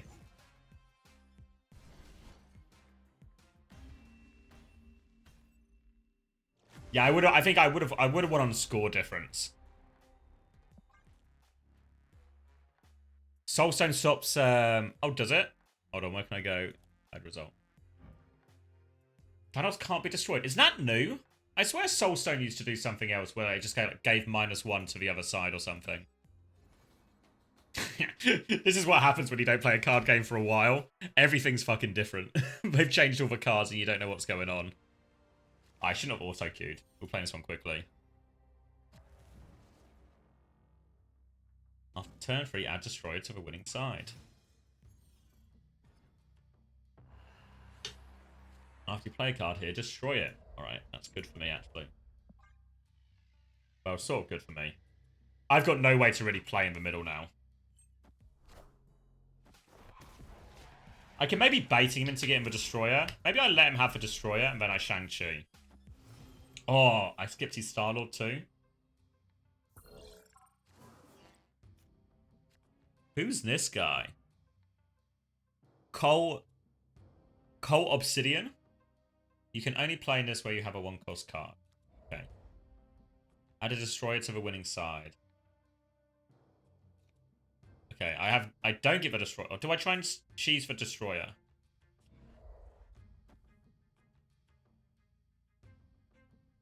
I'm gonna try and cheese for Destroyer. Ah, dickhead. Wait, go in the middle!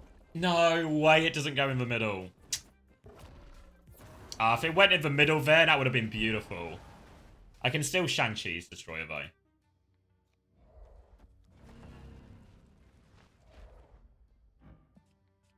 We actually want to do that. I feel like I need so much power on this right-hand side, because I can't. If I'm going to Shang-Chi the left, I can't Shang-Chi the right. I've got a single Shang. Oh, you know what I should have done, actually? I should have just fucking Shang-Chi'd into B. Ah, that's okay. Thoughts on Venison? Had Venison the other day, actually. It was quite nice. I don't normally have it, but they had it in Aldi, so I gave it a cheeky... try. It was quite nice. And then I can play Cole Obsidian here. He's fucking insane. I'm snapping. It's Alex. This guy's not real, is he? He's not fucking real. Nah, no way this guy's in the UK Assemble. He's not fucking real. He's snapping as well. Oh my god, this guy.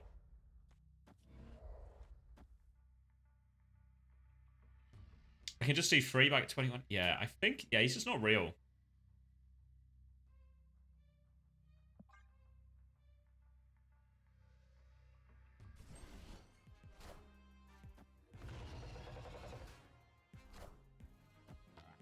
Oh, shit. Wait, I still win on score difference. Yeah, this guy's not real. If there's a tie in one location, it's just who's got... So I got plus 21 here. He's got plus 17 there. Oh, all right. Nice up. Up to 95. Take it.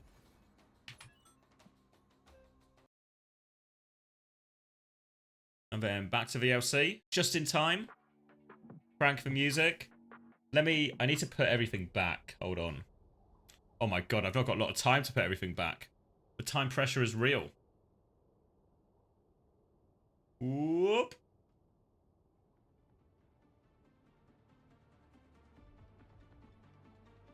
Whoop. And what am I doing up here?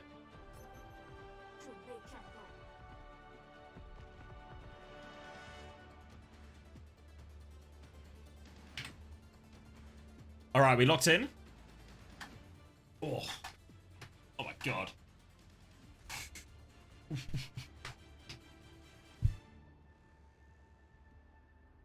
I've only had Rabbit a few times, but Rabbit is... I enjoyed Rabbit. Hey, Zidane.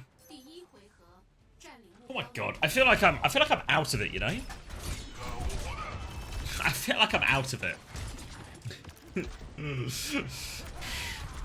Should we get back into it? It's Amalgam Mirror once again a playing. Once again a winning. Shy at it. Not seen Super Levi play so far in these qualifiers, but they have qualified, so they've got to be worth something. And a few people might recognise their familiar faces, because it's a Jeremy situation here. The Jay's in the chat for the J brothers, trying to get it done against the Almighty once again. They don't get it done on first fight. I've had Wild Ball once, I think, at my fiance's family. It was all right. I didn't mind it. Nice enough. But not nice enough that I would like go out of my way to get it, because it's a bit harder to get hold of. Stop to point now for Chaos. Oh, Chaos, I get it. Very alright. Jimmy here coming through on the Genji, trying to make a bit of an opening here, but Tomato's actually going to take down Lee before the fight. They're all over this Juno now. This Juno's so low. Suzu comes through and Shy will save the day. Takes down Jimmy. They tried to swing to point during this. Guxue's actually fallen. And here comes Chaos getting onto point. Kitsune rush as well. And Shy's just going to have to get on out of here. Tampa will clear that one. So Kitsune rush does get the flip, but feels a little bit more expensive. Once again, didn't have any ults to respond with immediately. So instead, we'll have Nida's ults coming up for a retake. Getting close to a pretty big 5-sack here. But Super Levi with that Ana, they're going to have a nano boost, which they might just use to turbocharge Jimmy's nano blade into a nano blade and see if he can get some kills. As a Kitsune rush to force point immediately. Shy is going to be forced onto it, and Super Levi just going to disengage that one. It's a nano onto Jimmy right now. Jimmy's going to have to do everything. The blade is out. The Suzu's out. The boop is good. The Kiri Pocket comes through for Jimmy. But the Ray is out. Leave's going to take him out of the air as well. Jimmy gets nothing. There's a nano blade for nothing. And once again, remain in control. Use both support ults for it. But considering there was a nano blade invested as well, Super Levi, they tried to disengage with Kitsune Rush, but if you looked at their HP after that disengage, it was barely a disengage. They were so battered and bruised and low on HP, they simply just fell over afterwards. Now they've got a cage for this next fight here, Super Levi. You can try and use the overclock with it as well, but the barrage is going to be such higher value in this cage trade from Leave. So eyes on Leave. They need a bit of a clutch here, maybe a sleep or something. Oh my god, they won't even get the chance. It's a stomp, and barrage once again take the initiative, and now they are pushing through for the stagger kills. A cheeky point steal here from Jimmy and Tampa. Overclock as well. Shy will respond. Takes care of that one. Jeremy gave him a bit of a scare, and they give themselves another retake, I think. It's still going to be a rushed retake. but now all of a sudden it's a cage v cage situation, which should be slightly better, more manageable, but they have to worry about the touch. Cages are going to be trained into spawn. Tampa's dead. We need Jimmy to go behind and get the touch, but Jimmy is right here in front. I don't think anyone's touching. Everyone's just in the cage. A cage 9. Good decision from once again in Guxue.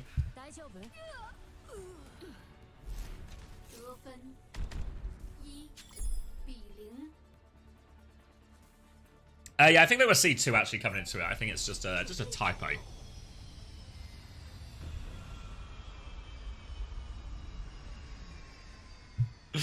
Exactly, Gavin.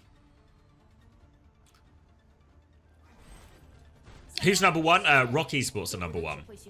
As well as Sunku. Rock and Sunku were tied. Okay, more Malga. TP out of spawn here from Jeremy. No TP from once again. Gonna get a little amp out of spawn here from Levi. Before he swaps back over onto the Kiri. Tomato playing the Ana again. Jimmy and Jezza keeping it on the Genji Sojin.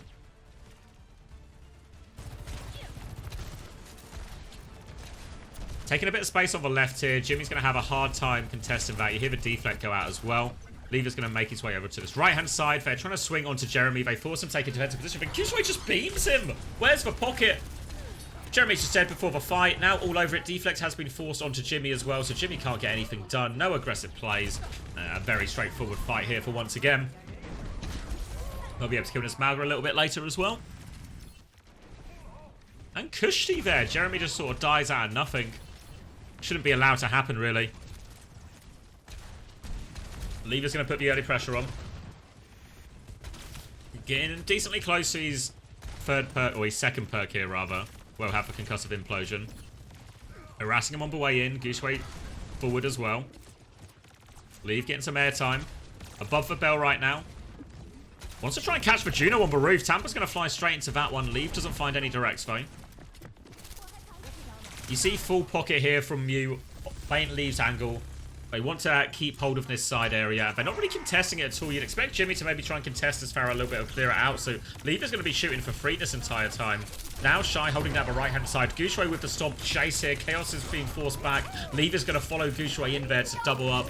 Tag team that kill. Shy's going to find a pick in main. Guxue is going to keep going. Stomp is good. Assassination is there. Oh, shoot the deflect. Guxue has no respect for Mew's life. Will just continue to unload both barrels straight into that deflect. Thanks, mate. Once again, win another quick fight. We are going into a final fight for this map, potentially, if Super Levi can't find a way. They're going to have to rely a lot on this Nano Blade, but they're going to have to do it into everything. Guxue can cage for Nano Blade. If he manages to cage for Nano Blade, they're in big trouble. It's an early barrage, actually. They go super deep with this. Guxue still hasn't dropped the cage, but Nano Blade is out from Jimmy. Only one kill takes the lead, though. There we go. Player advantage for Super Levi. Rare occurrence for Nade is good as well. All over the Kiri. The cage comes out. They are all trapped in the cage. But how much damage can Guxue do? They've lost a few people. Guxue's found one. He's trying to deal with both DPS right now. Goes for the stomp. Doesn't connect. Sleep comes through and Super Levi keep themselves alive in this map. And actually, that was a pretty heavy investment. Once again, they did commit the cage. They did commit the Ray. But the Nano Blade does too much. We're relying on the cage there really to be the main negator of a Nano Blade impact, but doesn't find the value they want. And now it's going to be cage overclock for the hold versus a Kitsune Rush overclock. Jeremy's going to start us off. Kitsune Rush in response. Cage is going to come out as well. They're all locked up. Should just be easy kills for Jeremy in here, and there's two of them already. Trying to deal with the Malga as well. Malga's going to get slept. Jeremy will finish that one as well. Dodges for rockets. Jimmy will shoo Leave away. And Super Levi, back-to-back fights. Shy now has the overclock for the retake. No ults just yet for Super Levi, but they should get the nano either before this next fight starts or at least pretty early on in the fight. Gonna come through this right-hand side. Shy looking for his opening, catches an early dink, that will slow him down. Jeremy onto the high ground right now. Here is Shy with that overclock. Damage onto Chaos. He's so low, actually, and Leaf just catches that kill. All of a sudden, it's just too easy for him. Shy didn't even have to do all that much with the overclock. Couple of shots into the Malga, and it just falls over. They work so hard to get back onto that point to give themselves a chance around Super Levi, and they just lose it for nothing.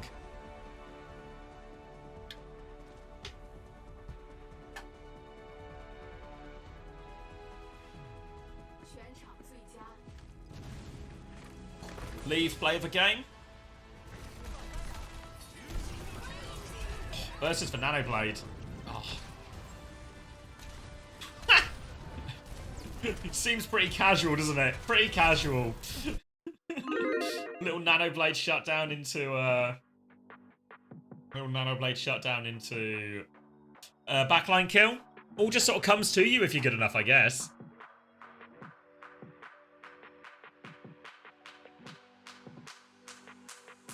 Jimmy and Jetta might be the #1 DPS duo name tag combo of all time. Yeah. Actually, yeah. I mean, he was good for it the second time of round on a shrine. Oh, thanks, Brain. Welcome back. Thank you for the tier 1.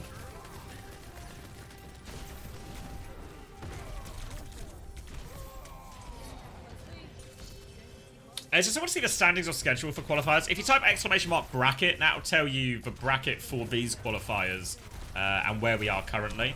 It's just an image, though, so it doesn't live update. But it should tell you everyone's path through.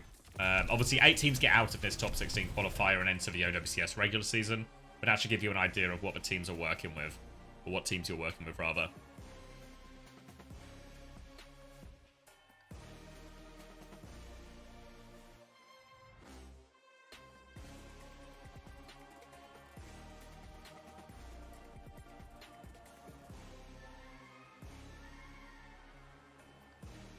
Alright, so choice of map for Super Levy. It wasn't a horrendous... It wasn't horrendous, but once again, really are the Goliath of this region. So it feels so difficult to frame it any other way than that David v Goliath situation. And even though the legends will tell you David won, there was a lot of people who lost before David.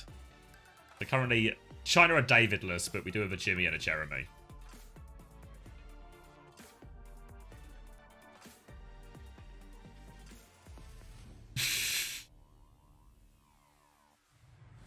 Objectively speaking, Donghak has been scientifically proven to be the greatest tank in all time of Overwatch. This post has been brought to you by the Donghak Donggirlies fan group. One of the leading research labs in all of Overwatch.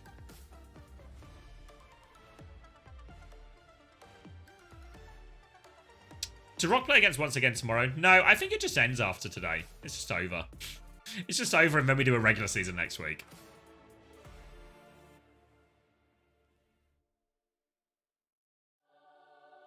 Crocodile transition incoming. I mean, I think they cooked with that one.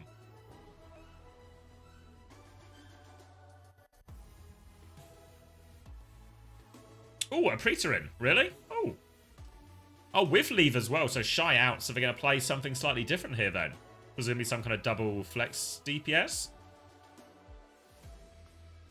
Who's a Preeter? Just been a Chinese DPS player. Been around on...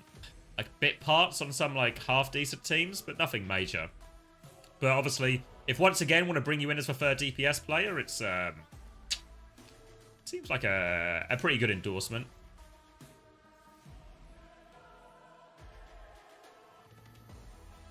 Yeah, all the teams we're watching right now are in the regular season. We're just doing a bit of another round, separate out the seeding a little bit. Yeah, Shy's on once again. He played the first map. He's just not playing this one. Arthur spotted.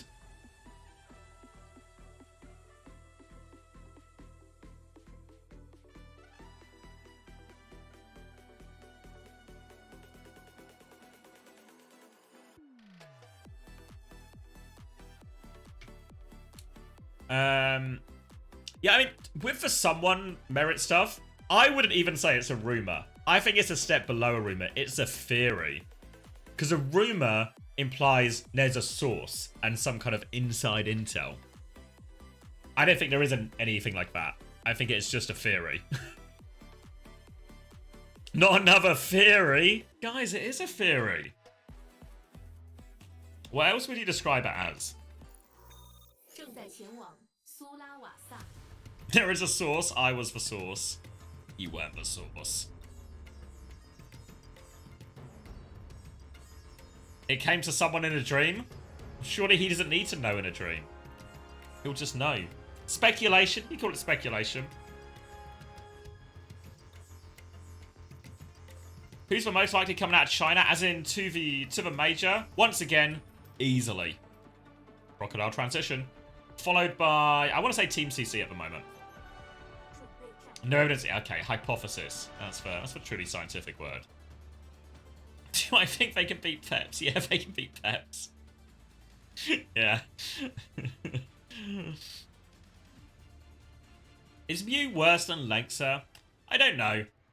I think the problem with watching once again play in China is what happens is they just beat everyone up. And if all you do is you beat everyone up, you're never really tested to see how good you are. Like Guxue, Leave, Shy, Monk, we've all seen these players perform in Overwatch League, perform against some of the best players in the world. But we've not seen such a thing from Mew on this version of the roster, if I'm not mistaken. So I'm pretty sure it was Lengsa last time out of the Esports World Cup, right? Or am I just misremembering?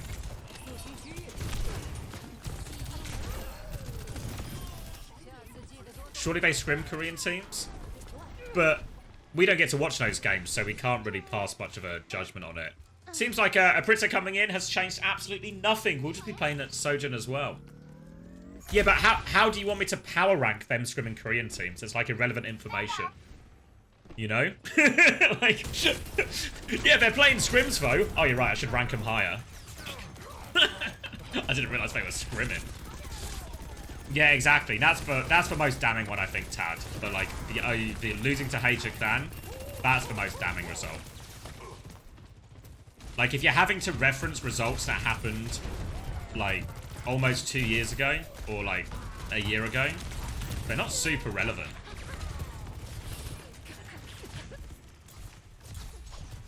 Alright, first point very much over to once again. Seems like we've missed a whole lot of nothing. Chaos has taken a whole heap of damage coming through.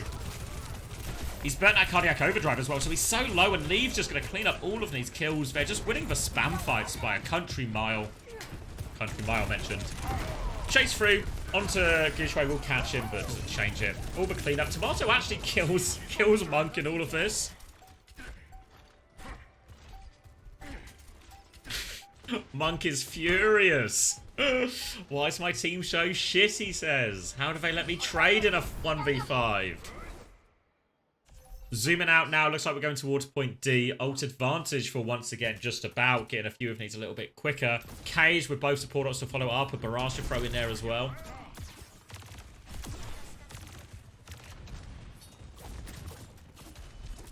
Retake coming from Super Levi. You're going to see Tampa try and take this deeper angle around the flank, but Mew and Levi are leaning that way. Lee's going to get knocked down to low HP. Just standing on point right now once again. They're going to burst out, try and take control of this left-hand side. Kitsune rush, but the Mauga charges past it. Nano onto Jimmy right now. Cage has come out from Guxue, but he's about to have the Nano Blade. They bait the blade. Tomato goes for a nade. He dies for it now, but Jimmy has the blade all over him. Suzu is forced out. TP as well, chasing him down. Gets for Sojin, gets for Kiri. Back towards point. Ray committed from Monk to try and turn this one, and they found the Jeremy kill with it. Still a full health Mauga to work with. Suzu comes out, but Tampa's in all sorts of trouble. Guxue just trying to clean this one up. Slows it down onto the point. Stop to clear the Genji. Forces the defensive dash back. Juno pocket from Monk. Should be enough to keep Guxue alive. He can stomp out if he needs to. Regroup on point here. Both teams flooded back, but Jimmy's caught Leave early. Player advantage now as both teams flood back to the point. Cage comes out, actually caught for Kiri. Expensive way to kill a Kiri, but kill a Kiri it will. Monk with a trade. They're making a meal of this Super Levi. They had player advantage, but they drop a Cage on a solo Kiri. Now the overclock is coming through from a Pritter. They've taken so much damage. Chaos. Oh, and Pritter's missing it. Somehow, Chaos is living. The stop comes through. Jimmy takes attention in the back. Torpedoes will finish off Jimmy for his aggression. And they don't get the kills, or all the kills they thought they were going to get immediately, but they will get them eventually.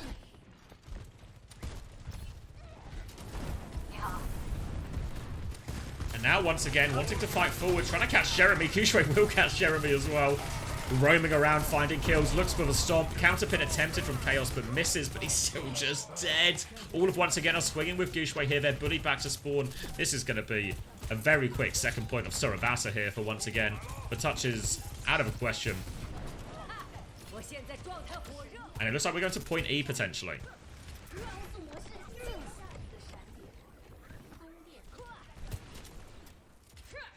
Cage for Gushue coming back. Nano overclock possible for Super Levy here. But Monk's very close in that race, so a relatively even ult fight situation. Some of it will come down to how much Jeremy can get done with Nano overclock. But Jimmy, they don't even need the Nano overclock yet because Jimmy's found another opening pick onto Leave.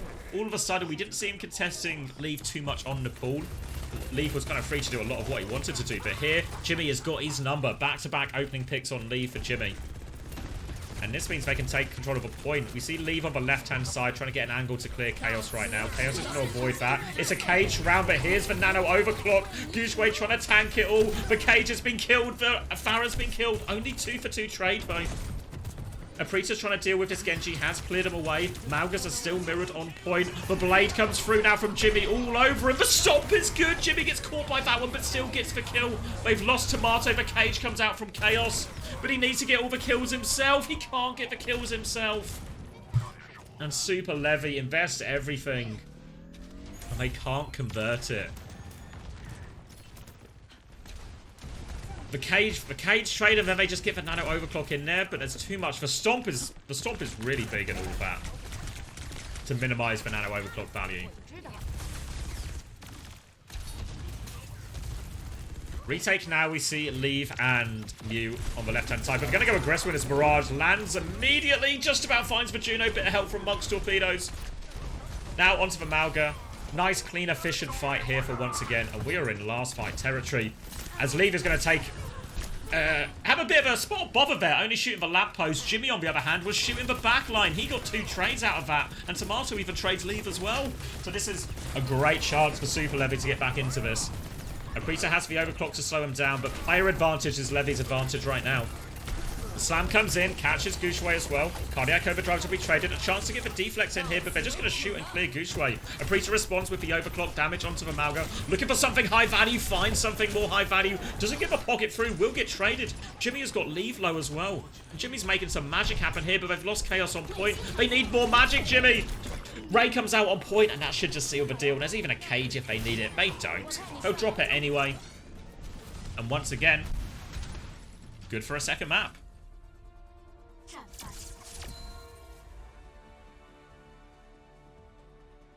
Whew. All right.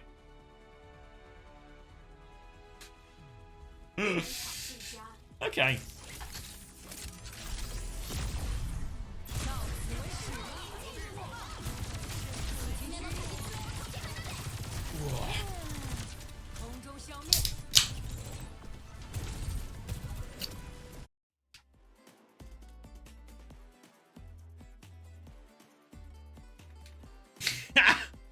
What were those odds? Like 98%? Yeah, 98% to 2%. Once again, the 98% win. God damn it.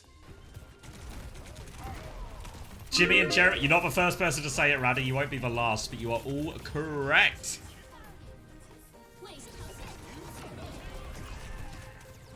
Is Leave about to win a flashpoint? He might be. Well, I don't know. I'm not bothered by the Malga meta. Like, I think the reason this weekend has felt maybe a little bit underwhelming is it's just top 16 qualifiers. You know, what do you expect? This is what it is. We don't have this in other... We don't, like, have this version of tournaments. Like, we did have a Swiss in, at the very start of Stage 1, but we're not going to have this throughout the year, so it's just like a bit of a one-off. Yeah, no bans. Also, just everyone's copying, right?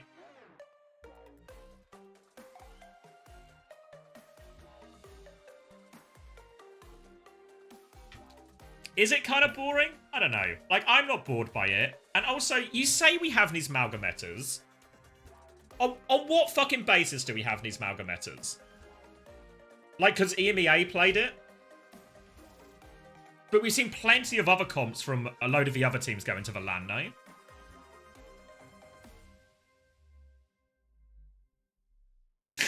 Like, I don't know. We'll see some of it for sure, but we'll see some of a bunch of heroes.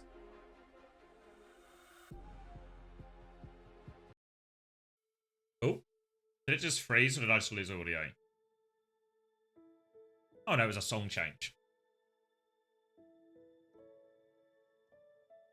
Is there a points table? It's a bracket, Mama Hamster. If you hit an exclamation mark bracket, you can see the bracket sort of updated to today's, or the start of today's one.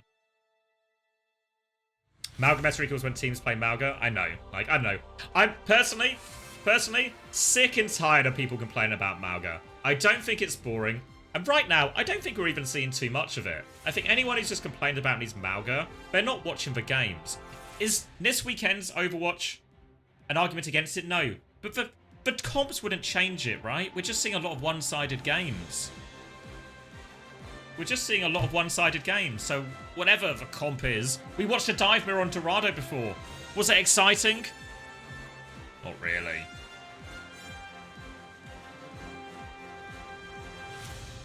Yeah, but Stockholm was boring because of the one-sided games, Ondra.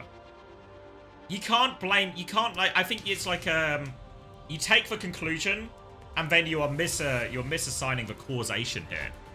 Like, if there is a tournament that's just dominated by a couple of teams, and a lot of the games are really one-sided, it's going to be boring. Even the upsets we saw in Stockholm were actually 3-0s. We didn't expect them to be 3-0s, but they were 3-0s. The closer the game, the more interesting it is. Like, honestly, if people say they don't like these type of metas, I mean, fair enough, right? But honestly, you might just not like Overwatch that much then.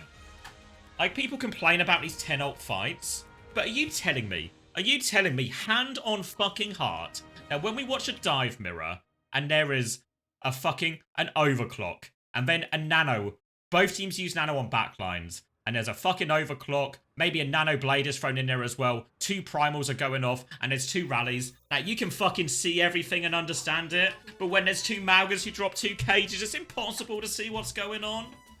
Like, Overwatch is a hard game to watch, but the idea that the Malga is the breaker of this, if Malga is Malga makes it's easier to watch for Malga comps. It's easier. Dive is more skill? Bullshit. It's different skills are prioritized. Strengths on different heroes are prioritized. You know? Like, it's fair enough. It's all subjective, right? Because what we're arguing right now is subjective. But if you prefer other things, great, you prefer other things. But the idea that something is inherently boring because you don't like it, I don't like it, so therefore it's boring. It's so boring. Like, there's lots of music I don't listen to. But I would never go, yeah, that's so fucking boring. Fucking Playboy Carti, boring. You know, it's not for me. Fair enough. Right? Other people seem to enjoy it. Let them enjoy it.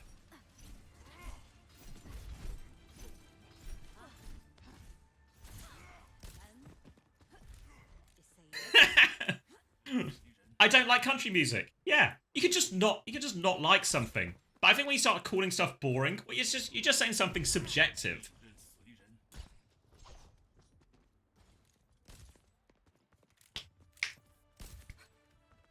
Slooby says, I can most definitely complain about Malga because the game slows down and becomes more about ults. The game doesn't fucking slow down. The game slows down. The game speeds up. The dive mirrors are more fucking slow. Watch this. We're going to watch teams fucking take space for 6 minutes now. One jump to stage. One jump to get in position. Oh, I wish a Malga would fucking stomp in already. What am I looking at? Oh, a bubble trade. Boring. Oh, he's going to drop on the back line. Fuck, I'm pogging out of control. Look at him go. A Tracer. Oh, I'm pogging out of control. Fuck. I'm so excited. Finally, I'm pleased. Finally, my eyes have seen something good. Fuck off. If you're bored, turn it off. Go do something else.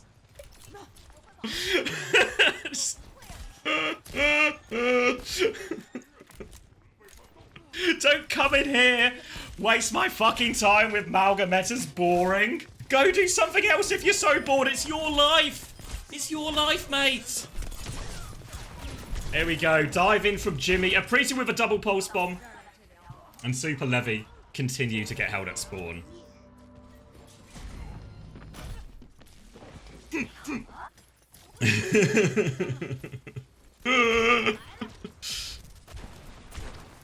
Road to XQC. Well, I've already got the X, mate. Alright. Nano's coming up for both teams right now. Going to be Monk and Tampa with their eyes onto the Winstons here. Obviously, we all know about Guxue on Winston. We don't know as much about Chaos on Winston, so we're going to learn right here live in front of our very eyes. Guxue onto the high ground. Whip shot here. Defensive nade from Monk as well. Means Chaos gets a whole lot of nothing, really. Will be one more jump. Sleeps a miss from Monk, actually, but during all of this, Guxue has got value with his Nano. Showing once again why he's the best Winston in China. Backline will be taken down. Chaos will be taken care of as well. Everything taken care of. Just need to not trade in this Genji, but Monk's got the nade to finish it off. Little teabag from Mew just to hammer home the point that they are not going to fall over on here on Dorado. Honestly, you maybe have to ask the question from Super Levi. Why did we take, once again, to Dorado? Confidence in our own dive? I guess so. Primal's going to come out from Chaos, really doubling down to the Brig. The sleep saves save Mew's life, though, as well. Primal's going to wake up, but Chaos just has to get on the run. He's got eyes on Guxue. Messes for last jump out, though. Turns his attention back onto Aprita here. Bubble not on the high ground, though, so Chaos has to drop off as well. Guxue's got more pressure, joining up. Blade on the high ground now from Jimmy. Will get one now onto Viana. Deflect out, sleep there, sleeps him as well. Monk knew he had to pull the timing. Good blade from Jimmy. Cracks it open. Primal into the spawn right now. All over him. Sleep from Tampa is good, though, but Guxue's going to get right back up. Go back to zapping this Anna, but he lives! Sliver of HP, skin of these pearly whites and all that. Now they're chasing forward. Super Levi have got the opening. They've got the overclock for this next fight. Pulse bomb on the side of Aprita for this retake. Not all that much, really. So honestly, if Jeremy pops this overclock, they can make the walk back in so difficult. Guxue's going to be forced to anchor point. And his HP is going to be at a premium. Dive onto Aprita here. Pulse bomb out onto the Winston. Oh my god, it's a 2-for-1. It's a Sojo Jax. A Sojo Jax? An overclock Jax. An OCJ? It's an OCJ. Cap went through. So once again, despite that, are going to have to defend second anyway. Disaster. Do the hard bit. Forget the easy bit. This means big time extension for Super Levi. 3 minutes to work with second. Has to be said, they've only still only won one fight so far in this, so they've still been struggling. Ash is going to be the choice now from Shy. Getting close to that Bob. Nano turn for both teams coming up as well, so eyes on the Winstons once again. Chaos is going to have to slow down. Guxue is not going to have to slow down. He is in. He's going to get whip shot away. Eyes on this Sojourn, who was nanoed, but he needs pocket, needs help right now. Guxue all over. Jeremy will take him down. Chaos will fall. And once again, should be able to stabilize. Jimmy dives in for a trade. And now Guxue looking for the stagger kills. Will get whipped up. Does just about save him. Guxue using the healing bubble, which is worth noting. Will be forced back to spawn. Now coming with Primal and Rally of their own here, Super Levi. Once again, I'll have the same ults, plus a Bob to throw in there as well. So any ability to get Primal value or push with a Rally will be really negated by Shy's Bob a lot here. Bubble onto the high ground now to start the rotation. Dive to clean this Tracer. Guxue, though, just keeping the tempo going. Has the Primal. Rally coming in as well. Both Rallies have been traded for both Primals, but Shy still has this Bob. Guxue's going to get slept up. I think he might get bashed again as well if he's not careful. Needs to get right on out of there. Double jump back. Pulse bomb lands from Aprita. Now catches the Brig as well. Guxue's been forced back, but Aprita is forcing it forward. Bubble now. Aprita can play in that. Getting that healing as well. Doesn't even need it. Full HP. Chasing him back into spawn. And Super Levi. DPS ults coming back. Nearly a nano to combo with them. Interested to see if they just pull the trigger on this overclock for space of a blade, or if they wait for a more powerful combo. Jimmy will trade a Aprita here, which will favour the attackers, and Monk's just walked really far forward here. I don't know if they were expecting a nano blade here, and once again, ploy was to try and hold forward, try and force a nano blade out early so they could retake not into the nano blade, but Super Levi hadn't quite charged it yet. So they're actually going to get to hang on to all of these ultimates, and a chance to even get some of the high ground for free.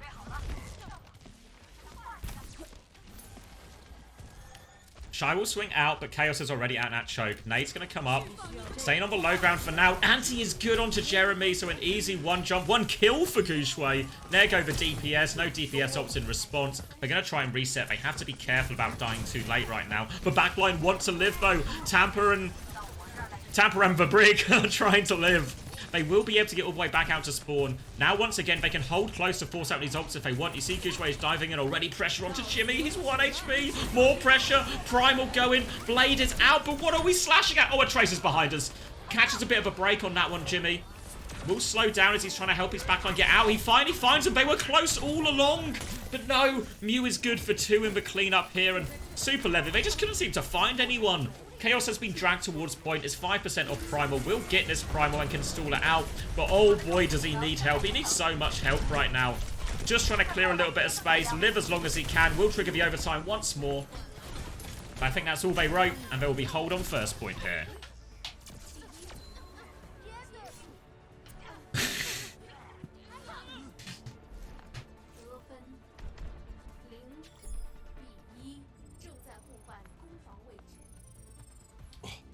Are we all bickering now? Have I riled you up too much?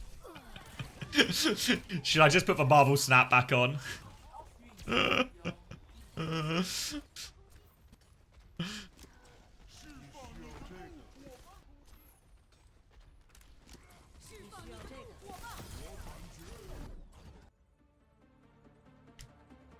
Super Levi?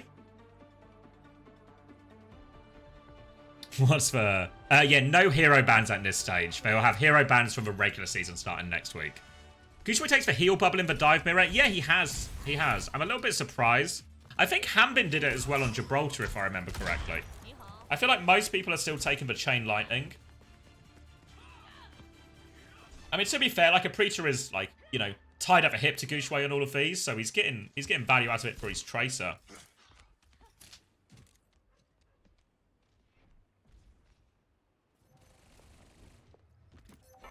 Your super heal bubble pilled? Interesting. Any team closer once again? No. No is the short answer. Team CC, I would say the closest, but by closest I mean still quite far away. It would be Levi, but Levi's jeans. Are you telling me it's Levi? I mean, a bunch... Do you actually have any information on how it's pronounced, or are you just guessing? Are you just wasting my time when I could be watching the game?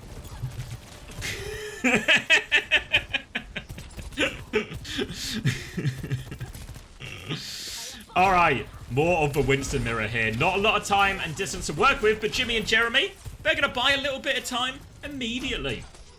Double kill for them. And alright, bit of an opening. Sleep here into Chaos right now. Needs to be careful not to trade, but Shy will get taken care of. And once again, we'll be back to the drawing board. Another attempt at this one. Slight ult advantage because of that first fight as well. Nano and Primal, the key ones here to come up first. Jimmy is caught fighting this Tracer underneath. Defensive nade will help him out. And he can reposition back on the high ground. Get ready for the next engagement. Monk going to swing the corner, looking for that nade. Shield up from the brig, but catches them anyway. Jeremy was also caught by this, but Jimmy's good. Drops off the high ground, gets the Ana. Pressure onto the Sojourn. Needs a little bit of help in this one. Maybe he doesn't need any help at all. There's a Tracer behind him. He needs the help.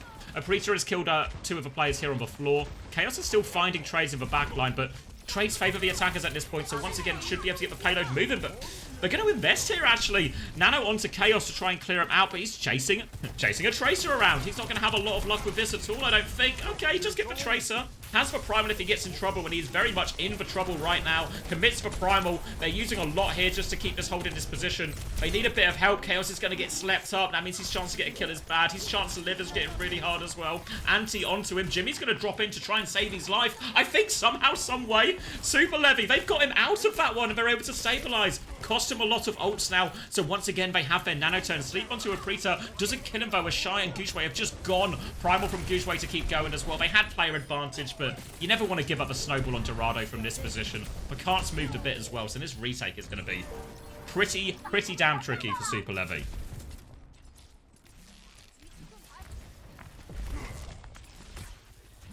Double support ult for once again, double DPS ult, and the cap. Everything looking good for them. And remember, the cart stopped not very far along first point here, so once again could be securing one of the higher seeds going into the regular season very quickly. The nade is massive. Sleep onto the Bob as well. Monk is low HP. Pulse Bomb out to help deal with this. Winston and Chaos is just screwed here. Bob onto the high ground will keep the rest of them alive for now, but it's only 2 of them. Winston on, the rally comes out. They have to try and live. They're not gonna be very successful at all. And now Jimmy, a desperation blade. The touch is going to be so hard. Jeremy's down to 2 bars of HP already, and Mew is just tapping it in. Jeremy's dead. Might just end with a spawn camp here. Super Levy, they have to rush back to point.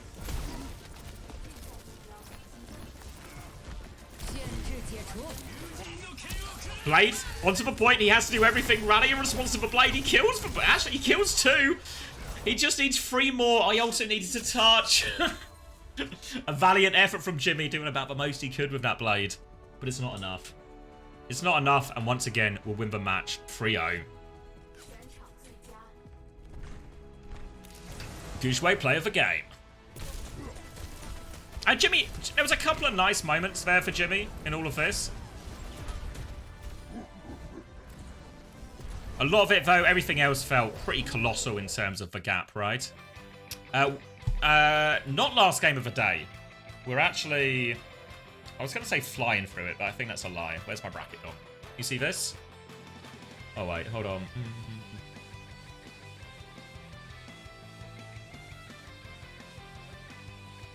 There, you can see this now. So we're going to have the lower bracket games as well. So it's going to be Little Sheep versus Team XX and SV versus Team CC as well.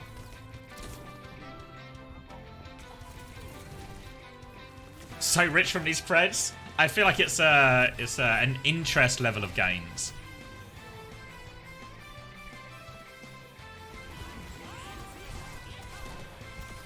An hour and 12 minutes? It might be.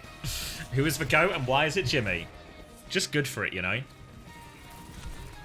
Chinese primals better than Korean primals? No. I mean, China's like an interesting region just because I feel like people rate China quite highly off the back of how strong once again are.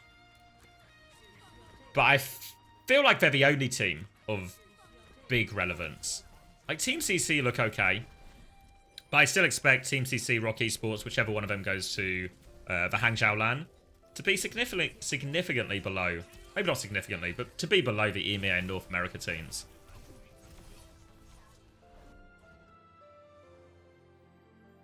It should have been on Widow. It's 73 minutes.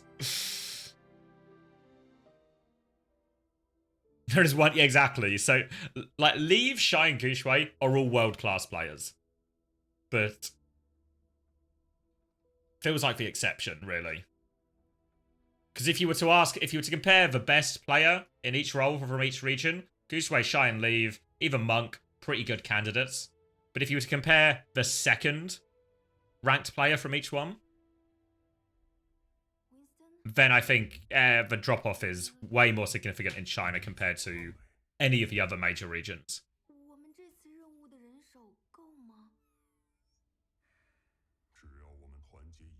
How did you rate Monk? He's an okay. He's good at Ana. I think Anna's really good. I think everything else, I think he's like solid on. He's like, but if you compare it to, it's like, I guess there's 2 levels, right? There's, are you hitting the fielder shoe standard? Are you anywhere close to that? The answer is no. And unfortunately for him as well, because I think his best hero was Ana, the fact that your best hero was Ana, but then once you play any of these big teams, their best Ana, or their best hero for their supports, quite often Ana as well, or at least one of their best. It becomes a little bit awkward from a ban situation, because you kind of want to take their Ana away, but it's also your best hero, so you just play it anyway. Other games, nail biters, in the sense that there's often not as much going on, so you might end up biting your nails through boredom. In that sense, yes, Ice. How would you say he was compared to Maka? Probably better than Maka. At least more accomplished than Maka.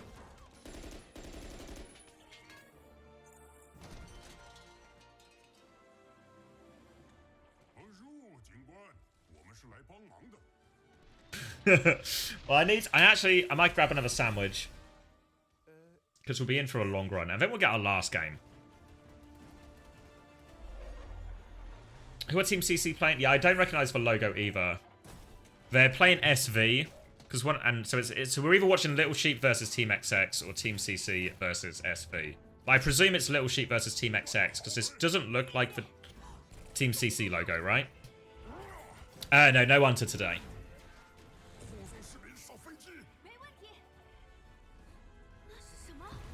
That is Team CC's logo.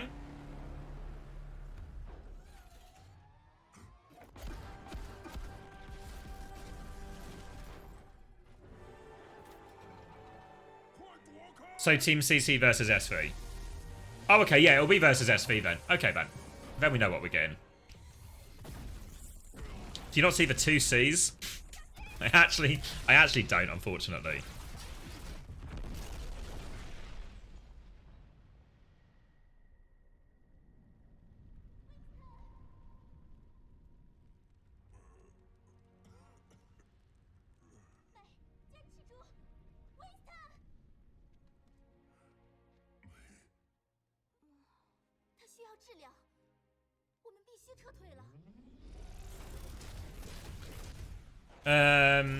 Is Rock... they're both already qualified, Moat. But the top 8, let me show you the bracket again. All these teams, bang, bang, bang, bang, and also SV in here, and Team XX. All of those are our top 8 teams. They're all for seeding, Wilder, yeah. We're at a seeding point. We've got our top 8.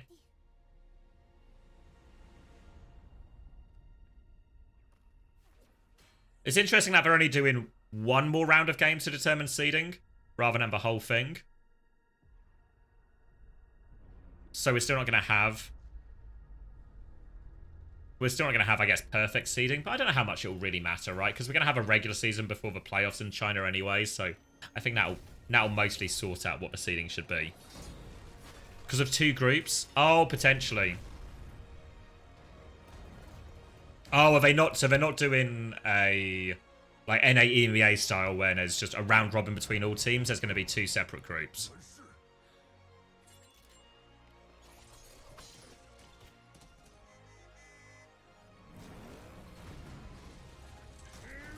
So one group. How is it going to work then? So there's going to be the winner of this game. Oh wait, we've actually got the winners of this game, haven't we? Right. I don't know what happened in Rock Genji.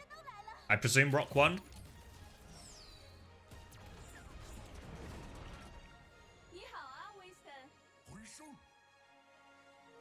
Yeah, so if they both won, and then that means Genji will be in the Once Again group and Super Levy will be in the Rock group. And then we'll get a similar thing out of this round of lower bracket games as well, right? I'm with you now. I'm understanding.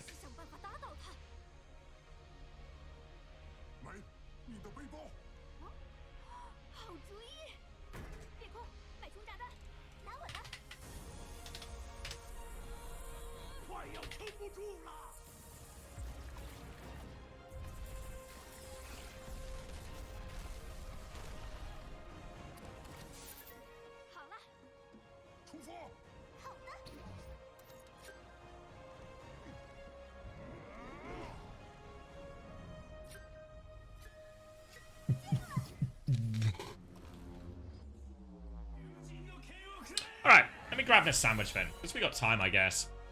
Then we need to figure out what we're going to do for an hour. Whoa.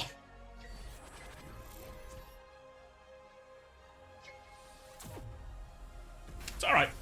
We'll figure it out, though, I'm sure. Let me throw it back. Talk amongst yourselves.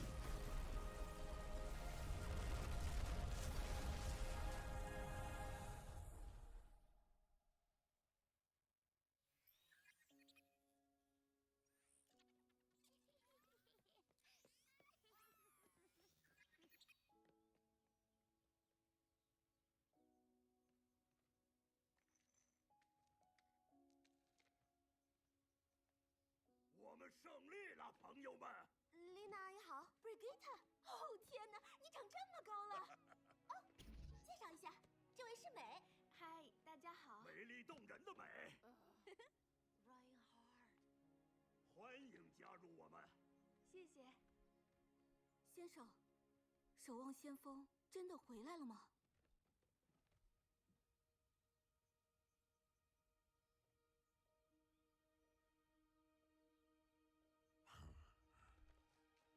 是的，我们回来了。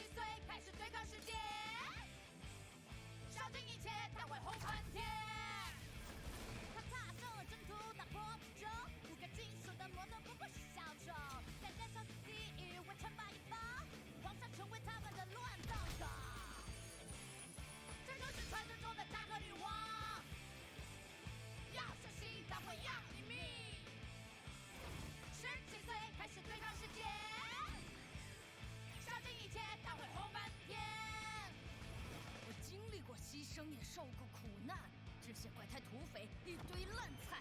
扎克镇是我地盘，等事办完，你们都得完蛋，我早晚要清算。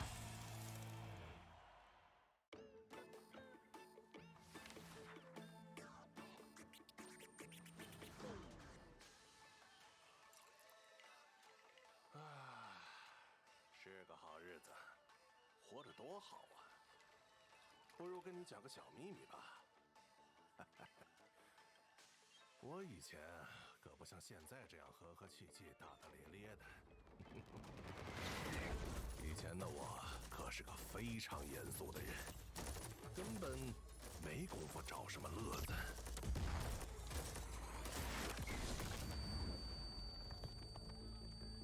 有一天，我意识到这毛病得改改，我应该好好调整一下。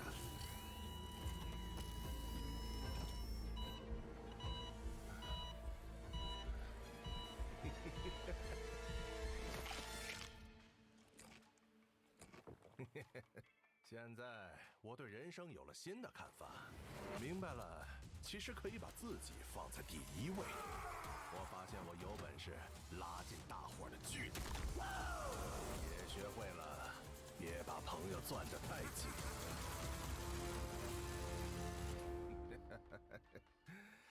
哎，我干活很野，玩起来更野。这么说吧，我就问你一个问题，想不想来找点乐子？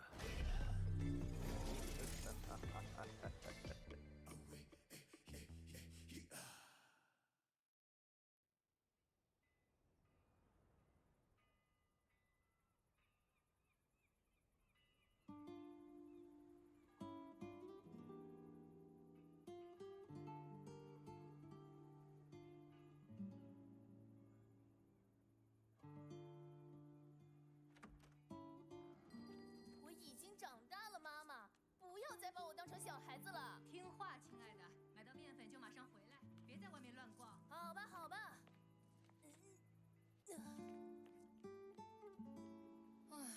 我每天都在担心 Alejandra， 她也许个子长高了，但还是需要大人照顾，懵懵懂懂的。所以从小我就告诉她，是那些英雄们拯救了这个世界，因为我想让她懂得希望。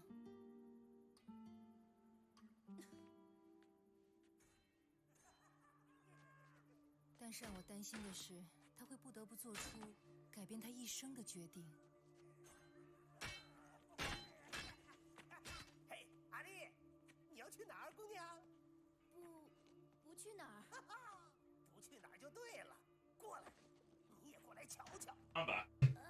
看，就是他，就是这破玩意儿，快给他一棍子。这不太好，我得走了。得了吧，快动手！不过是个快报废的东西。Oh, honestly, I actually think 我得去商店买东西，不然商店关门了，妈妈会。that Dorado casting, best casting of the day. I had the blood pumping after everyone pissed me off. So there's like maybe there's a new tech I've unlocked. Need to get riled up before every cast. Make sure that blood's pumping. Get me through the 5 a.m. wake up.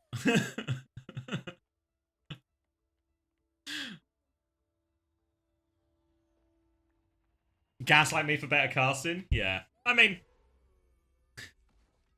you start at 5 a.m. Well, I woke up at 5 a.m. The stream started like 6 a.m. was the first game.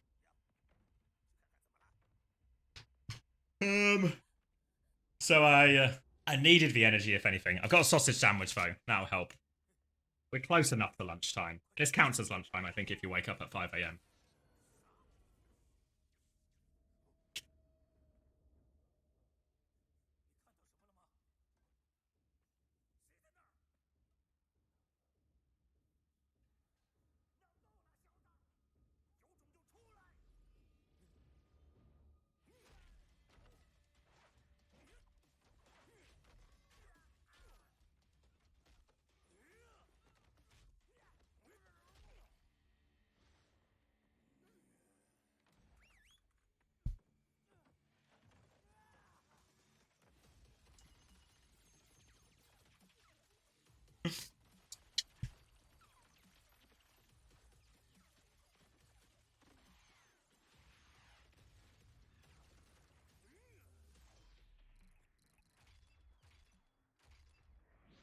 Surely no one's waking up at that time. I think you give it different time zones, right? Like I think it's a pretty reasonable time for New Zealand, Australia, and that part of the world. Day off for match today. Yeah, some Americans who are still up late, like especially West Coast. So you get a little bit. I mean, it kind of happens anyway. You get same when we start. Like you look at the first game of Korea, you'll always get a few Americans who are still up, a few of the West Coasters, a few of the real DGen East Coasters, and then the rest of Europe and EMEA waking up. And I think to be fair, especially some parts of EMEA as well, it's at what +2 for like Finland, Saudi.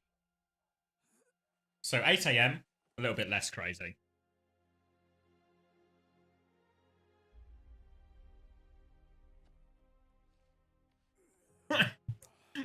Didn't account for people existing outside of England. Yeah.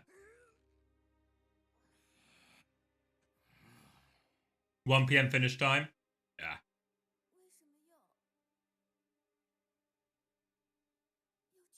Yeah, which all of a sudden just seems a little bit more reasonable to be up for. Loads of people work up for the F1. Yeah, I think my mate's up for the F1. Watch the whole shebang.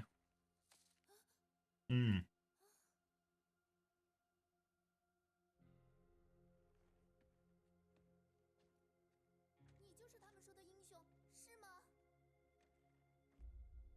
Sausage sandwich. Had a second one. Made 2 when I made one in the morning.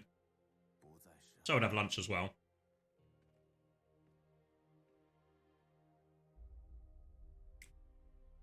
But yeah, the Malga stuff just always gets me.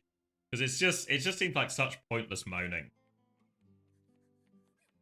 Just pointless moaning. About something that's subjective. Like I don't know. When people start going, I don't like this, it's boring, blah, blah, blah. Okay. So? People take a subjective judgment and try to pass it as objective fact.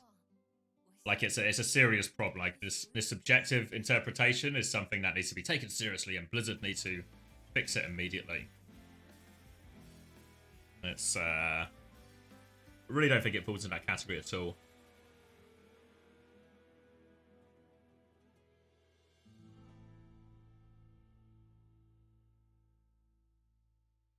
He's been lied to, Floro.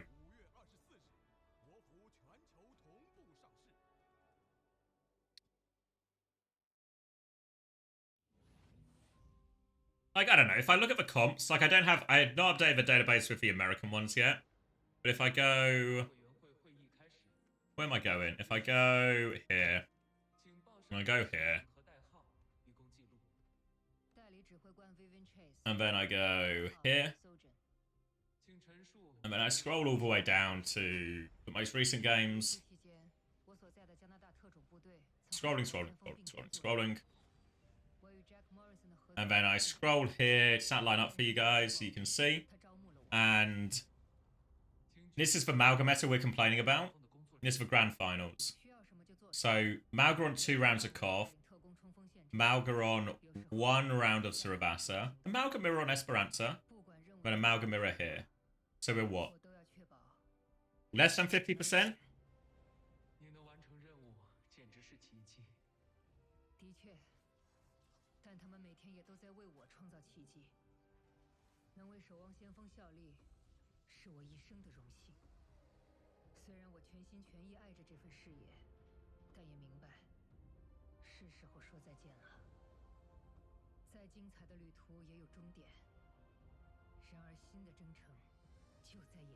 So part 1 is I feel like people are just complaining about something that doesn't exist, right?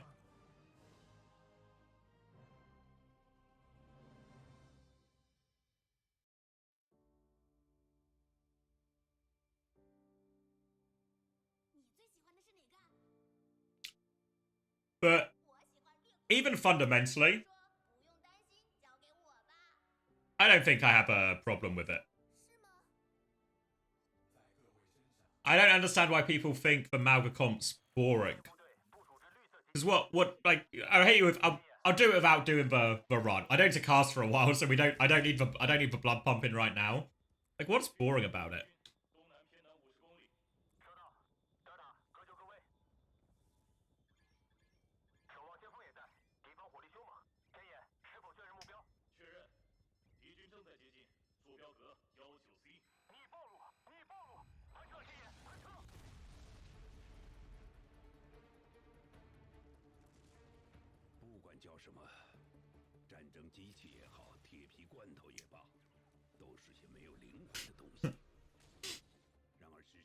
Yeah. I think the stomp is a super fun mechanic.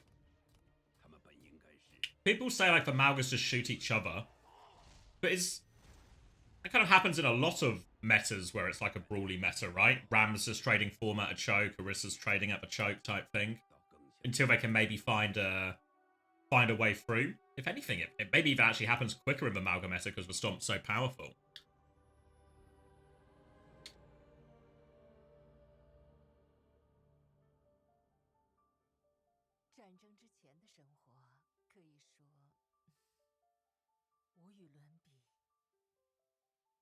Yeah, if people saying there's certain tanks that they find annoying to play into, right? I know, like, obviously, I don't play that much Overwatch, but, like, over the last few days, played quite a few games, actually, in the end.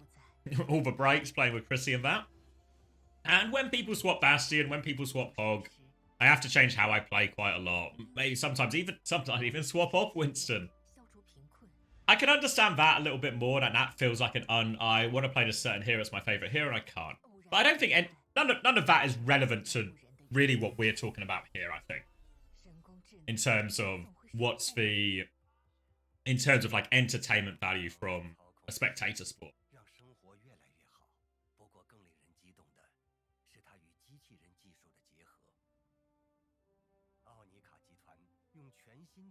Because people always say like low skill, but fuck me.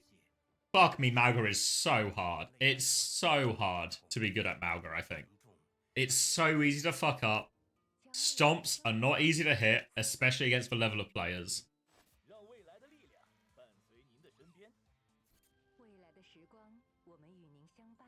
If anything, I think it's part of the reason why we saw such a disparity at Stockholm. Because it takes such a high level of coordination to get the most value out of it. And I don't just mean coordination in the sense that everyone's stomping. Like, we saw crazy shit, right? Like, I remember watching Falcons on New Junk City, and they would go... It was like, Hambin... I don't know if I can find it. The replay won't exist, but it was like a Malga counter... Hambin goes in, and he hits a counterpin, right? So hit a counterpin, and we got one Malga, we got two Malgas, everyone's on the floor. Then what happens is Proper jumps in front, hits the deflect, trying to protect Hambin. And then as the deflect expires, Builder steps in front with his shield to keep blocking for Hambin to min-max the damage mitigation between all these cooldowns and all these resources they have. This is fucking insane, really. Fucking insane to pull this off mid-fight in the grand finals of a major. And if that, like, is that shit not super cool? I don't know, like, if that doesn't excite people, or like it's not really satisfying to watch someone pull off such a high level of execution.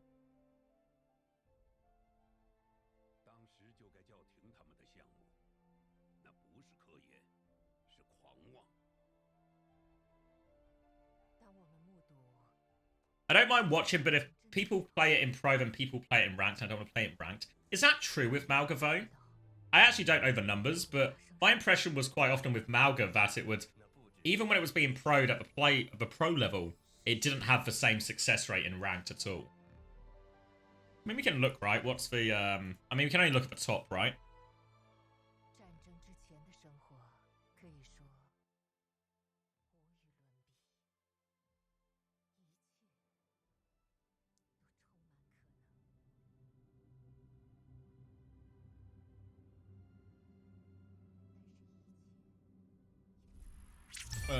Oh, endorsement. Where do I want? No, I want the leaderboard. I can remember how to get here. Oh, leaderboard. Oh, is there no leaderboard yet? Let me go back and see them.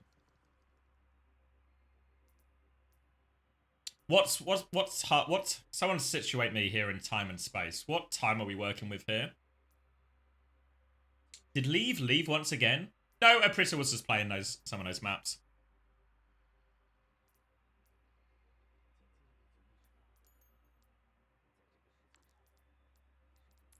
I thought he was saying America, are we just gonna be in a hazard world? Like, when was season 14 is the question.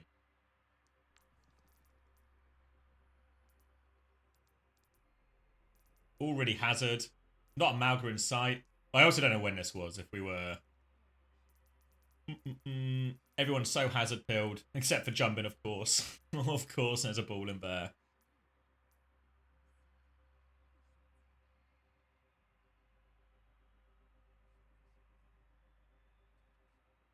Does it tell me the dates anywhere on here, or am I, Oh wait, season 15 does exist. Alright, so this is season 15 in Asia. As you can see... Oh, what's that done? Oh my god. Oh wait, can you guys see what I'm working... Oh, sorry. I'm actually just shit at streaming. Alright, so this is season 15. This is Asia, right? Season 15 is the one we're on now. So, there's a ball one trick. Good on you, Damon. Good on you, Damon. Ball one trick, but there's not a Malga in sight here, right? So, obviously this is only the top level. There's a bit of Malga here, right?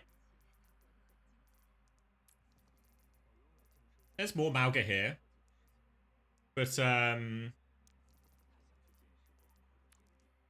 feel overwhelming, does it? So, I don't know. My impression is, like, maybe other heroes it's more true, but with Malga it doesn't translate the same way. And yeah, even much less in North America as well. I don't know if we go deep enough. Again, bits of Malga.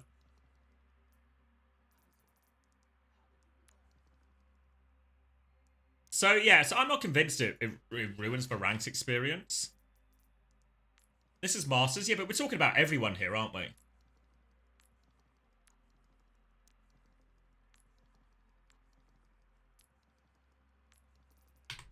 So, like, part one of the complaint is I'm just not convinced we're in a Malga meta like people claim. Like, Malga's relevant in the meta, for sure. Right? It's not the other hand, but it doesn't feel like it seems that way in ranked. That's mostly likely because, yeah. But I think that's also fine, right?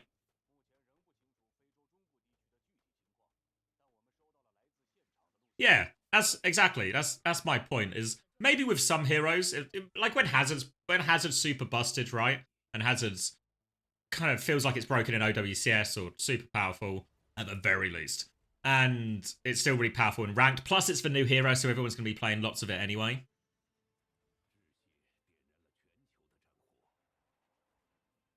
But I feel like there's lots of ways to play around the Malga. Less ways to play around the Malga. Plenty of ways to play around the Malga, though. And obviously bans take it a step further too, right? Yeah, Nightmare just didn't play any Malga, won. Crazy Raccoon played minimal Malga in this entire... If I get the spreadsheet up again, because we looked at the grand final, right? But then this is the lower bracket final between Zeta Division. Malga for 1 round of Lijiang Tower. Cheers. This is Zeta versus Wei. Malga for 1 round. Cheers. This is Crazy Raccoon versus Falcons. This is the upper bracket semi, I believe. Malga for 1 map from one of the teams, and Malga for... Well, actually, played Malga on 2 maps here, Crazy Raccoon, but never played into any Malga.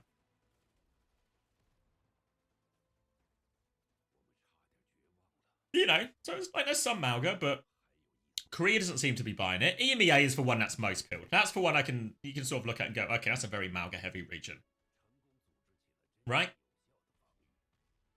You know, once we get to these finals, especially the two, like Alcacia and VP, very happy just to hit the Malga like 9 times out of 10. So this one does become very Malga mirror heavy, right? But it's also one region out of the 4 major regions.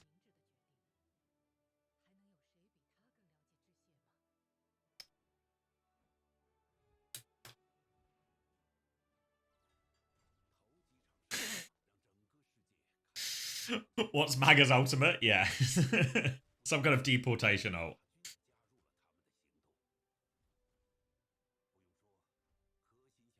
Yeah, but this has always been true of EMEA, right? It's actually...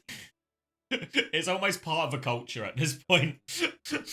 Because it's the heroes they're better at. In the same way, it's no surprise. You know when we looked at the Asia leaderboard? A lot of fucking Winston in the mix, right? A lot of fucking Winston in the mix.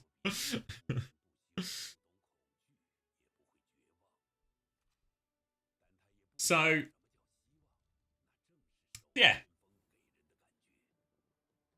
So, I don't know. The complaints that it's meta seem nonsensical to me. Because also, do you know what the meta is right now? Anyone know what the meta is in scrims right now?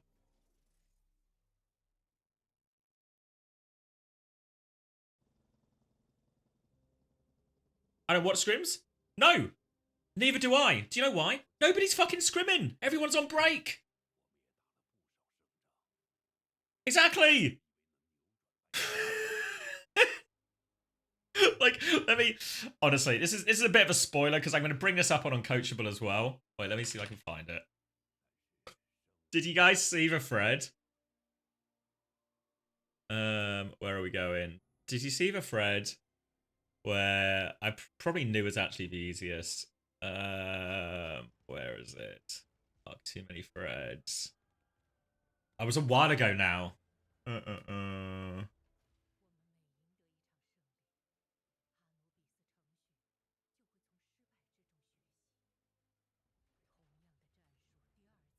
Aim training, partnership, Cassidy, age, miss being a flex player. When is Uncoachable? I went past it. We're recording later tonight, and then it'll be released at some point in the week. Oh, yeah, here it is. Old Black Dracon 13. Been hearing from a number of people I know in the upper level scrim scene that teams are running Malga Juno Brig, but sometimes swapping out the Brig for a Lifeweaver. May in fact just be the rumour mill, but the pro scene has been known for hitting up the Malga comps pretty regularly. And I wouldn't be surprised if teams are trying out Lifeweaver, considering all the buffs he's getting recently.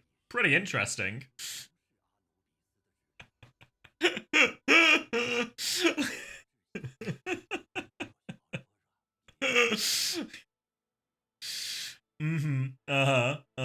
Alright, thank you. Little behind the scenes sneak peek here from old Dracon.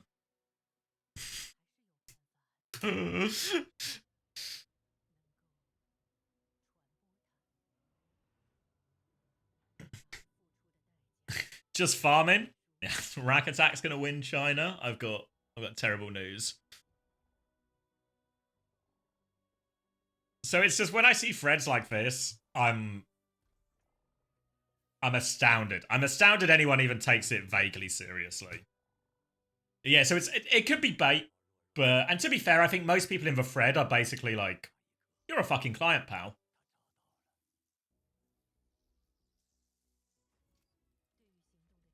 And then we've got these counter theories. Everyone takes these things so deep. Who else wants to bet it as it's just Crazy Raccoon and Falcons trolling like they were already taking the piss in their own tournament? You think they're trying to hard scrim NA teams? What are we talking about? Were Crazy Raccoon and Falcons trolling?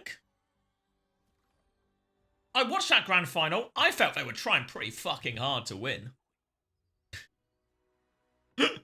Felt trolling, taking the piss. Why would they try hard scrimming NA teams? Why are they scrimming NA teams?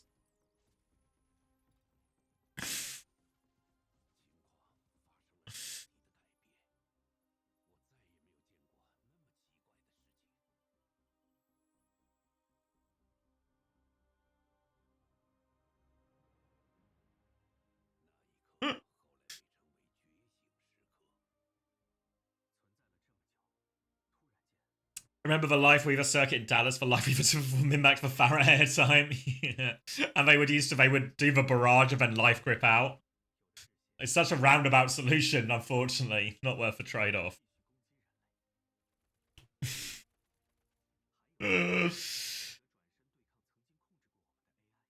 So it was because it was now. It was another thread. I've lost it now. Maybe I've lost my place. But there was another one that was just like, are we gonna get another Malga meta at LAN? It's like people just see the hero once and they overreact so much, and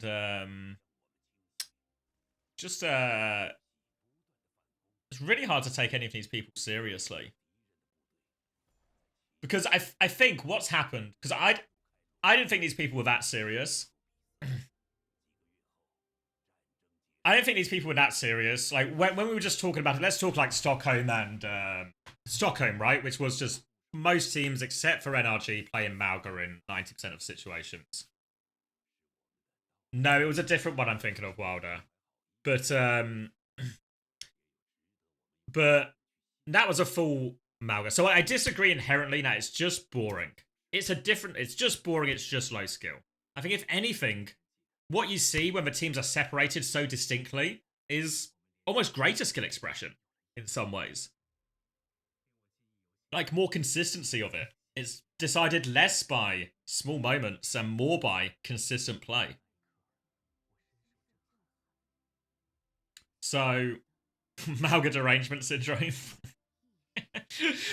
So, that part of it. But I think what's happened is because when it was at Stockholm, at least people have the point that, hey, it is being played in pretty much all maps, all situations, right? If I get another database out, I can't remember if I updated the 2024 one for the finals. Stockholm Major, did I?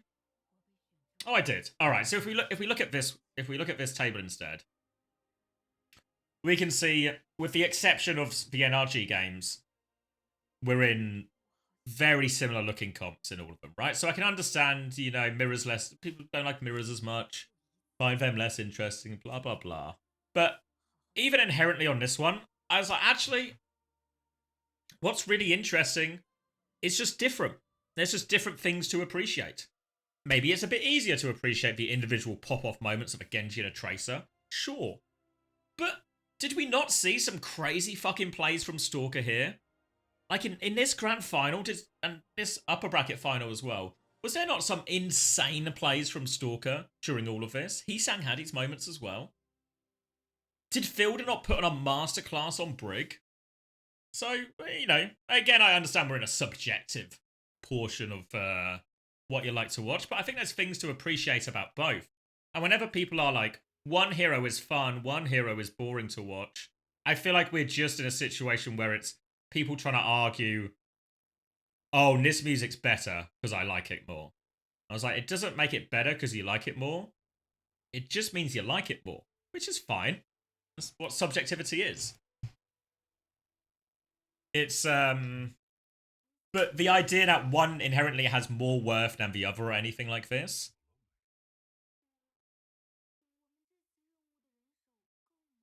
Yeah, I mean, because I think the thing that's the part of the argument I do agree with is, what if it goes on for ages, right? I think Panda mentioned it earlier. At Season 6, when we were just in Winston, Tracer, Sombra, and a Brig meta for like the first half of the year, I can understand how at a certain point you see too much of the same thing. For me, I don't really mind that, right? But maybe I'm different as well, because I also played TF2 for like 10 years and there were no updates. The meta did develop, but we are talking like a slow developing meta. I also like CS, I like football, where the changes in meta are much more subtle. Much more subtle.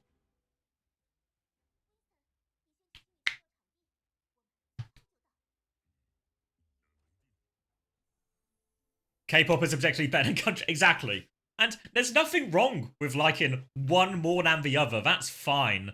But I feel like what happens is these people aren't actually... They're stating their opinion as its objective fact. Obviously, this happens a lot on the internet, right? Where people just state their opinions as fact. And then people will get upset because it's definitely not true. And it's like... If it's your opinion on a subjective matter, there is no true or false. It's subjective. Is something funny? It's still subjective. But if you start saying, no, this is definitely funny, this definitely isn't funny, well, then we're just in, this is definitely a good movie, this is definitely a bad movie type thing. There's consensuses, sure.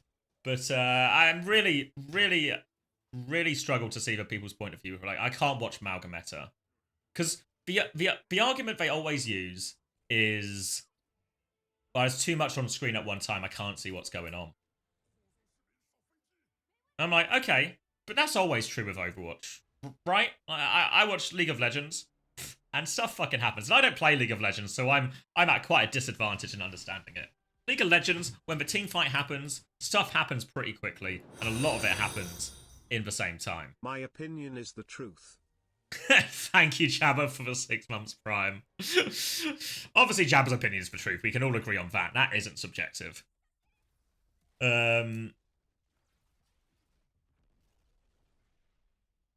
So, where was I? It was... So...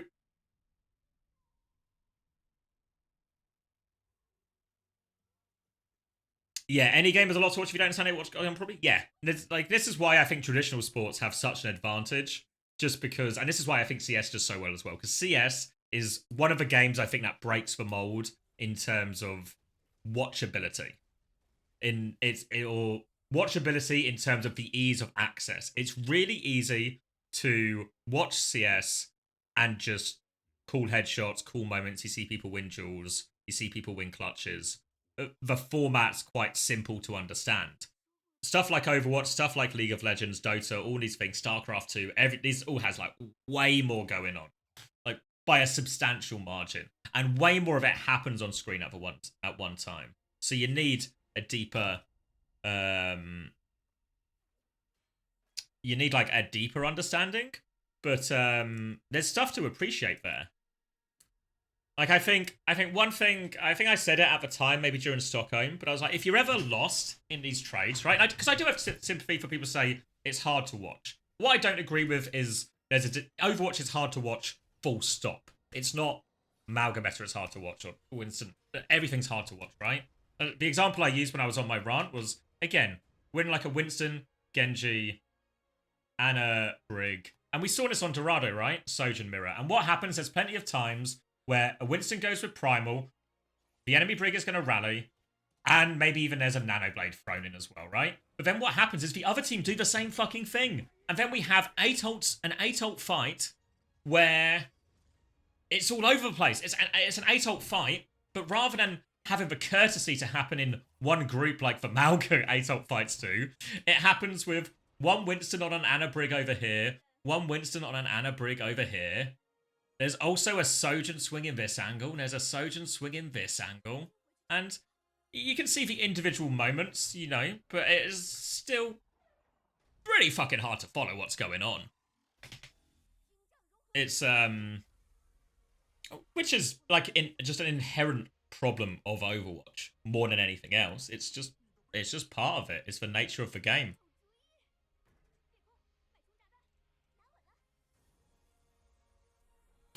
How's China been? Mild.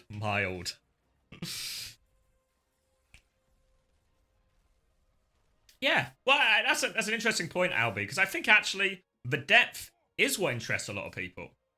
The complicatedness. It's a better word for that, I'm sure. But StarCraft 2 is a game I never played, but I would watch. Age of Empires 2, I only played as a kid, but I'll watch it as well. And again, the depth is what's interesting. The detail in all of this. And again, there's different things for different people, all subjective interests.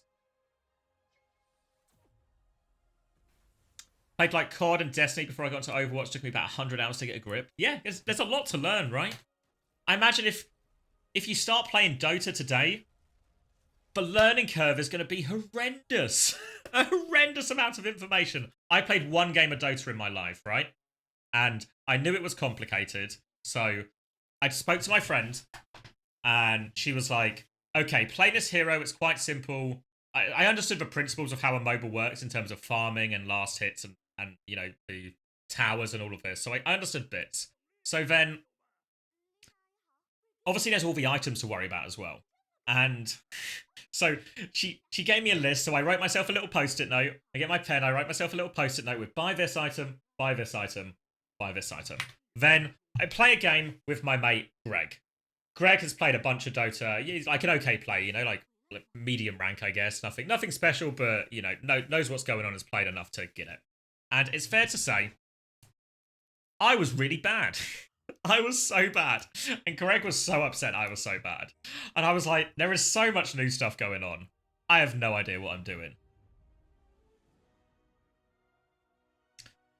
Most people nowadays just want to load in and be amazing at the day one. Exactly, yeah. Like I think there is a big appreciation for games that have depth, right? Like simple games, they might be enjoyable, easy to pick up, easy to play, but you lose a little bit, or you lose a lot of the replayability. I think the reason Overwatch is still a popular game today is because it has that depth. And, you know, you could play 10 games in a day. Will any of them be the same or even remotely close? Probably not.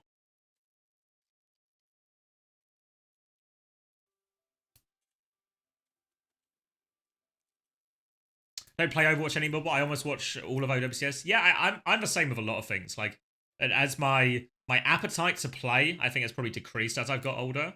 But I'm still interested. I still find it entertaining. So I still try and watch a lot when I can.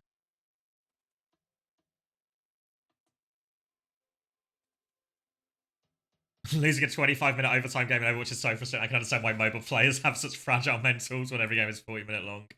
Yeah.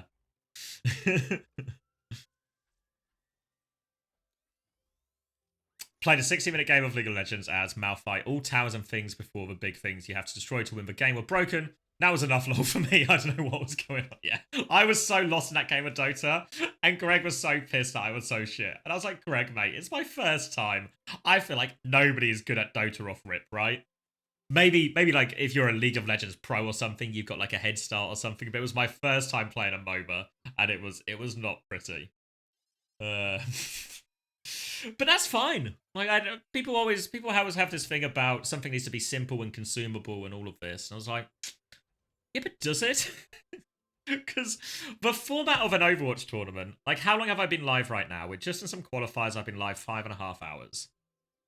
If you sit down to watch a match of Overwatch, you're looking at 1 hour to 2 hours normally, right? Maybe up to 3 hours even plus if it's a best of 7. So you're kind of committing yourself to a long investment, right? You're talking like a big investment.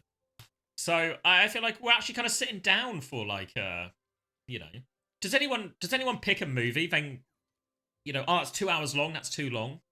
I mean, I guess, you know, if you're in a situation where you need it, but if you're sitting down to watch a movie, you're sort of making a decision that I'm going to sit down and spend a long period of time on one piece of content. I feel like you're kind of doing the same thing if you sit down to watch an Overwatch match. Like, let's sit here and look at this for 2 hours. And if you don't have the attention span for that, then it's fine. Maybe your problem, but it just means it's not really the thing for you.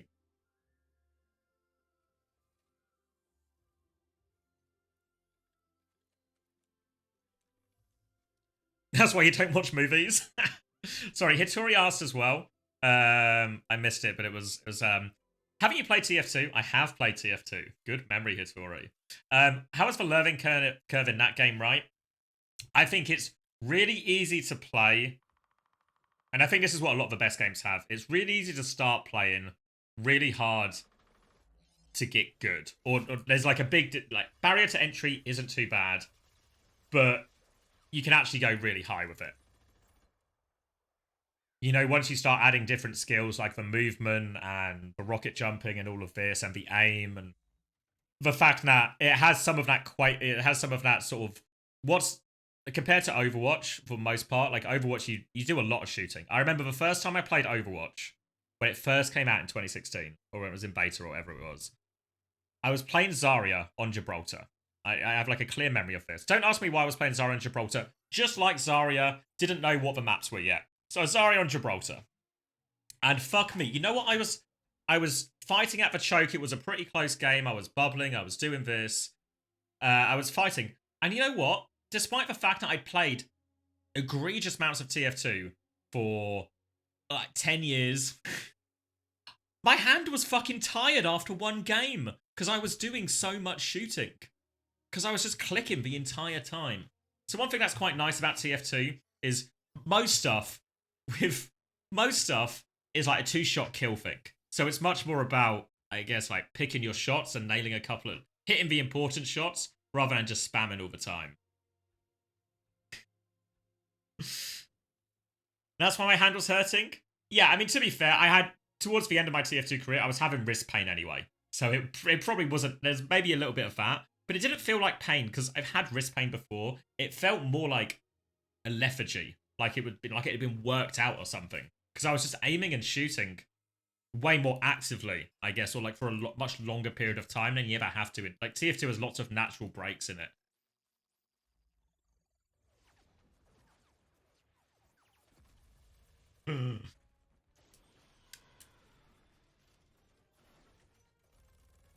Whenever I play Marvel Rivals, it's super apparent who's played Overwatch before and who hasn't. Yeah, one thing I always feel in Overwatch is there always seems to be a lot of people who talk about Overwatch as their first sort of, I guess, competitive game or first like PvP style rank up game.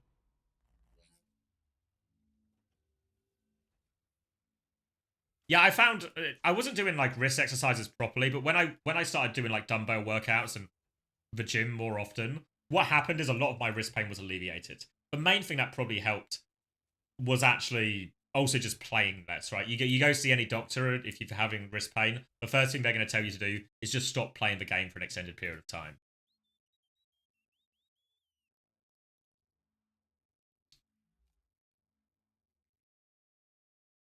But yeah, I think TF2 had like quite easy to access. Like when I first played TF2, I must have been, what would I have been? Like 14, maybe 15. And it was I played like Star Wars Battlefront 2, but it was my first PC game because I played Star Wars Battlefront 2 on PS2, which is there's an age reveal in there somewhere. But I played it on PS2, and then I did play Star Wars Battlefront 2 on my PC as well. But I used a USB converter for PlayStation controller to USB, so I still played on a controller, even though I was on PC. But then the first game I actually played mouse and keyboard on my PC properly, other than stuff, like the first shooter I played was, I mean, I played Fear for maybe like a tiny bit, but the first game I played for an extended period of time would have been TF2. Stick to Torb, yeah.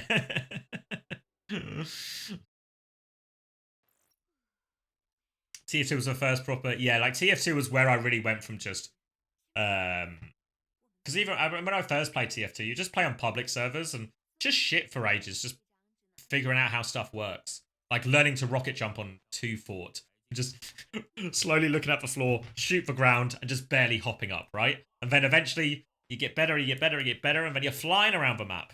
And I think that's like a good sign of maximum skill expression, almost. Or there's that's not the word I'm looking for. Skill expression is the wrong word.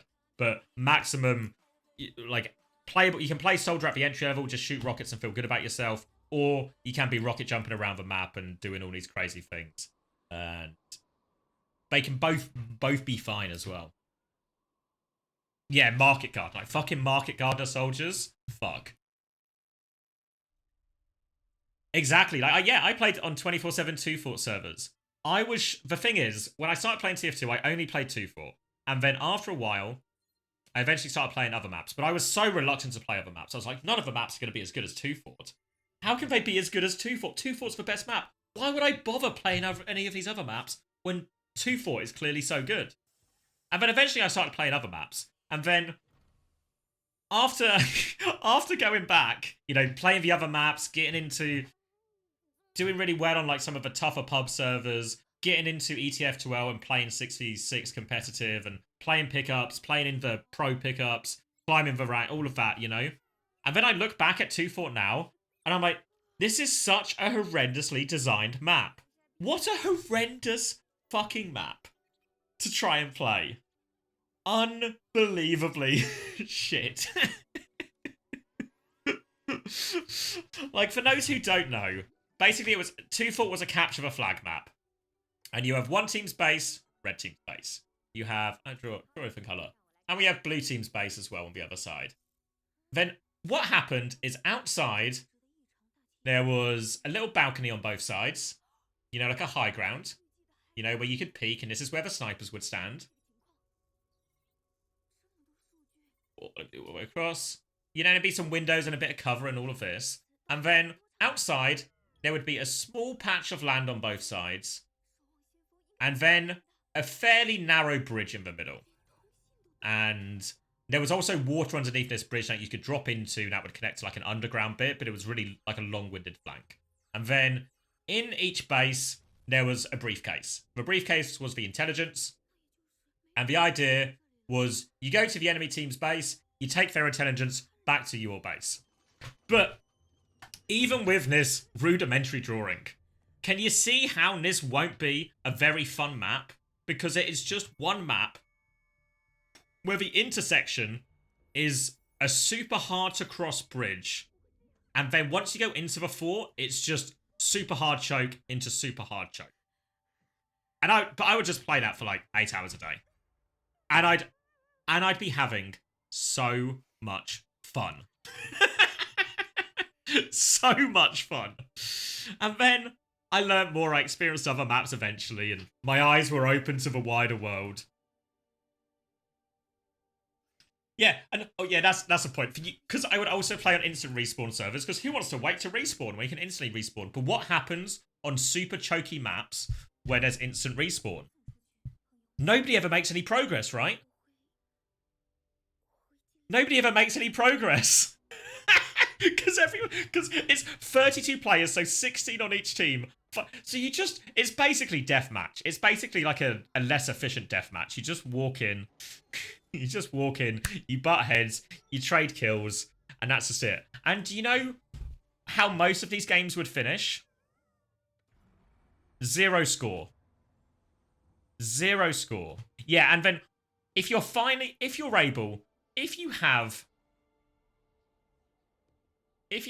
the wherewithal to go from, wait, let me change color. If you have the wherewithal to go all the way across the bridge, survive. Remember, nobody plays medic in these servers either, and that's the only healer. Without medic, there's no healing in the game, so you have to only play off health pack. So imagine if there was no passive regen or no support force. So you have to go all the way across this treacherous bridge, kill any of the 16 players you run into on the way. You go inside. You have to walk up here. This is all tiny choke. Then you have to go up this spiral staircase where their spawn is right next to their spawn room. You have to go past their spawn room into a series of long tunnels down to the intelligence room, which is like here, which will have like 4 sentries in it. So imagine like 4 level 3 Torb turrets are in this room, just getting constantly repaired and all of this. You have to go deal with that. And then, once you get the intelligence, you have to do the same fucking journey all the way back. And all the way the same journey into your base as well.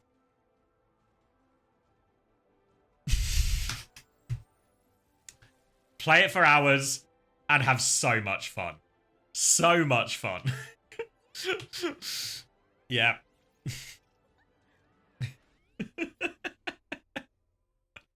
But looking back on it now, it's actually shit.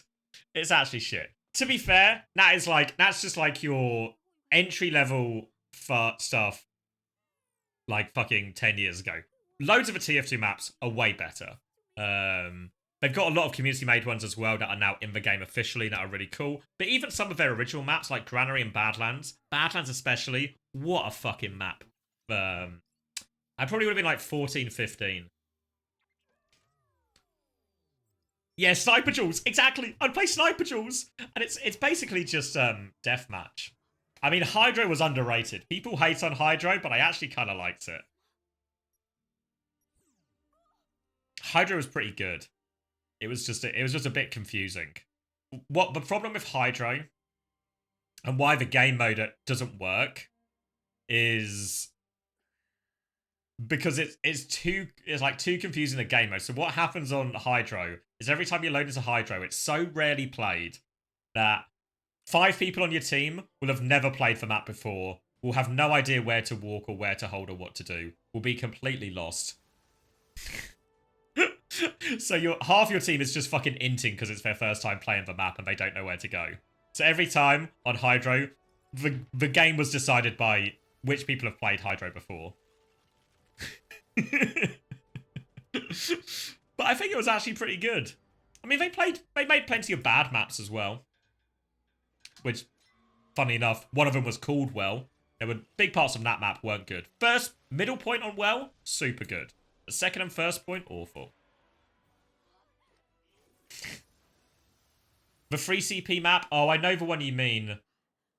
It's, fuck. I know exactly, is it? It's like an inside, no, not gravel pit. Gravel pit would always, no, it's, Powerhouse, I think, no. Junction? Hold on, I'll recognize it when I see it. It was kind of like inside like a hydro thing or something. Powerhouse, yet. Oh, I've played this one. This one was a newer map, though. This one can go on forever as well. Junction? Let's try Junction. Let's go back. Search.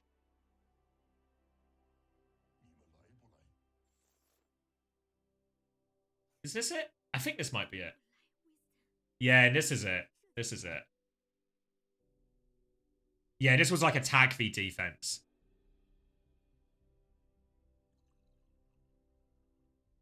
Yeah, and this map was AIDS. This would be like trying to attack for weeks. You'd be stuck for weeks trying to crack this one.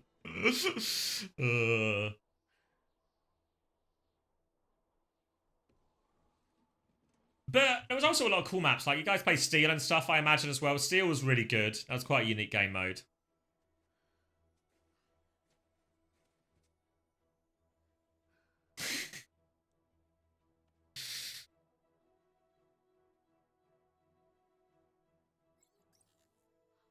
What was that classic map with the payload? The whole map was like a U. Oh, I know what you mean. The one where it's like a payload race. Hightower, was it? Was it No, maybe Hightower was something else. Oh no, it is Hightower. Yeah, this is it, isn't it?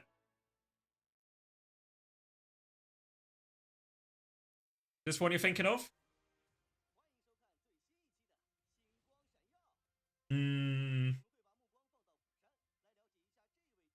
Hightower's a pretty new map, I think. Yeah, 2010. Yeah, one of the new ones.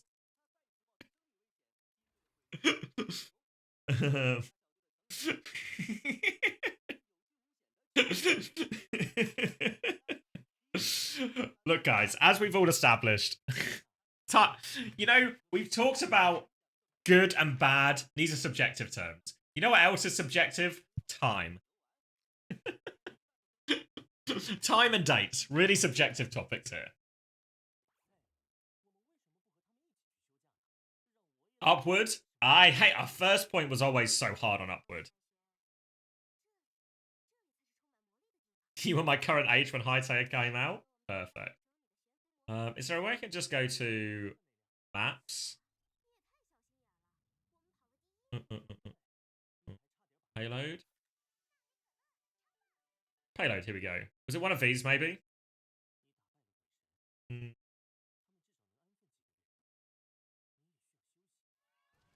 God, so many. Oh, Frontier is a great pub map. We never played in the pro scene, but that's absolutely class map. Yeah, well, what they did in TF2, Wilder, and this is true for a lot of Valve games, the same thing happened in CS, is they released the game with a bunch of maps, and like, here are the maps. And then they would add new maps every now and again, but what they did is, because Valve is a bit more open source with all their stuff, the community could just make maps. So what would happen is community members would just go and design their own maps, and they'd do all the skins. Like, Gully Wash was... Let me find Gully Wash, because that's the one that comes to mind immediately. Gully Wash was a map designed to be for pros. Like, for pros 6v6. So you could just go in. So Arnold, who was a player at the time... Oh, Upward was the one you're thinking of? Yeah, so this is Gully Wash. So I remember I've played every single version of Gully Wash through the entire beta stage, because we were all playing it to help and give an Arnold feedback so we could make it the best map possible. And this map, they make it... What have I... Go back? Wait, what do we... Okay, we still got time.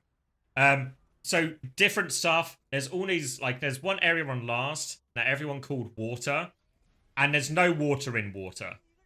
But if you were like all of us, and he'd played for map the entire time, you would know, once upon a time, underneath here, behind the point, there was water. So everyone called it water, because there was once water in it. But played every single version, right? And then what Valve did, because Valve are really good at this, is they take the maps the community have made, and Valve basically say, hey, that map is really fucking good. We'd love to put it in the game officially and release it officially. And what we'll do in exchange for that is we'll sell Gully Wash stamps. So like collectible cosmetics, right? In-game items. And then the map maker, so Arnold in this case for Gully Wash, every time somebody liked a map and decided they want to buy a stamp or they just want to collect everything, they buy a stamp, profit share from the stamps would go to Arnold. Nothing crazy, but he got to make money for something he made just because he loved the game. So I think Valve are actually really good about all this stuff. And this is for one example that comes to mind because it was like a map made for Pro, but it was loads of maps, right? And the longer TF2 went on, the less Valve were making themselves for the game, and the less they were just empowering and rewarding for community efforts. So there's a lot of things you can say about Valve and like their support of esports, but I think in terms of supporting their communities, they're actually really good at it.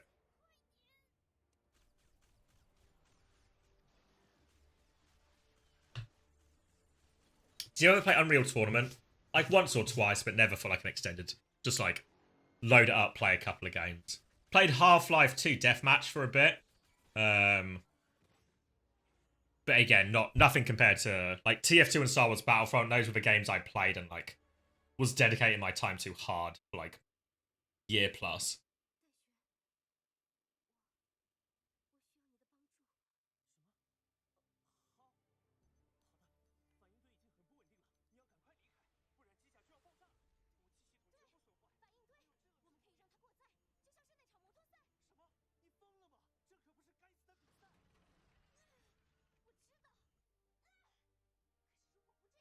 Once or twice, Swaggy, but it didn't feel the same at all.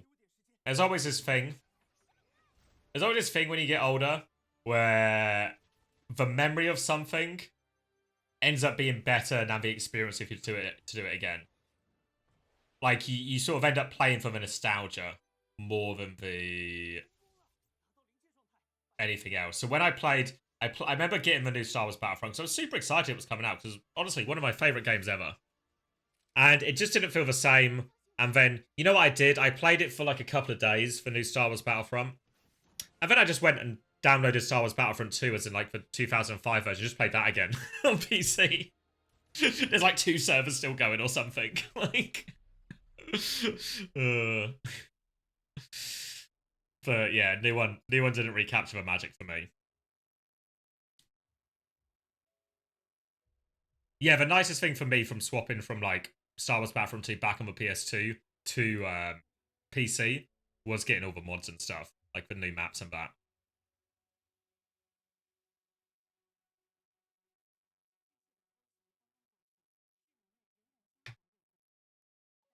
Oh, you played it until it got killed like 22, then you bought Overwatch for sale on $20 and here you are. Yeah. It's funny how these things work, right? Because the way I got you know how I got TF2? You know the reason I got TF2? It's not because it was like, guys, you gotta play this new game. Valve have made this crazy hero shooter. It's gonna be the next big thing. You know what they did? Everyone remember the orange box? In the orange box, you got Half-Life 2. You got Portal. And obviously Half-Life 2, one of the greatest games, you know, one of the most, established, but esteemed games in terms of reputation. Then you got Portal. Portal was actually like super highly rated, right? And then, you know what they threw in as well? Fucking TF2. TF2 was just in there as well. So I got this one Christmas. Probably because I was mainly interested in Half-Life 2 and Portal at the time. I thought those would be cool. And this cost... it cost my parents £25. Not too bad, right? Not too bad. And then, funnily enough, the game I ended up playing for 10,000 hours, never got through all of this, TF2, 10,000 hours. So I think, yeah, it's funny what ends up being what you enjoy the most.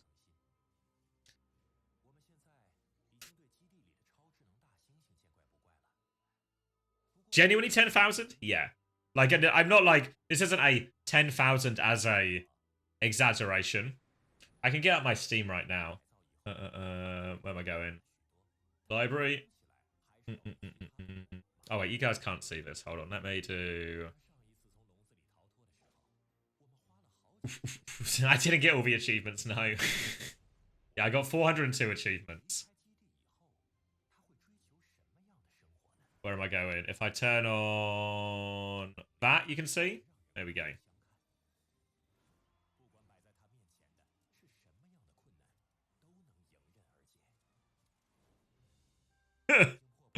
I will say, like, full disclaimer, because there was a point in TF2 where you could idle, basically idle for drops. Idle for in-game drops. So 600 hours, I think, probably is idling. But the rest of it is real.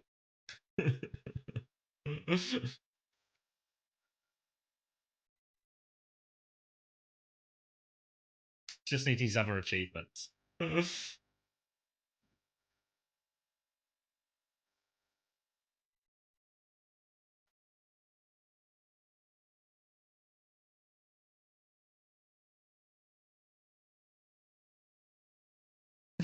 A TF2's achievement hunting stream. Can't be bothered for the achievements.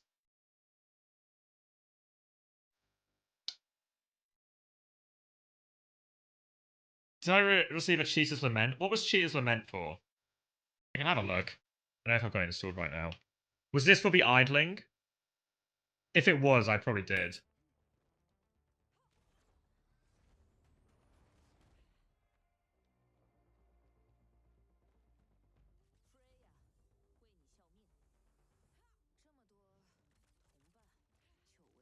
It was the idle bot program. I didn't use the bot program, but I was in idle servers. So I don't know. I can't remember. Can I see my... where's Steam gone? Can I see my inventory without having to go in game?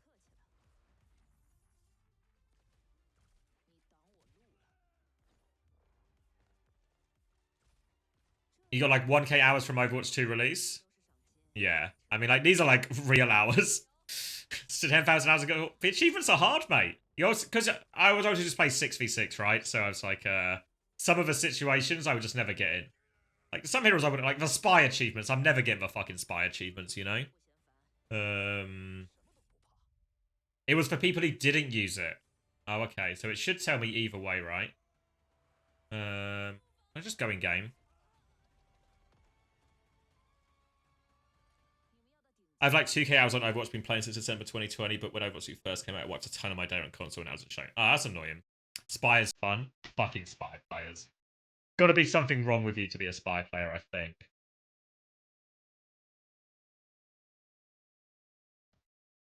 Where am I going? Items? Can I just search? Fuck, they've changed the layout so much since I've used this. What will it be under? Search. Cheater's Lament? Yeah. Oh, wait, no, I didn't get it then.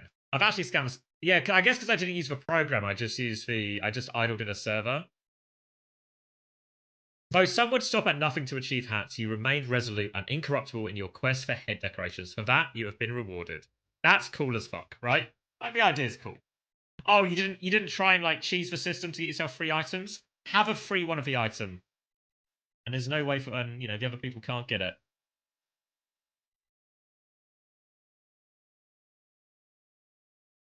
Create your profile. Let's see. Hold on. Get out of this.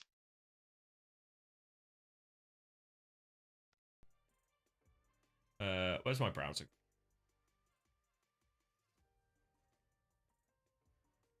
Fuck. Oh my god, he's got so many full achievements. This guy actually plays games. 17 perfect games? Fuck. This is so much better than my profile. I'm the sort of guy who doesn't play a lot of different games, but when I really like a game, we're getting like 10,000 hours. You know? Like all the classic games where you would expect... because Unter says this to me all the time as well. It's like, oh, like Dark Souls or whatever. And I'd be like, never played it, mate. But do you need a guy who's got 10,000 hours on TF2? Or do you need a guy who's got however many thousand hours in Star Wars Battlefront 2? But I'm your guy. What, diversity? Try different games? No, no, no. What you do, you find one game you really like, and then you do that for 5 to 10 years.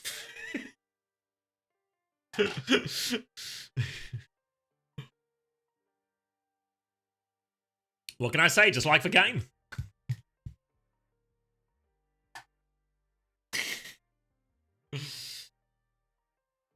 Outer Wilds stream? Never played it. You've got max achievements in so many games? Fuck. A bunch of real gamers in the chat. How many hours in Time Splitters? None. I think I've got max achievements in a single game. I don't know if I do either.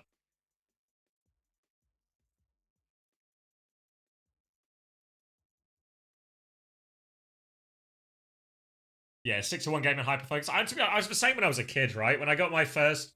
the first games I played on like PlayStation and PS2, I probably played like all the classic like Tomb Raider type ones. But then I would get to like Pro Evo, if anyone remembers Pro Evo. When Pro Evo was better than FIFA. I don't know if Pro Evo still exists. But when Pro Evo was out, then I just play Pro Evo. Just all the time. Just the same save, you know? Slam free matches. So maybe there is some... maybe there's an element of hyperfixation in this. maybe just a teeny tiny bit.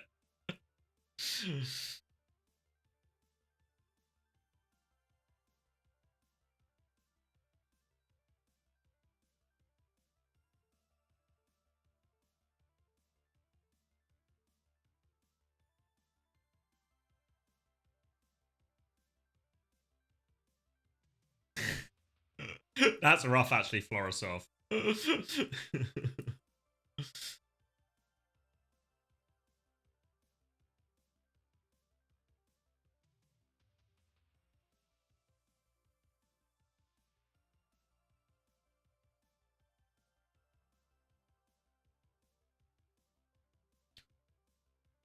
Will China give a partner program in the future? No idea. I imagine so. I think a big reason they probably weren't considered for it this year was just the timing of everything. But I wouldn't be surprised to see them added on either partway through the year or almost definitely next year.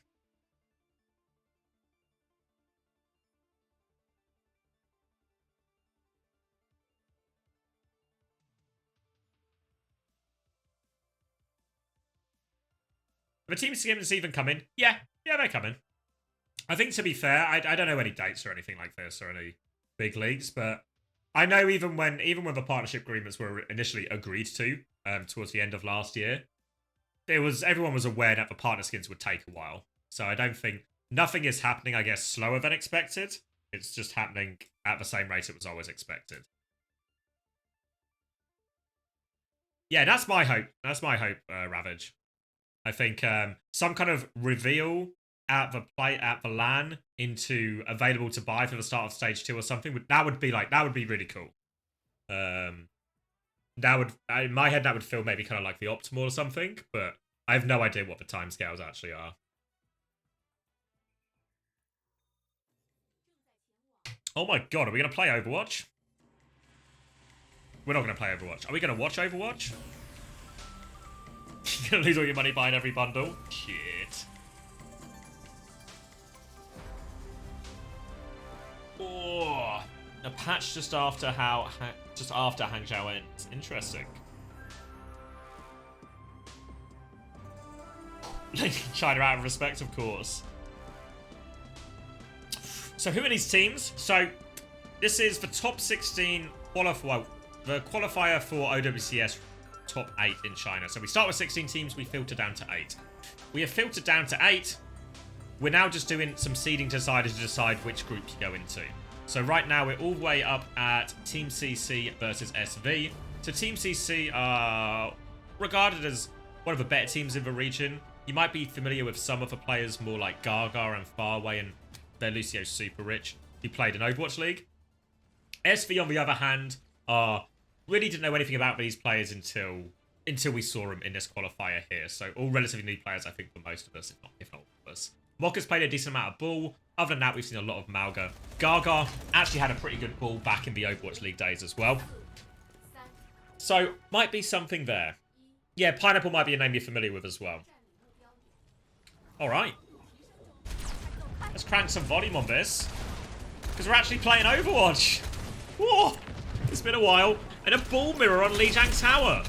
Where was this Malga meta everyone told me about? Come on, guys. Early space here for Team CC. Farah into Echo. Not the most straightforward matchup, but... Oh, whoa. Gaga's going to get the environmental kill immediately. Lavender off the edge of a map here, so huge advantage for Team CC. But I think most people seem to be saying they reckon they're the second best team in China, behind once again. And hell of a start for them there. Nice, easy first fight after that Ana pick. That's right. If I do that, you can still... Ult advantage as well for Farway, as he managed to keep his feet squarely on solid ground for the entirety of that first fight. We're going to see Ek try and come back through that right-hand side. Slam now onto the back line, but they've lost their Tracer where they've gone this. Ek is coming to help out. Stickies, though, mostly onto the ball rather than the Ana, so Farway will be very safe. And Ek has to retreat for now. Another boop off to the map. His shoes are made of butter. Lavender falls off the map again, and... you can have no chance if you can't keep him on the map. Lavender only at 53% nano charge compared to Farway's nano nat is ready to go. This next fight's going to be even trickier for SV. Do they change their approach here? They're getting harassed by Gaga as they try and go through the rotation right now. Mokka is already through with his Tracer, but with the Lucio Tracer marking it, and they're going to struggle to get onto point. Meanwhile, the backline's in all sorts of trouble. The sleep is going to miss. Nano Farah coming in. They've somehow not killed the Ana. There we go. Finish the kill. Trying to catch Lucio as well. Last rocket will miss, but more than enough value to secure the hold here for Team CC. Gaga, a little bit of a loop-to-loop back to the point here. There is a nano advantage now for SV, but we're in last attempt territory. SV needs to be successful on this retake. Mokka trying to clear this ball, but Farah damage is raining down when he's doing all of that. Little steal onto the Mega as well, forcing Gaga back. Oh, Mokka's rock slam isn't going to go as he wants. He's getting booped around. He's playing marbles. Mokka trying to bully his way in the left, but they've lost Keshi in main, and Mokka's having a difficult time. Deep for Farway right now. Slam comes through. Anti onto Mokka, though. He's going to get barraged as he's taking care. Beat just to make sure everyone lives from Super Rich. A copy ball on the go as well. A copy ball off the map. We are just playing marbles.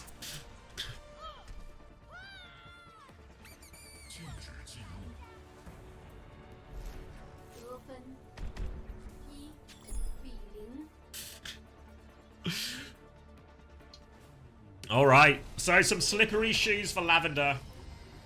Cause SV all sorts of problems. But it's control center now, harder to fall off the map.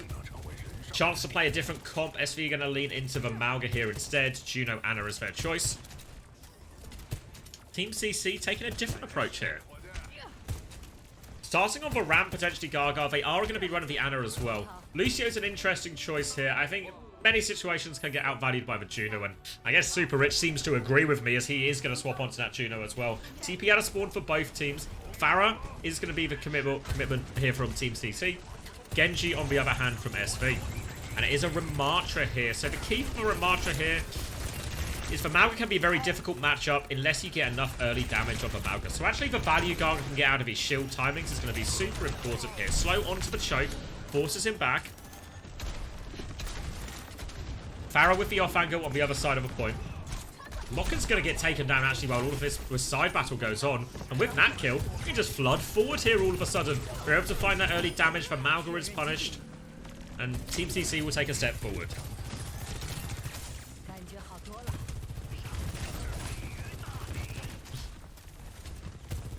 Full rail at the choke. No ults to speak of for either team yet. It was a bit of a nothing first fight. Just a single pick onto the tank and it was all over. So another neutral at the choke as Mocha is going to swing through. Just trying to ignore and contain the rest of the players at the choke here as the nade comes out onto Mocha as well. Slide force back, but Gargoyle's going forward. He's done a lot of damage, but he needs help here. They're weak here on the side of SV. Another slow at the choke to keep them separated, and Faraway can actually find the kill.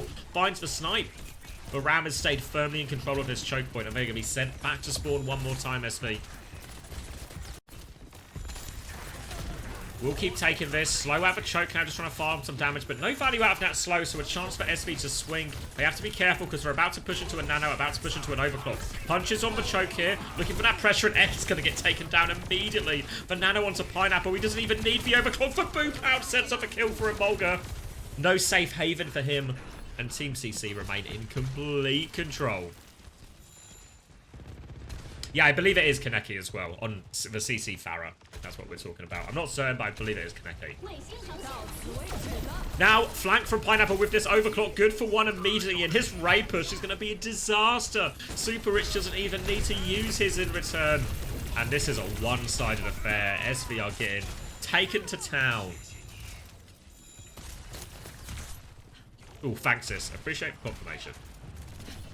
Now, Ray, Annihilation, Barrage. One more attempt at the retake. How on earth are SV going to try and make their way through this? Mokka's going to try and not make his way through this. He's going to make his way round this by swapping over to Wrecking Ball, going to force for point, and this creates some valuable space at the choke all of a sudden. Emolga can finally get involved, play the game a little bit. X even killed a Farah. Dashes back through into a pocket line of sight for his team.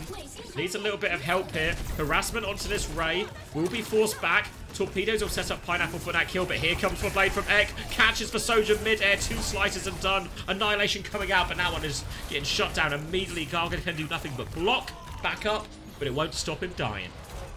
And SV win their first fight of the map. Oh. All the ults invested there for SV as well. Overclock is the only one they've got coming up. It'll be an Overclock versus a Barrage. Team CC, the Barrage on its own is manageable. But once Faraway has that Nano, it's going to be a very difficult situation. It's hard to play to counter the Nano Barrage. You have to kind of just avoid it as best you can. Need Keshi to get individuality as well. He's popping Overclock relatively early, and Garga on the Tracer will Matrix all of that. They just take a step back. This is painfully early here for this Overclock, and now they will turn the corner with the Nano Barrage coming around onto the choke. Doesn't find all that much immediately. I was about to say they've weathered the storm, but they've not weathered the storm at all. The storm has got him. Slammed out onto Viana, and it should be straightforward cleanup here. Ha! He 100% thought he hit that last rocket, but he didn't. Ball is the last one alive here. Mokka has Mine soon and can touch again, so not quite out of it yet, SV. But struggle. The struggle is real. Mokka will get the touch, dies for his efforts as well. Ek is going to have to be next to touch, but he's had Recall Force already, pulled into more rocket damage. Faraway's finding nade kills. Ek is keeping overtime going as long as he can. But now it's just for support. Now it's over. Team CC claim the first map.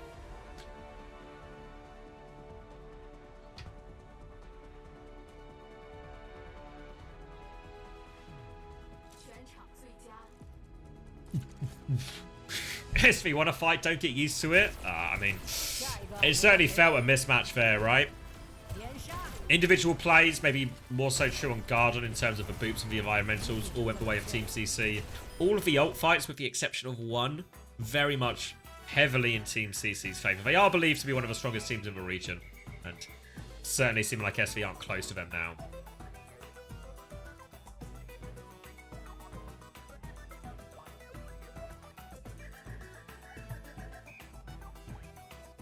It's alright. To be fair, if you're only just joining us now, even though we have a big wait between the games, we don't have that big a wait between the maps.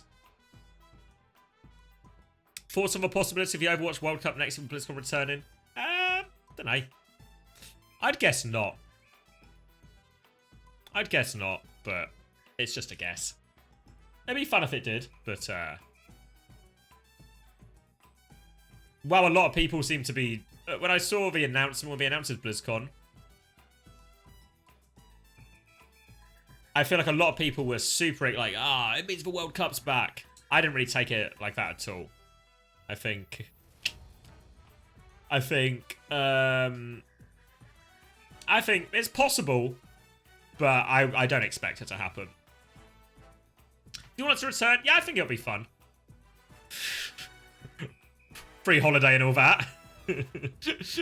You know, partial to a free flight or a free trip for a free land every now and again. Very Unter of me. The 10-year anniversary? Maybe. I mean, a World Cup would be a fitting event, I think, for a 10-year anniversary. But I just don't know if they're going to be putting that much money into, I guess, into the Overwatch part of it as well.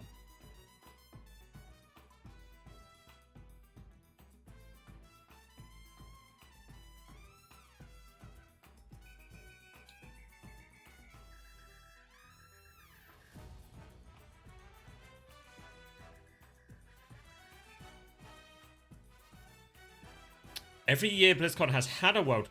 Every BlizzCon has had a World Cup. Every year without a BlizzCon hasn't had a World Cup. Is that true? Did it just stop when... Did BlizzCon... Because BlizzCon stopped for COVID, right? And obviously, therefore, the World Cup stopped with it. Did they never miss a year then?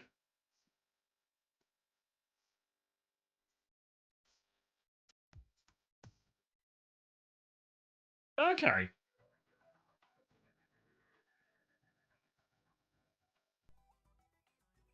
Maybe.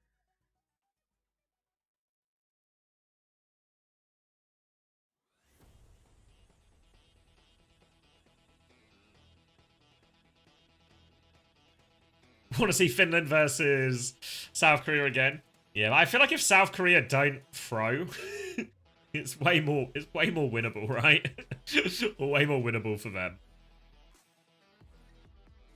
I feel like it was like it was just everything lined up, right? Everything lined up at that World Cup where the meta was the sort of comp that favoured some of the European teams. Not only did it favour the European teams, but the Korean teams and the Chinese team were late. They had the wrong read on the meta. So it took the culmination of all of those things to make it neck and neck, I think. They were growing too many trees? Well, the problem is they were only growing one tree. Because they were the only teams playing each other that was serious. So the China and South Korea preparation for that World Cup was just every day they'd turn up to work, they'd look across, they'd see each other, they'd play Dive Mirror for 6 maps, then go home. They'd turn up to the World Cup. just playing the Dive Mirror. And it's not working.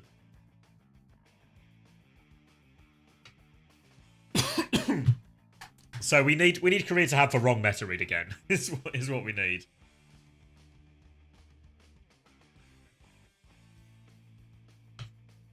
Yeah, we need not just the meta to suit EMEA and North America. We also need South Korea and China to get it wrong, so they have no practice on it either. Because we've all seen that as much as everyone talks about Brawl being Western favoured, it's only Western favoured if the Koreans don't play it for longer than a couple of weeks. There's a small window of time where it's Western favoured.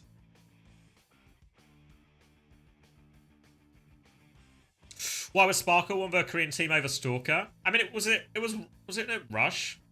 Wait, I feel like it was Rush, right? And it was just a players you trust, you know?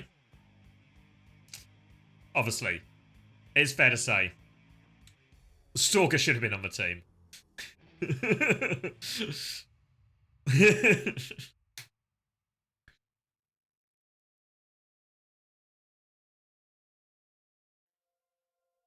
Alright, 12 and Flicker going to be the DPS for SV on this next map. Kaneki, Pineapple remaining in.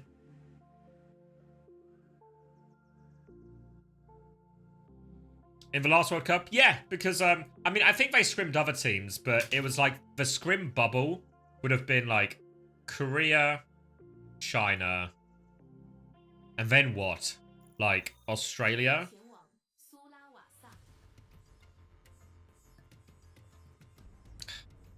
Like Thailand?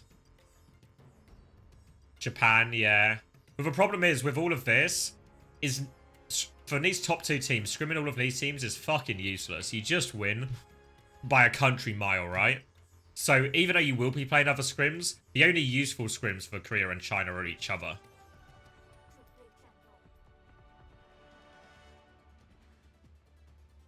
So I think that's how you can get, I guess, like, punished by having a bad scrim bubble or a limited scrim bubble.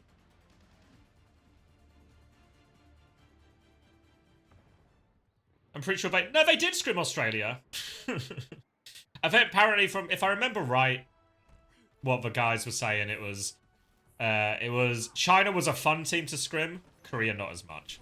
Like, China would just take the piss as well and play whatever comps Australia were playing. Like, just take the mirror. Whatever the situation, we're mirroring. Oh wait, did I not do a prediction? Alright. Will it be a Rio Surabasa? Yes. No. 30, not 30 minutes, 30 seconds. Alright, go quick if you want it. I'll lock into what's happening, because we've got a Winston on our screens. Other than that, it's actually very similar compositions. Ana base, spammy DPS here. Gaga going to have to be much more reliant on those nades from his Ana Farway to actually bully back Mocha. But what also helps if Pineapple can win the Sojourn duel, so he's going to give him that opening pick, so while they lose the first flip, they'll regain this one immediately. Considering going for a recontest here, but Mocha's going to be forced back. Gargoyle's even going to chase this one in a little bit. Needs to be careful when Pineapple just finds another pick. Lavender goes left, everyone else goes right. Finds himself separated, and Pineapple with the punish. Now Farway very close in this nano. Imagine this might really just be going straight onto Farah, possibly onto Kaneki. But Gargoyle's actually playing so aggressive. Gargoyle won't leave him alone, and Kaneki's got the rockets to follow up on all of that. And he catches Pineapple. Mocha has been slept. Too far away to get a one-shot on him, though. So we'll just get spammed. They'll take the damage. And this is more valuable time off the clock here. SV have to be careful. They know Team CC have been playing close and playing quite aggressively. They have to worry about this nano nade timing. If they can get themselves all the way to point SV, and Mulgrew is very close to the Ray, can use that to start forcing the objective, clearing Team CC out. They need to be careful. You can see how defensive the back core of SV are right now. Really cautious about overextending into these nade hitboxes. But because they're so far back, Mocha's having a hard time clearing anything. Now the body shot comes into Lavender. He's just going to get caught by Pineapple uncontested. Farah flies through. Easiest kill Pineapple's going to get all day. Well, actually, no, that's the easiest kill Pineapple's going to get all day. It just gets easier for him. First point for Team CC. Cruise control doesn't cost him a single ultimate, meaning they'll have all 5 for this next one as we move on to point C, the fountain area. Rocket spam coming through as SV are going to try and nudge their way back to this point. They have an equally large bank of ultimates, and one thing that's really true when both teams have 5 ultimates apiece, the cage is a real big difference maker in this type of matchup. But Mocha still needs 10% as they start to force it. Farway's actually playing not far away at all. He's actually playing quite close. But dodge is going to come through. The bubble's going to be broken. The cage is going to be dropped. But the cage doesn't cage anyone. Mocha is just trapped alone here, having to face these decisions. Now, the overclock comes back in from Pineapple. Beat to keep going as well. They need kills. Deletes 1 out of the Ray here. Pineapple, a beat, a nano, an overclock. He's got everything. He's only found 1 kill, but they're flooding forward now. Both DPS are weak. Disruptor shot out. Perfect bubble by Garga to save Pineapple's life. And he's going to keep on getting these kills. Playing with the Ana, a little bit of a wave. Misses for rail. Super Rich will go finish the job onto that Ana. Sooner or later, there we go. And another successful fight for Team CC. Looking to hold close here as well, it appears. Gaga has the primal to invest into this next one. SV, because of the hold is so close, they might be forced to pop this overclock a little bit early. Mocha has gone over onto a Wrecking Ball now.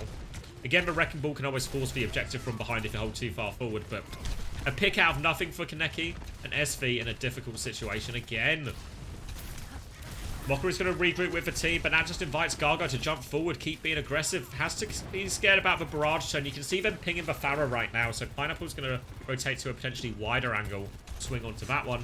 Both teams kind of stabilized now. We'll be 5v5 for this final attempt on point C. Mocha's going to get the initial touch behind. We'll be able to trigger that overtime. There's a couple of loops to make sure. Goes for the slam onto the Ana. Trying to avoid the sleep, but they've lost a Mulgrew on the way in here. Gaga still has the primal, but Barrage only finds 1 as a single trade. Mocha is slept on point. And they're still in control right now. Pineapple and Kaneki will combine for that one out of the air. And alright. Nice and easy. Really pedestrian, isn't it, from Team CC right now? The ball's not really causing him any problems. We saw SV play earlier and Mocha was causing all sorts of havoc. Now Gaga is committing deep. Will get the kill. No need to primal. He's been nursing this primal for a while, but honestly, he's just walking around killing stuff. There's no need to invest it. They were holding close there, just going to kill the Ana for fun, then head over to the actual objective here, point E. Nano now available as well to invest for these DPS ults. Team CC winning these ults for free.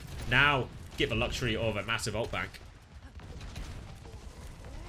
Jump onto, well, not onto the high ground, actually over the high grounds here. Onto the Ana. Lavender in more trouble again. The Lucio Ana so squishy in these situations. It's a defensive Nano onto the Lucio. 12's pop the overclock. He's got a kill though, so it might just all work out in the end.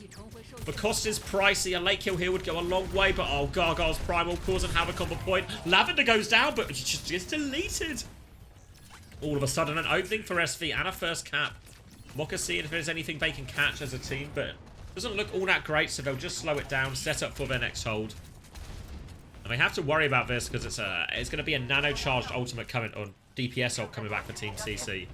Both options seem pretty reasonable. Means any sleep on Mocha will be absolutely fatal. Nade comes through onto Pineapple, and actually 12 finds the opening rail again. 12 been good for a few picks in this. You see him there, he's on the high ground, looking for the Ana now as well. Misses that one onto Farway, but he knows he's weak, he's chasing him. They're trying to walk forward instead right now. Nano comes out onto Gaga, still trying to battle away. Farway's going to get the beat to make sure he survives as well. Gaga's good for kills. Sleep is going to be a miss. Looking to finish for Lucio. Farway good. Nade is going to land. Farway will get all the cleanup. 12 is still lurking around finding kills. They're trying to deal with this as well. Gaga will clean up the low HP Sojin. And Team CC can stabilize. But had to use both support ults to get themselves through that. Was a lot. Really a lot of that damage caused by 12's early picks. Mokka's going to be cleared off early here, so this will slow down Team... this will slow down SV for a second. Now he's going to go over. I think he wants to go over the roof, but hits his face into the wall instead. Now the overclock comes through. It's only a 1-for-1 trade, though, and 12 is on the chase for Farway. No escape for him. There's mines on the point, too. They can force the objective. 12 is going to need some help. Disruptor shot out. Really would have liked that health pack for himself. Gargoyle's going to get over and get the touch. Doesn't have a bubble here, so has to be careful. Mines aren't bubbles. Mocha, the mind control master. What was Gaga thinking? Just leap into the mines, and he obliges. Unbelievable, and SV have a chance all of a sudden. Thanks to Mocha's psychic powers. The Sombra will be forced out here. Booped back. Oh, needs to be careful, Mocha here. We'll be able to survive, importantly. 12's overclocked by some much needed space and time for Mocha to get top back up. 12 hits the jump shot there, but no kills out of this overclock. Is there a touch here? Tracer's diving for it. I don't know if they'll make it. They have made it. Nano Barrage comes out. Keshi's trying to land a kill here as well. So much damage coming Farway's way. They will eventually kill it. Mocha has been slept. Team CC have stolen a point, and now the Primal to chase these DPS all over 12. Heavy landing perk getting its job done. Will be put to sleep here. SV are capturing the point right back now. Still trades going either way. TP up top. Pineapple trying to get involved here. Doesn't have the healing perk yet. Trying to get involved. Virus onto it, but he's just overwhelmed, and SV are going to get themselves a point.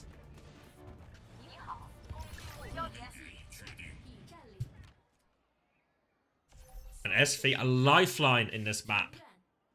It's still a long way back, and Team CC have made the adaptation. Taking the Sombra swap here. Trying to play to counter out the ball as best they can.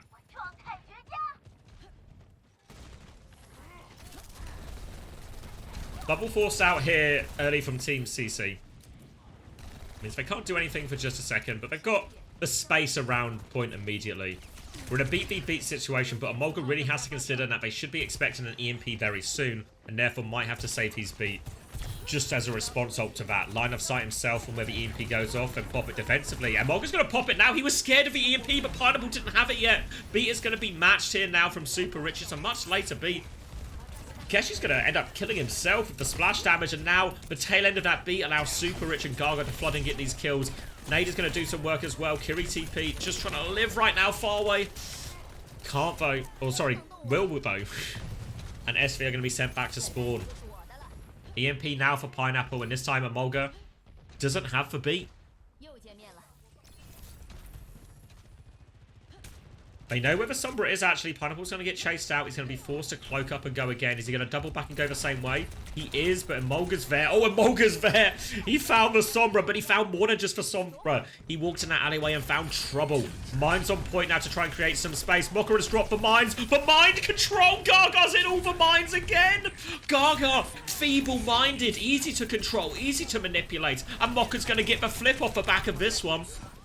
Pineapple will be forced out, no chance to use that EMP. And SV have got themselves a retake, a lifeline on this map. EMP coming back now. Nano Barrage available, an opening pick onto Kaneki. Alright, here we go. SV are finding some success.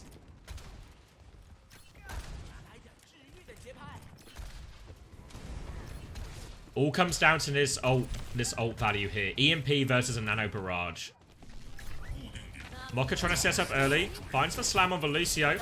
Barrage comes out. Nano was on it too, and we found nothing with this. Pineapple has killed 12 in the meantime. Hasn't even vested it. Farway is caught back here, and actually, everyone's low for Barrage. No immediate kills, but damage is damage. And Keshi able to finish off a lot of that. And here now Keshi comes back to the point. They're all just there for him. Keshi's gonna just give a punch on the Sombra as he flies into the air. A joke of a pulse bomb from Kaneki and all of that. And Team CC, are they falling apart right now? They have 4 ultimates coming back.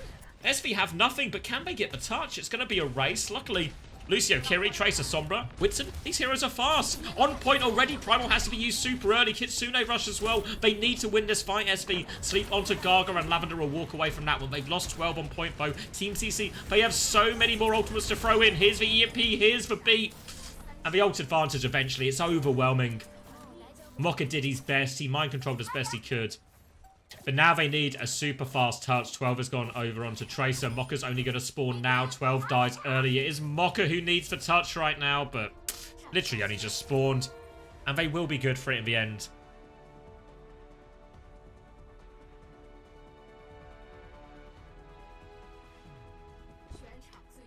Okay. And Team CC, a bit of resistance for SV there, but that matchup looked better for them, right? Forcing the ball looked better for them. Cheers, Sombra. I was reloading anyway. Nice of you to come and deliver the kill to me. Alright, let's do choose outcome. Not a Frio.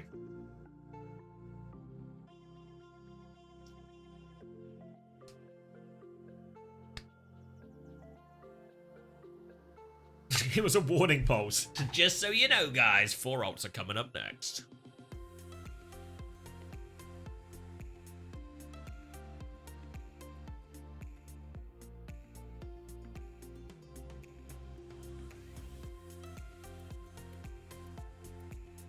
What are we talking about? How rich is super rich?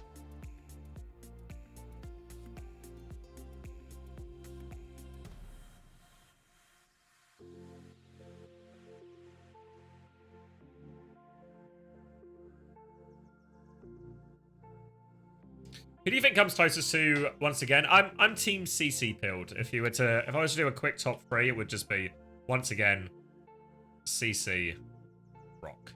That would be my current top 3.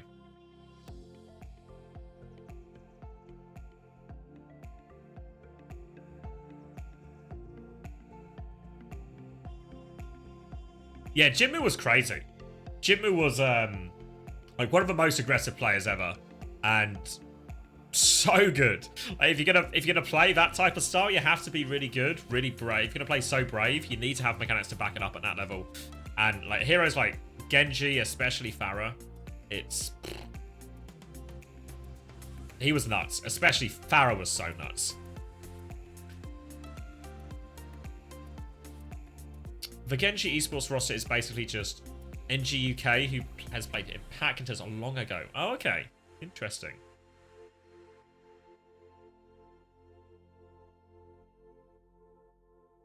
I've not heard Lady Gaga's new album. Her albums are normally good, though. So I'd believe it.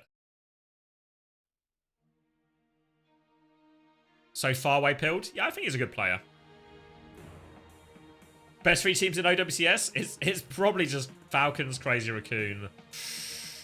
Maybe Zeta. I know they looked a bit wank in the playoffs, but I think it's probably still Zeta.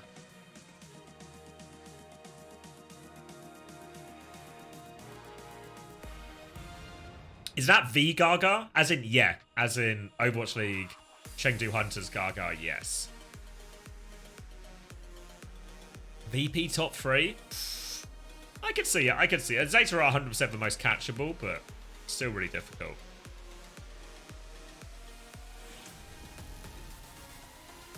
Yes, Dan, yeah, yeah.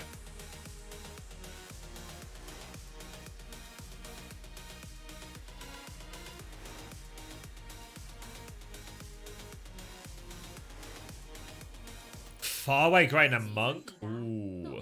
Alright, Colosseo. Full push pred. We'll have to do it quickly as we're loading in. Let's see. Will there be full push?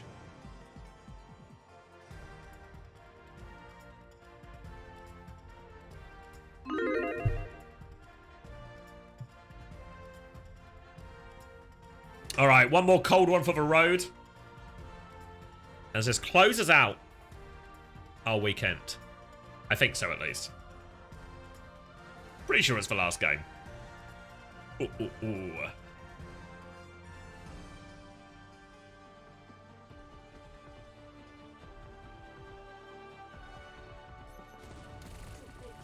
Yeah, no problem, Dan. Good to see you.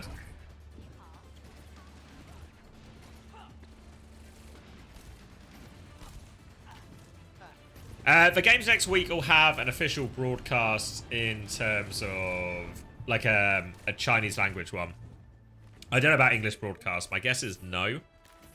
So I guess me and Unter will have to pick up the mantle one more time. One more time. We can do it. Alright, Colosseo. And okay. Like it from SV. Bit of a weird map to go to try and force this type of comp. But honestly, I think Bull's actually better on Colosseo than Winston. Don't know if that falls in the hot take category, but that's... Cheers, Andy. That's my opinion, and I'm sticking to it. And Mocha is about to prove me right. And 100%, I'm not saying that because Mocha has mind-controlled me to say that. I genuinely believe it.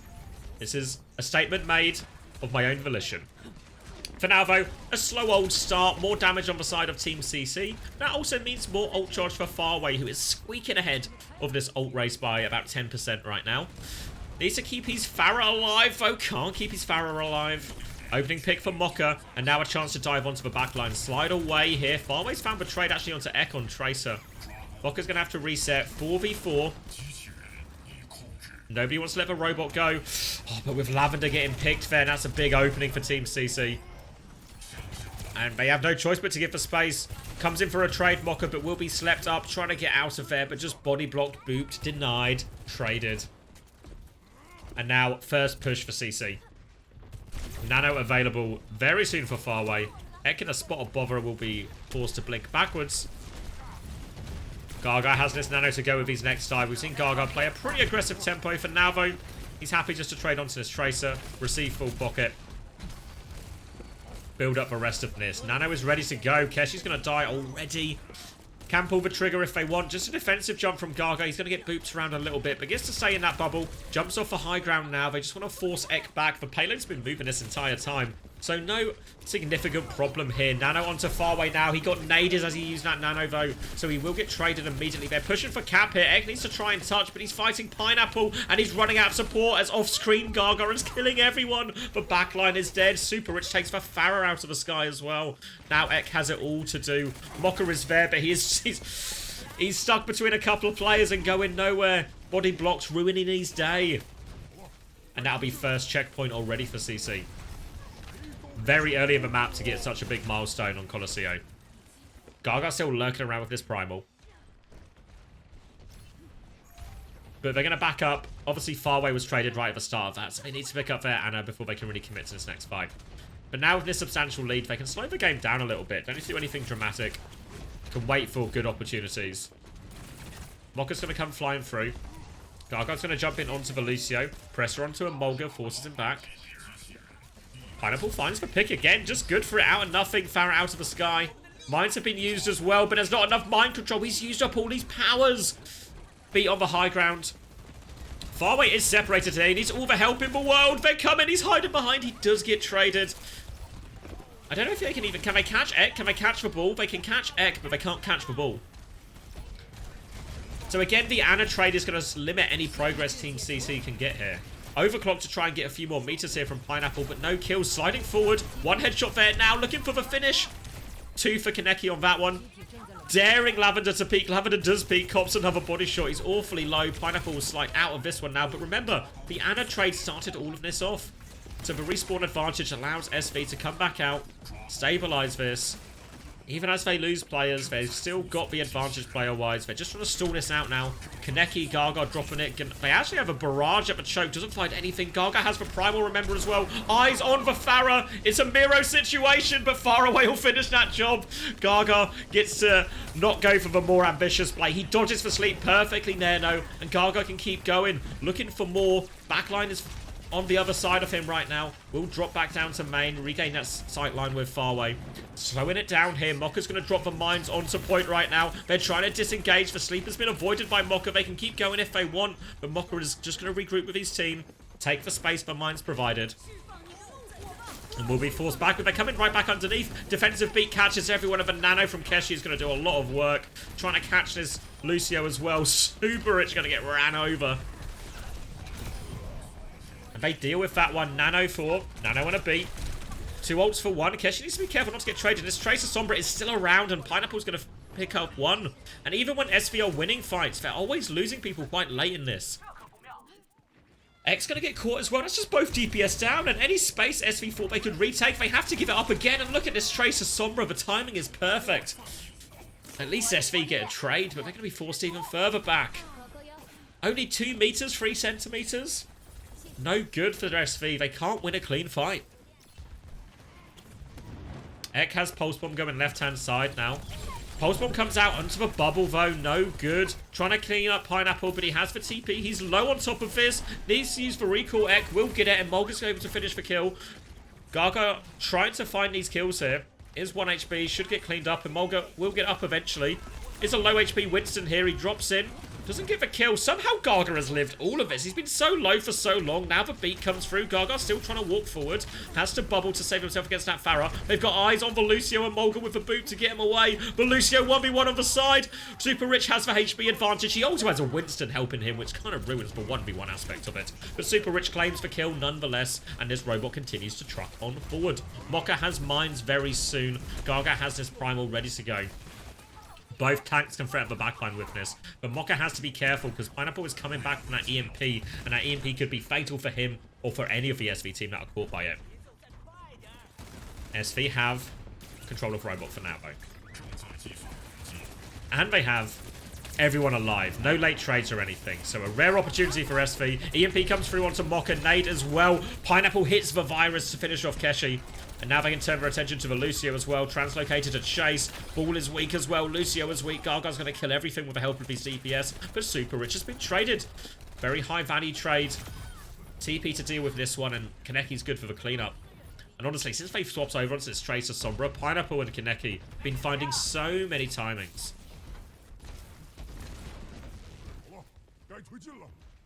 Nano ready to go for Farway. Mine's trying to come in, but the ball is too fast, so the Mines will go out onto the back line, hoping for a more mine control. Have his powers recharged? His powers have not recharged. The Mines are on the low ground. It's a really bad minefield. But Nano, on the other hand, from Gaga is getting a lot done. Pulse Bomb out onto the ball as well. Barrage coming, trying to avoid it right now. Will get slept. Or no one did slept, sorry. Will just get killed, which I guess in some ways is a lot like sleep, I'm told. Now Gaga onto the backline. Kitsune Rush has been dropped underneath him right now, but they have to drop a beat as well. Then took a while to clear Gaga. He's taken no damage despite standing on the enemy's Kitsune Rush this entire time. Will actually be able to get out, and SV are having to spend everything just to get out of their spawn. Gaga is still weak, takes another jump backwards, and he just won't die, Gaga.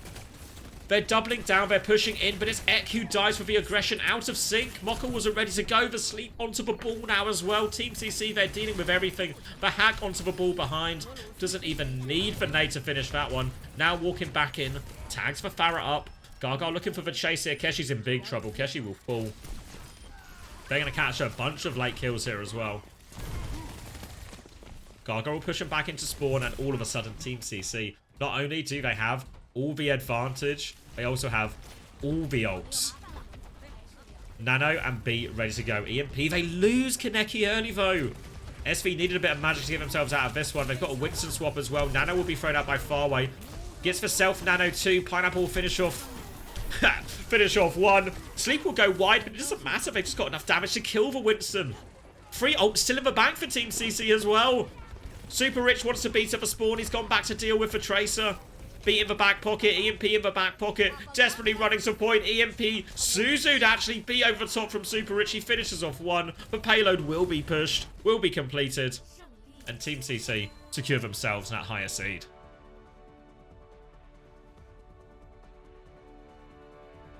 Whew.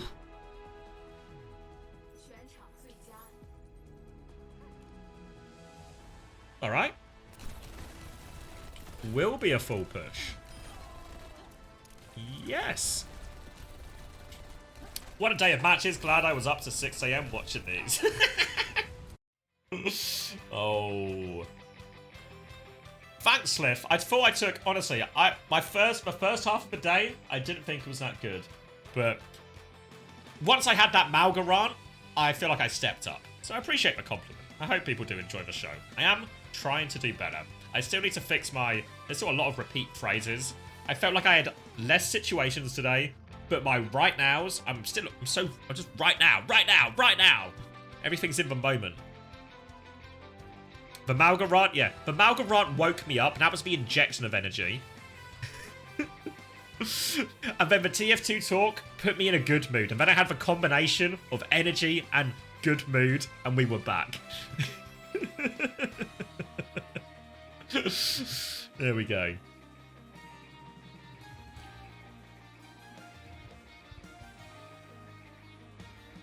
Oh. I think we're done. I think that's everything we need. We can stay around for a little bit. 7 hours for 4 free hosts. Yeah, we could do some optimization here. I'm hoping it'll be different next week, where essentially it'll be a rolling schedule like it is in EMEA in North America. Obviously, even though what we're looking at right now, I'm sure if you've been watching along the clean feed with us, the fact that we have the clean feed, the quality is really high, the production has been really smooth. It's worth noting that this isn't an official broadcast as such. It's got the production value of an official broadcast, but this is not from OWCS. This is just from the same crew that did Pro Chaser and stuff. So I don't think this is like an official broadcast in the same way that we will get for the next season. Or the next stage next week when we play that regular season. So this is just... Even the amateur stuff in China isn't really amateur at all. It's professional level.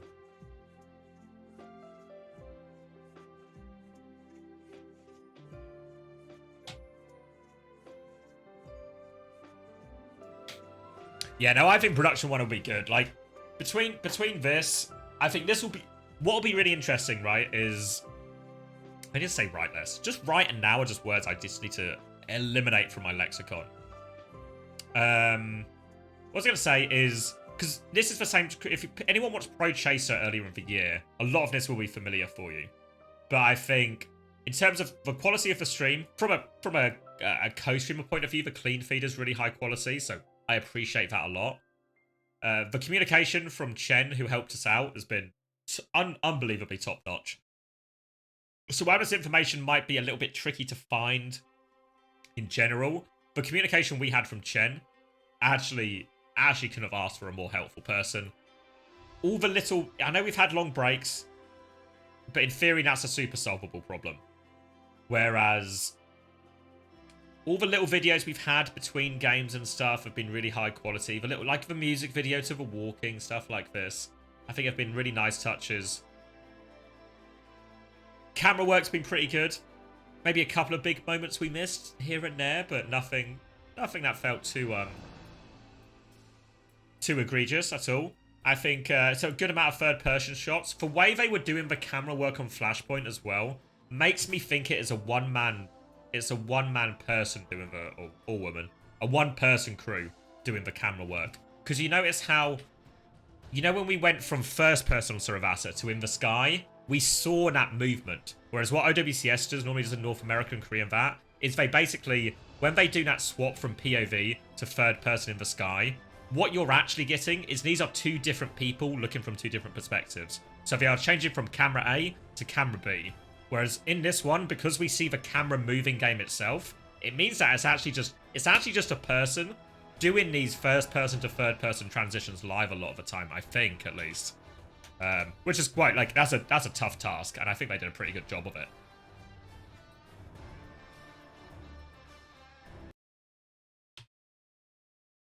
Oh, is that ascending? I think that's ascending. I mean, to be fair, you say poor China, but I'm sure it'll also be different. This is, again, this is not the official broadcast we're talking about. This is just Pro Chaser sorting it out to show us these games and to bring these games to a Chinese audience and, I guess, through this to a wider audience as well. So, yeah, cracking effort, really. And then I expect there will be an official Chinese broadcast next week. Because next week we hit regular season. I can show you... That's the wrong tab. Wait, let's close that one. Close that one. And then... Where's my tab? Here we go. Because now we should enter the stage where it's on Liquipedia, which should probably make it a little bit easier for all of us in the West to follow. Now we're hitting the regular season. They've not updated the groups yet, but we're going to get 4 days of action next week. 4 days, starting on Thursday, 3 games a day. Thursday, Friday, Saturday, Sunday. We should know the groups, I think, by now, but I'm sure we'll get confirmation of that from the Pro Chaser people, or not the Pro Chaser, but OWCS as soon as possible. We'll get to take a look at our groups and our fixtures and all of that. It just got put up. Oh wait, am I just locked out?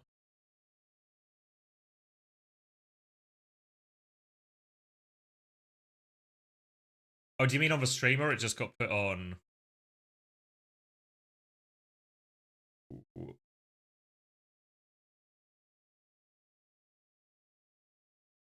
Oh, Liquipedia already updated it? Oh, okay, I'm with you. Oh, okay. Oh, right. Okay. Well, yeah, I guess we're just missing the results of those last couple of games then, but... Oh, okay, I'm with you. I guess we're, still waiting for the result of Little Sheep versus Team XX, because that will determine the tail end of this. But yeah, okay, got the rosters, got the teams, got the groups, or gonna have the groups very soon. And then obviously this will get a little bit easier to follow, right? So 6 teams come out of groups. Your prize for finishing first in the group is a straight skip to the semi-final. If you skip to the semi-final, all that means is 1 game will get you to, well, I would say get you to China. Most of these players very much in China already. It will get you a qualification to the Hangzhou LAN. And you get to stay in China as well. You'll be in China already, so you still get to go to China. But if you finish second and third, you have to go through the quarterfinals first. I wouldn't be surprised if we're in a best of 7 situation here, since this is single elimination. I can maybe get confirmation for you. Why is there a third place match? It will be for it'll be prize money. Prize money match. Yeah, they've not confirmed prize money here, but okay. Oh, they confirmed total prize money, right? So 100k, so there'll be a difference maker there.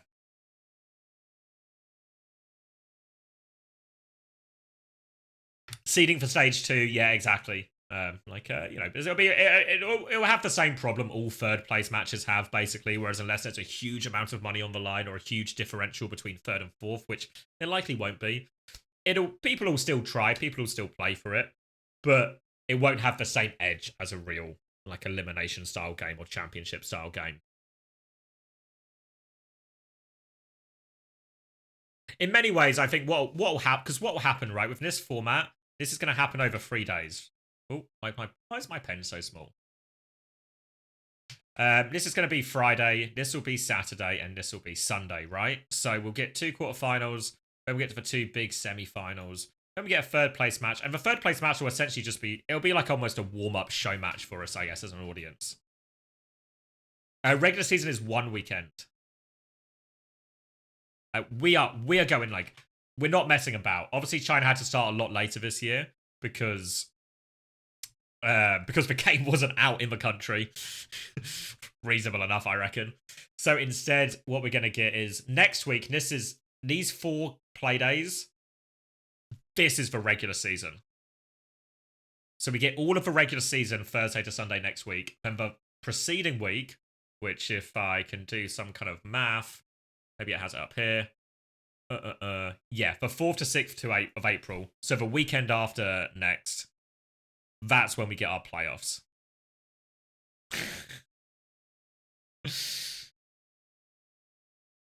Do we know if Rock versus Genji was close? No. No idea, actually.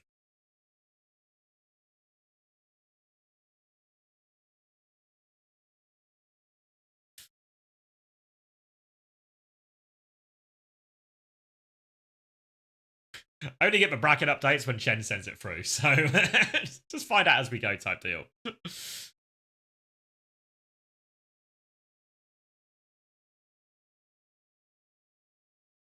Oh, didn't know Lavender and Tampa were Korean as well. And then Mulga?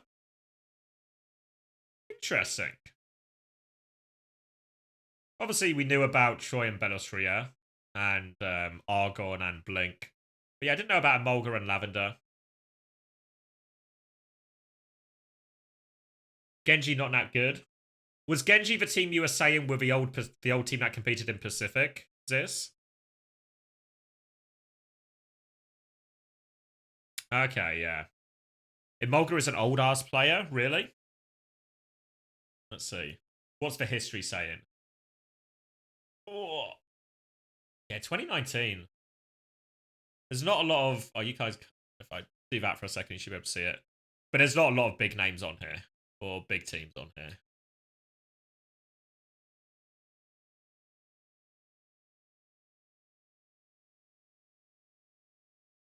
Ooh.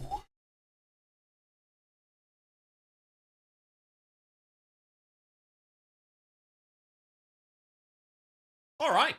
Should we call it? Is Cold J in a team? I don't know what we've seen, right? Because we saw Little Sheep play. We saw Team XX play. So there's a lot of familiar faces here, players returning. But didn't see them on...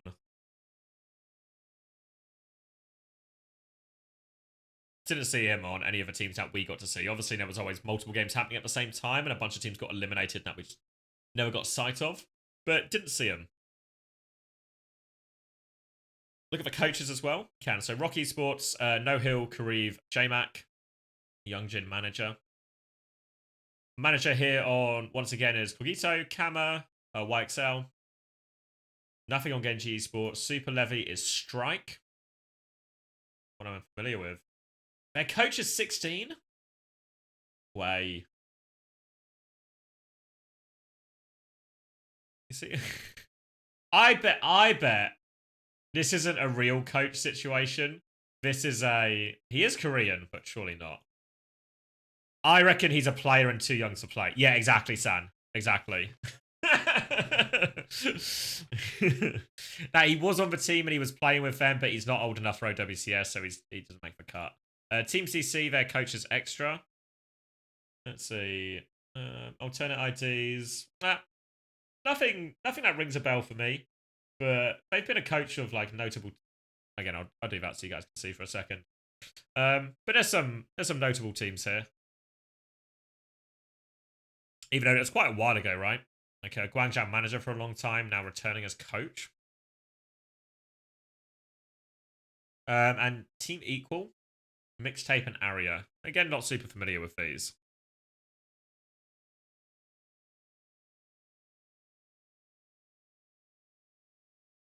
Extra was the Guangzhou coach? Okay, yeah.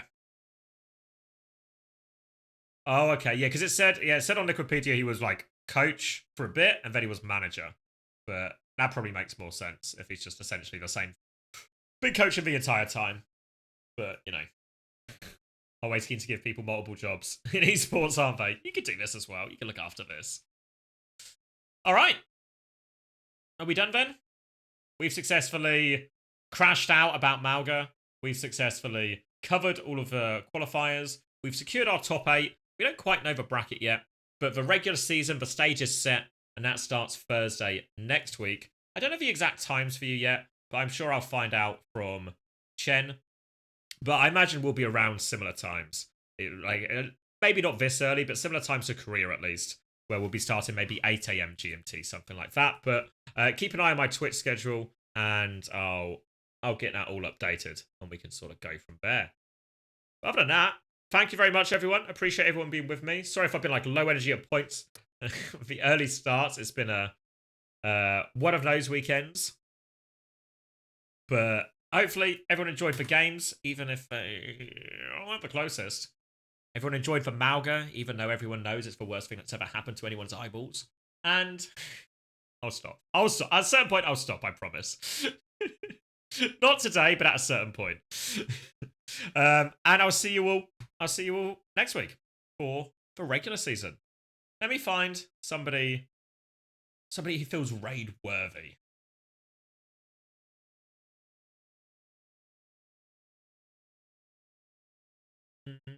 Raided Sunshine Bread yesterday. Oh, Zodial's online. Do you want to go to Zodial? Give him a little vamos. No. You've been outvoted here. You're going to Zodial, you're dropping him a vamos. Give him a little vamos raid. I'll see you all on Thursday. Have a good rest of your Sunday. Enjoy yourselves, and I'll see you there.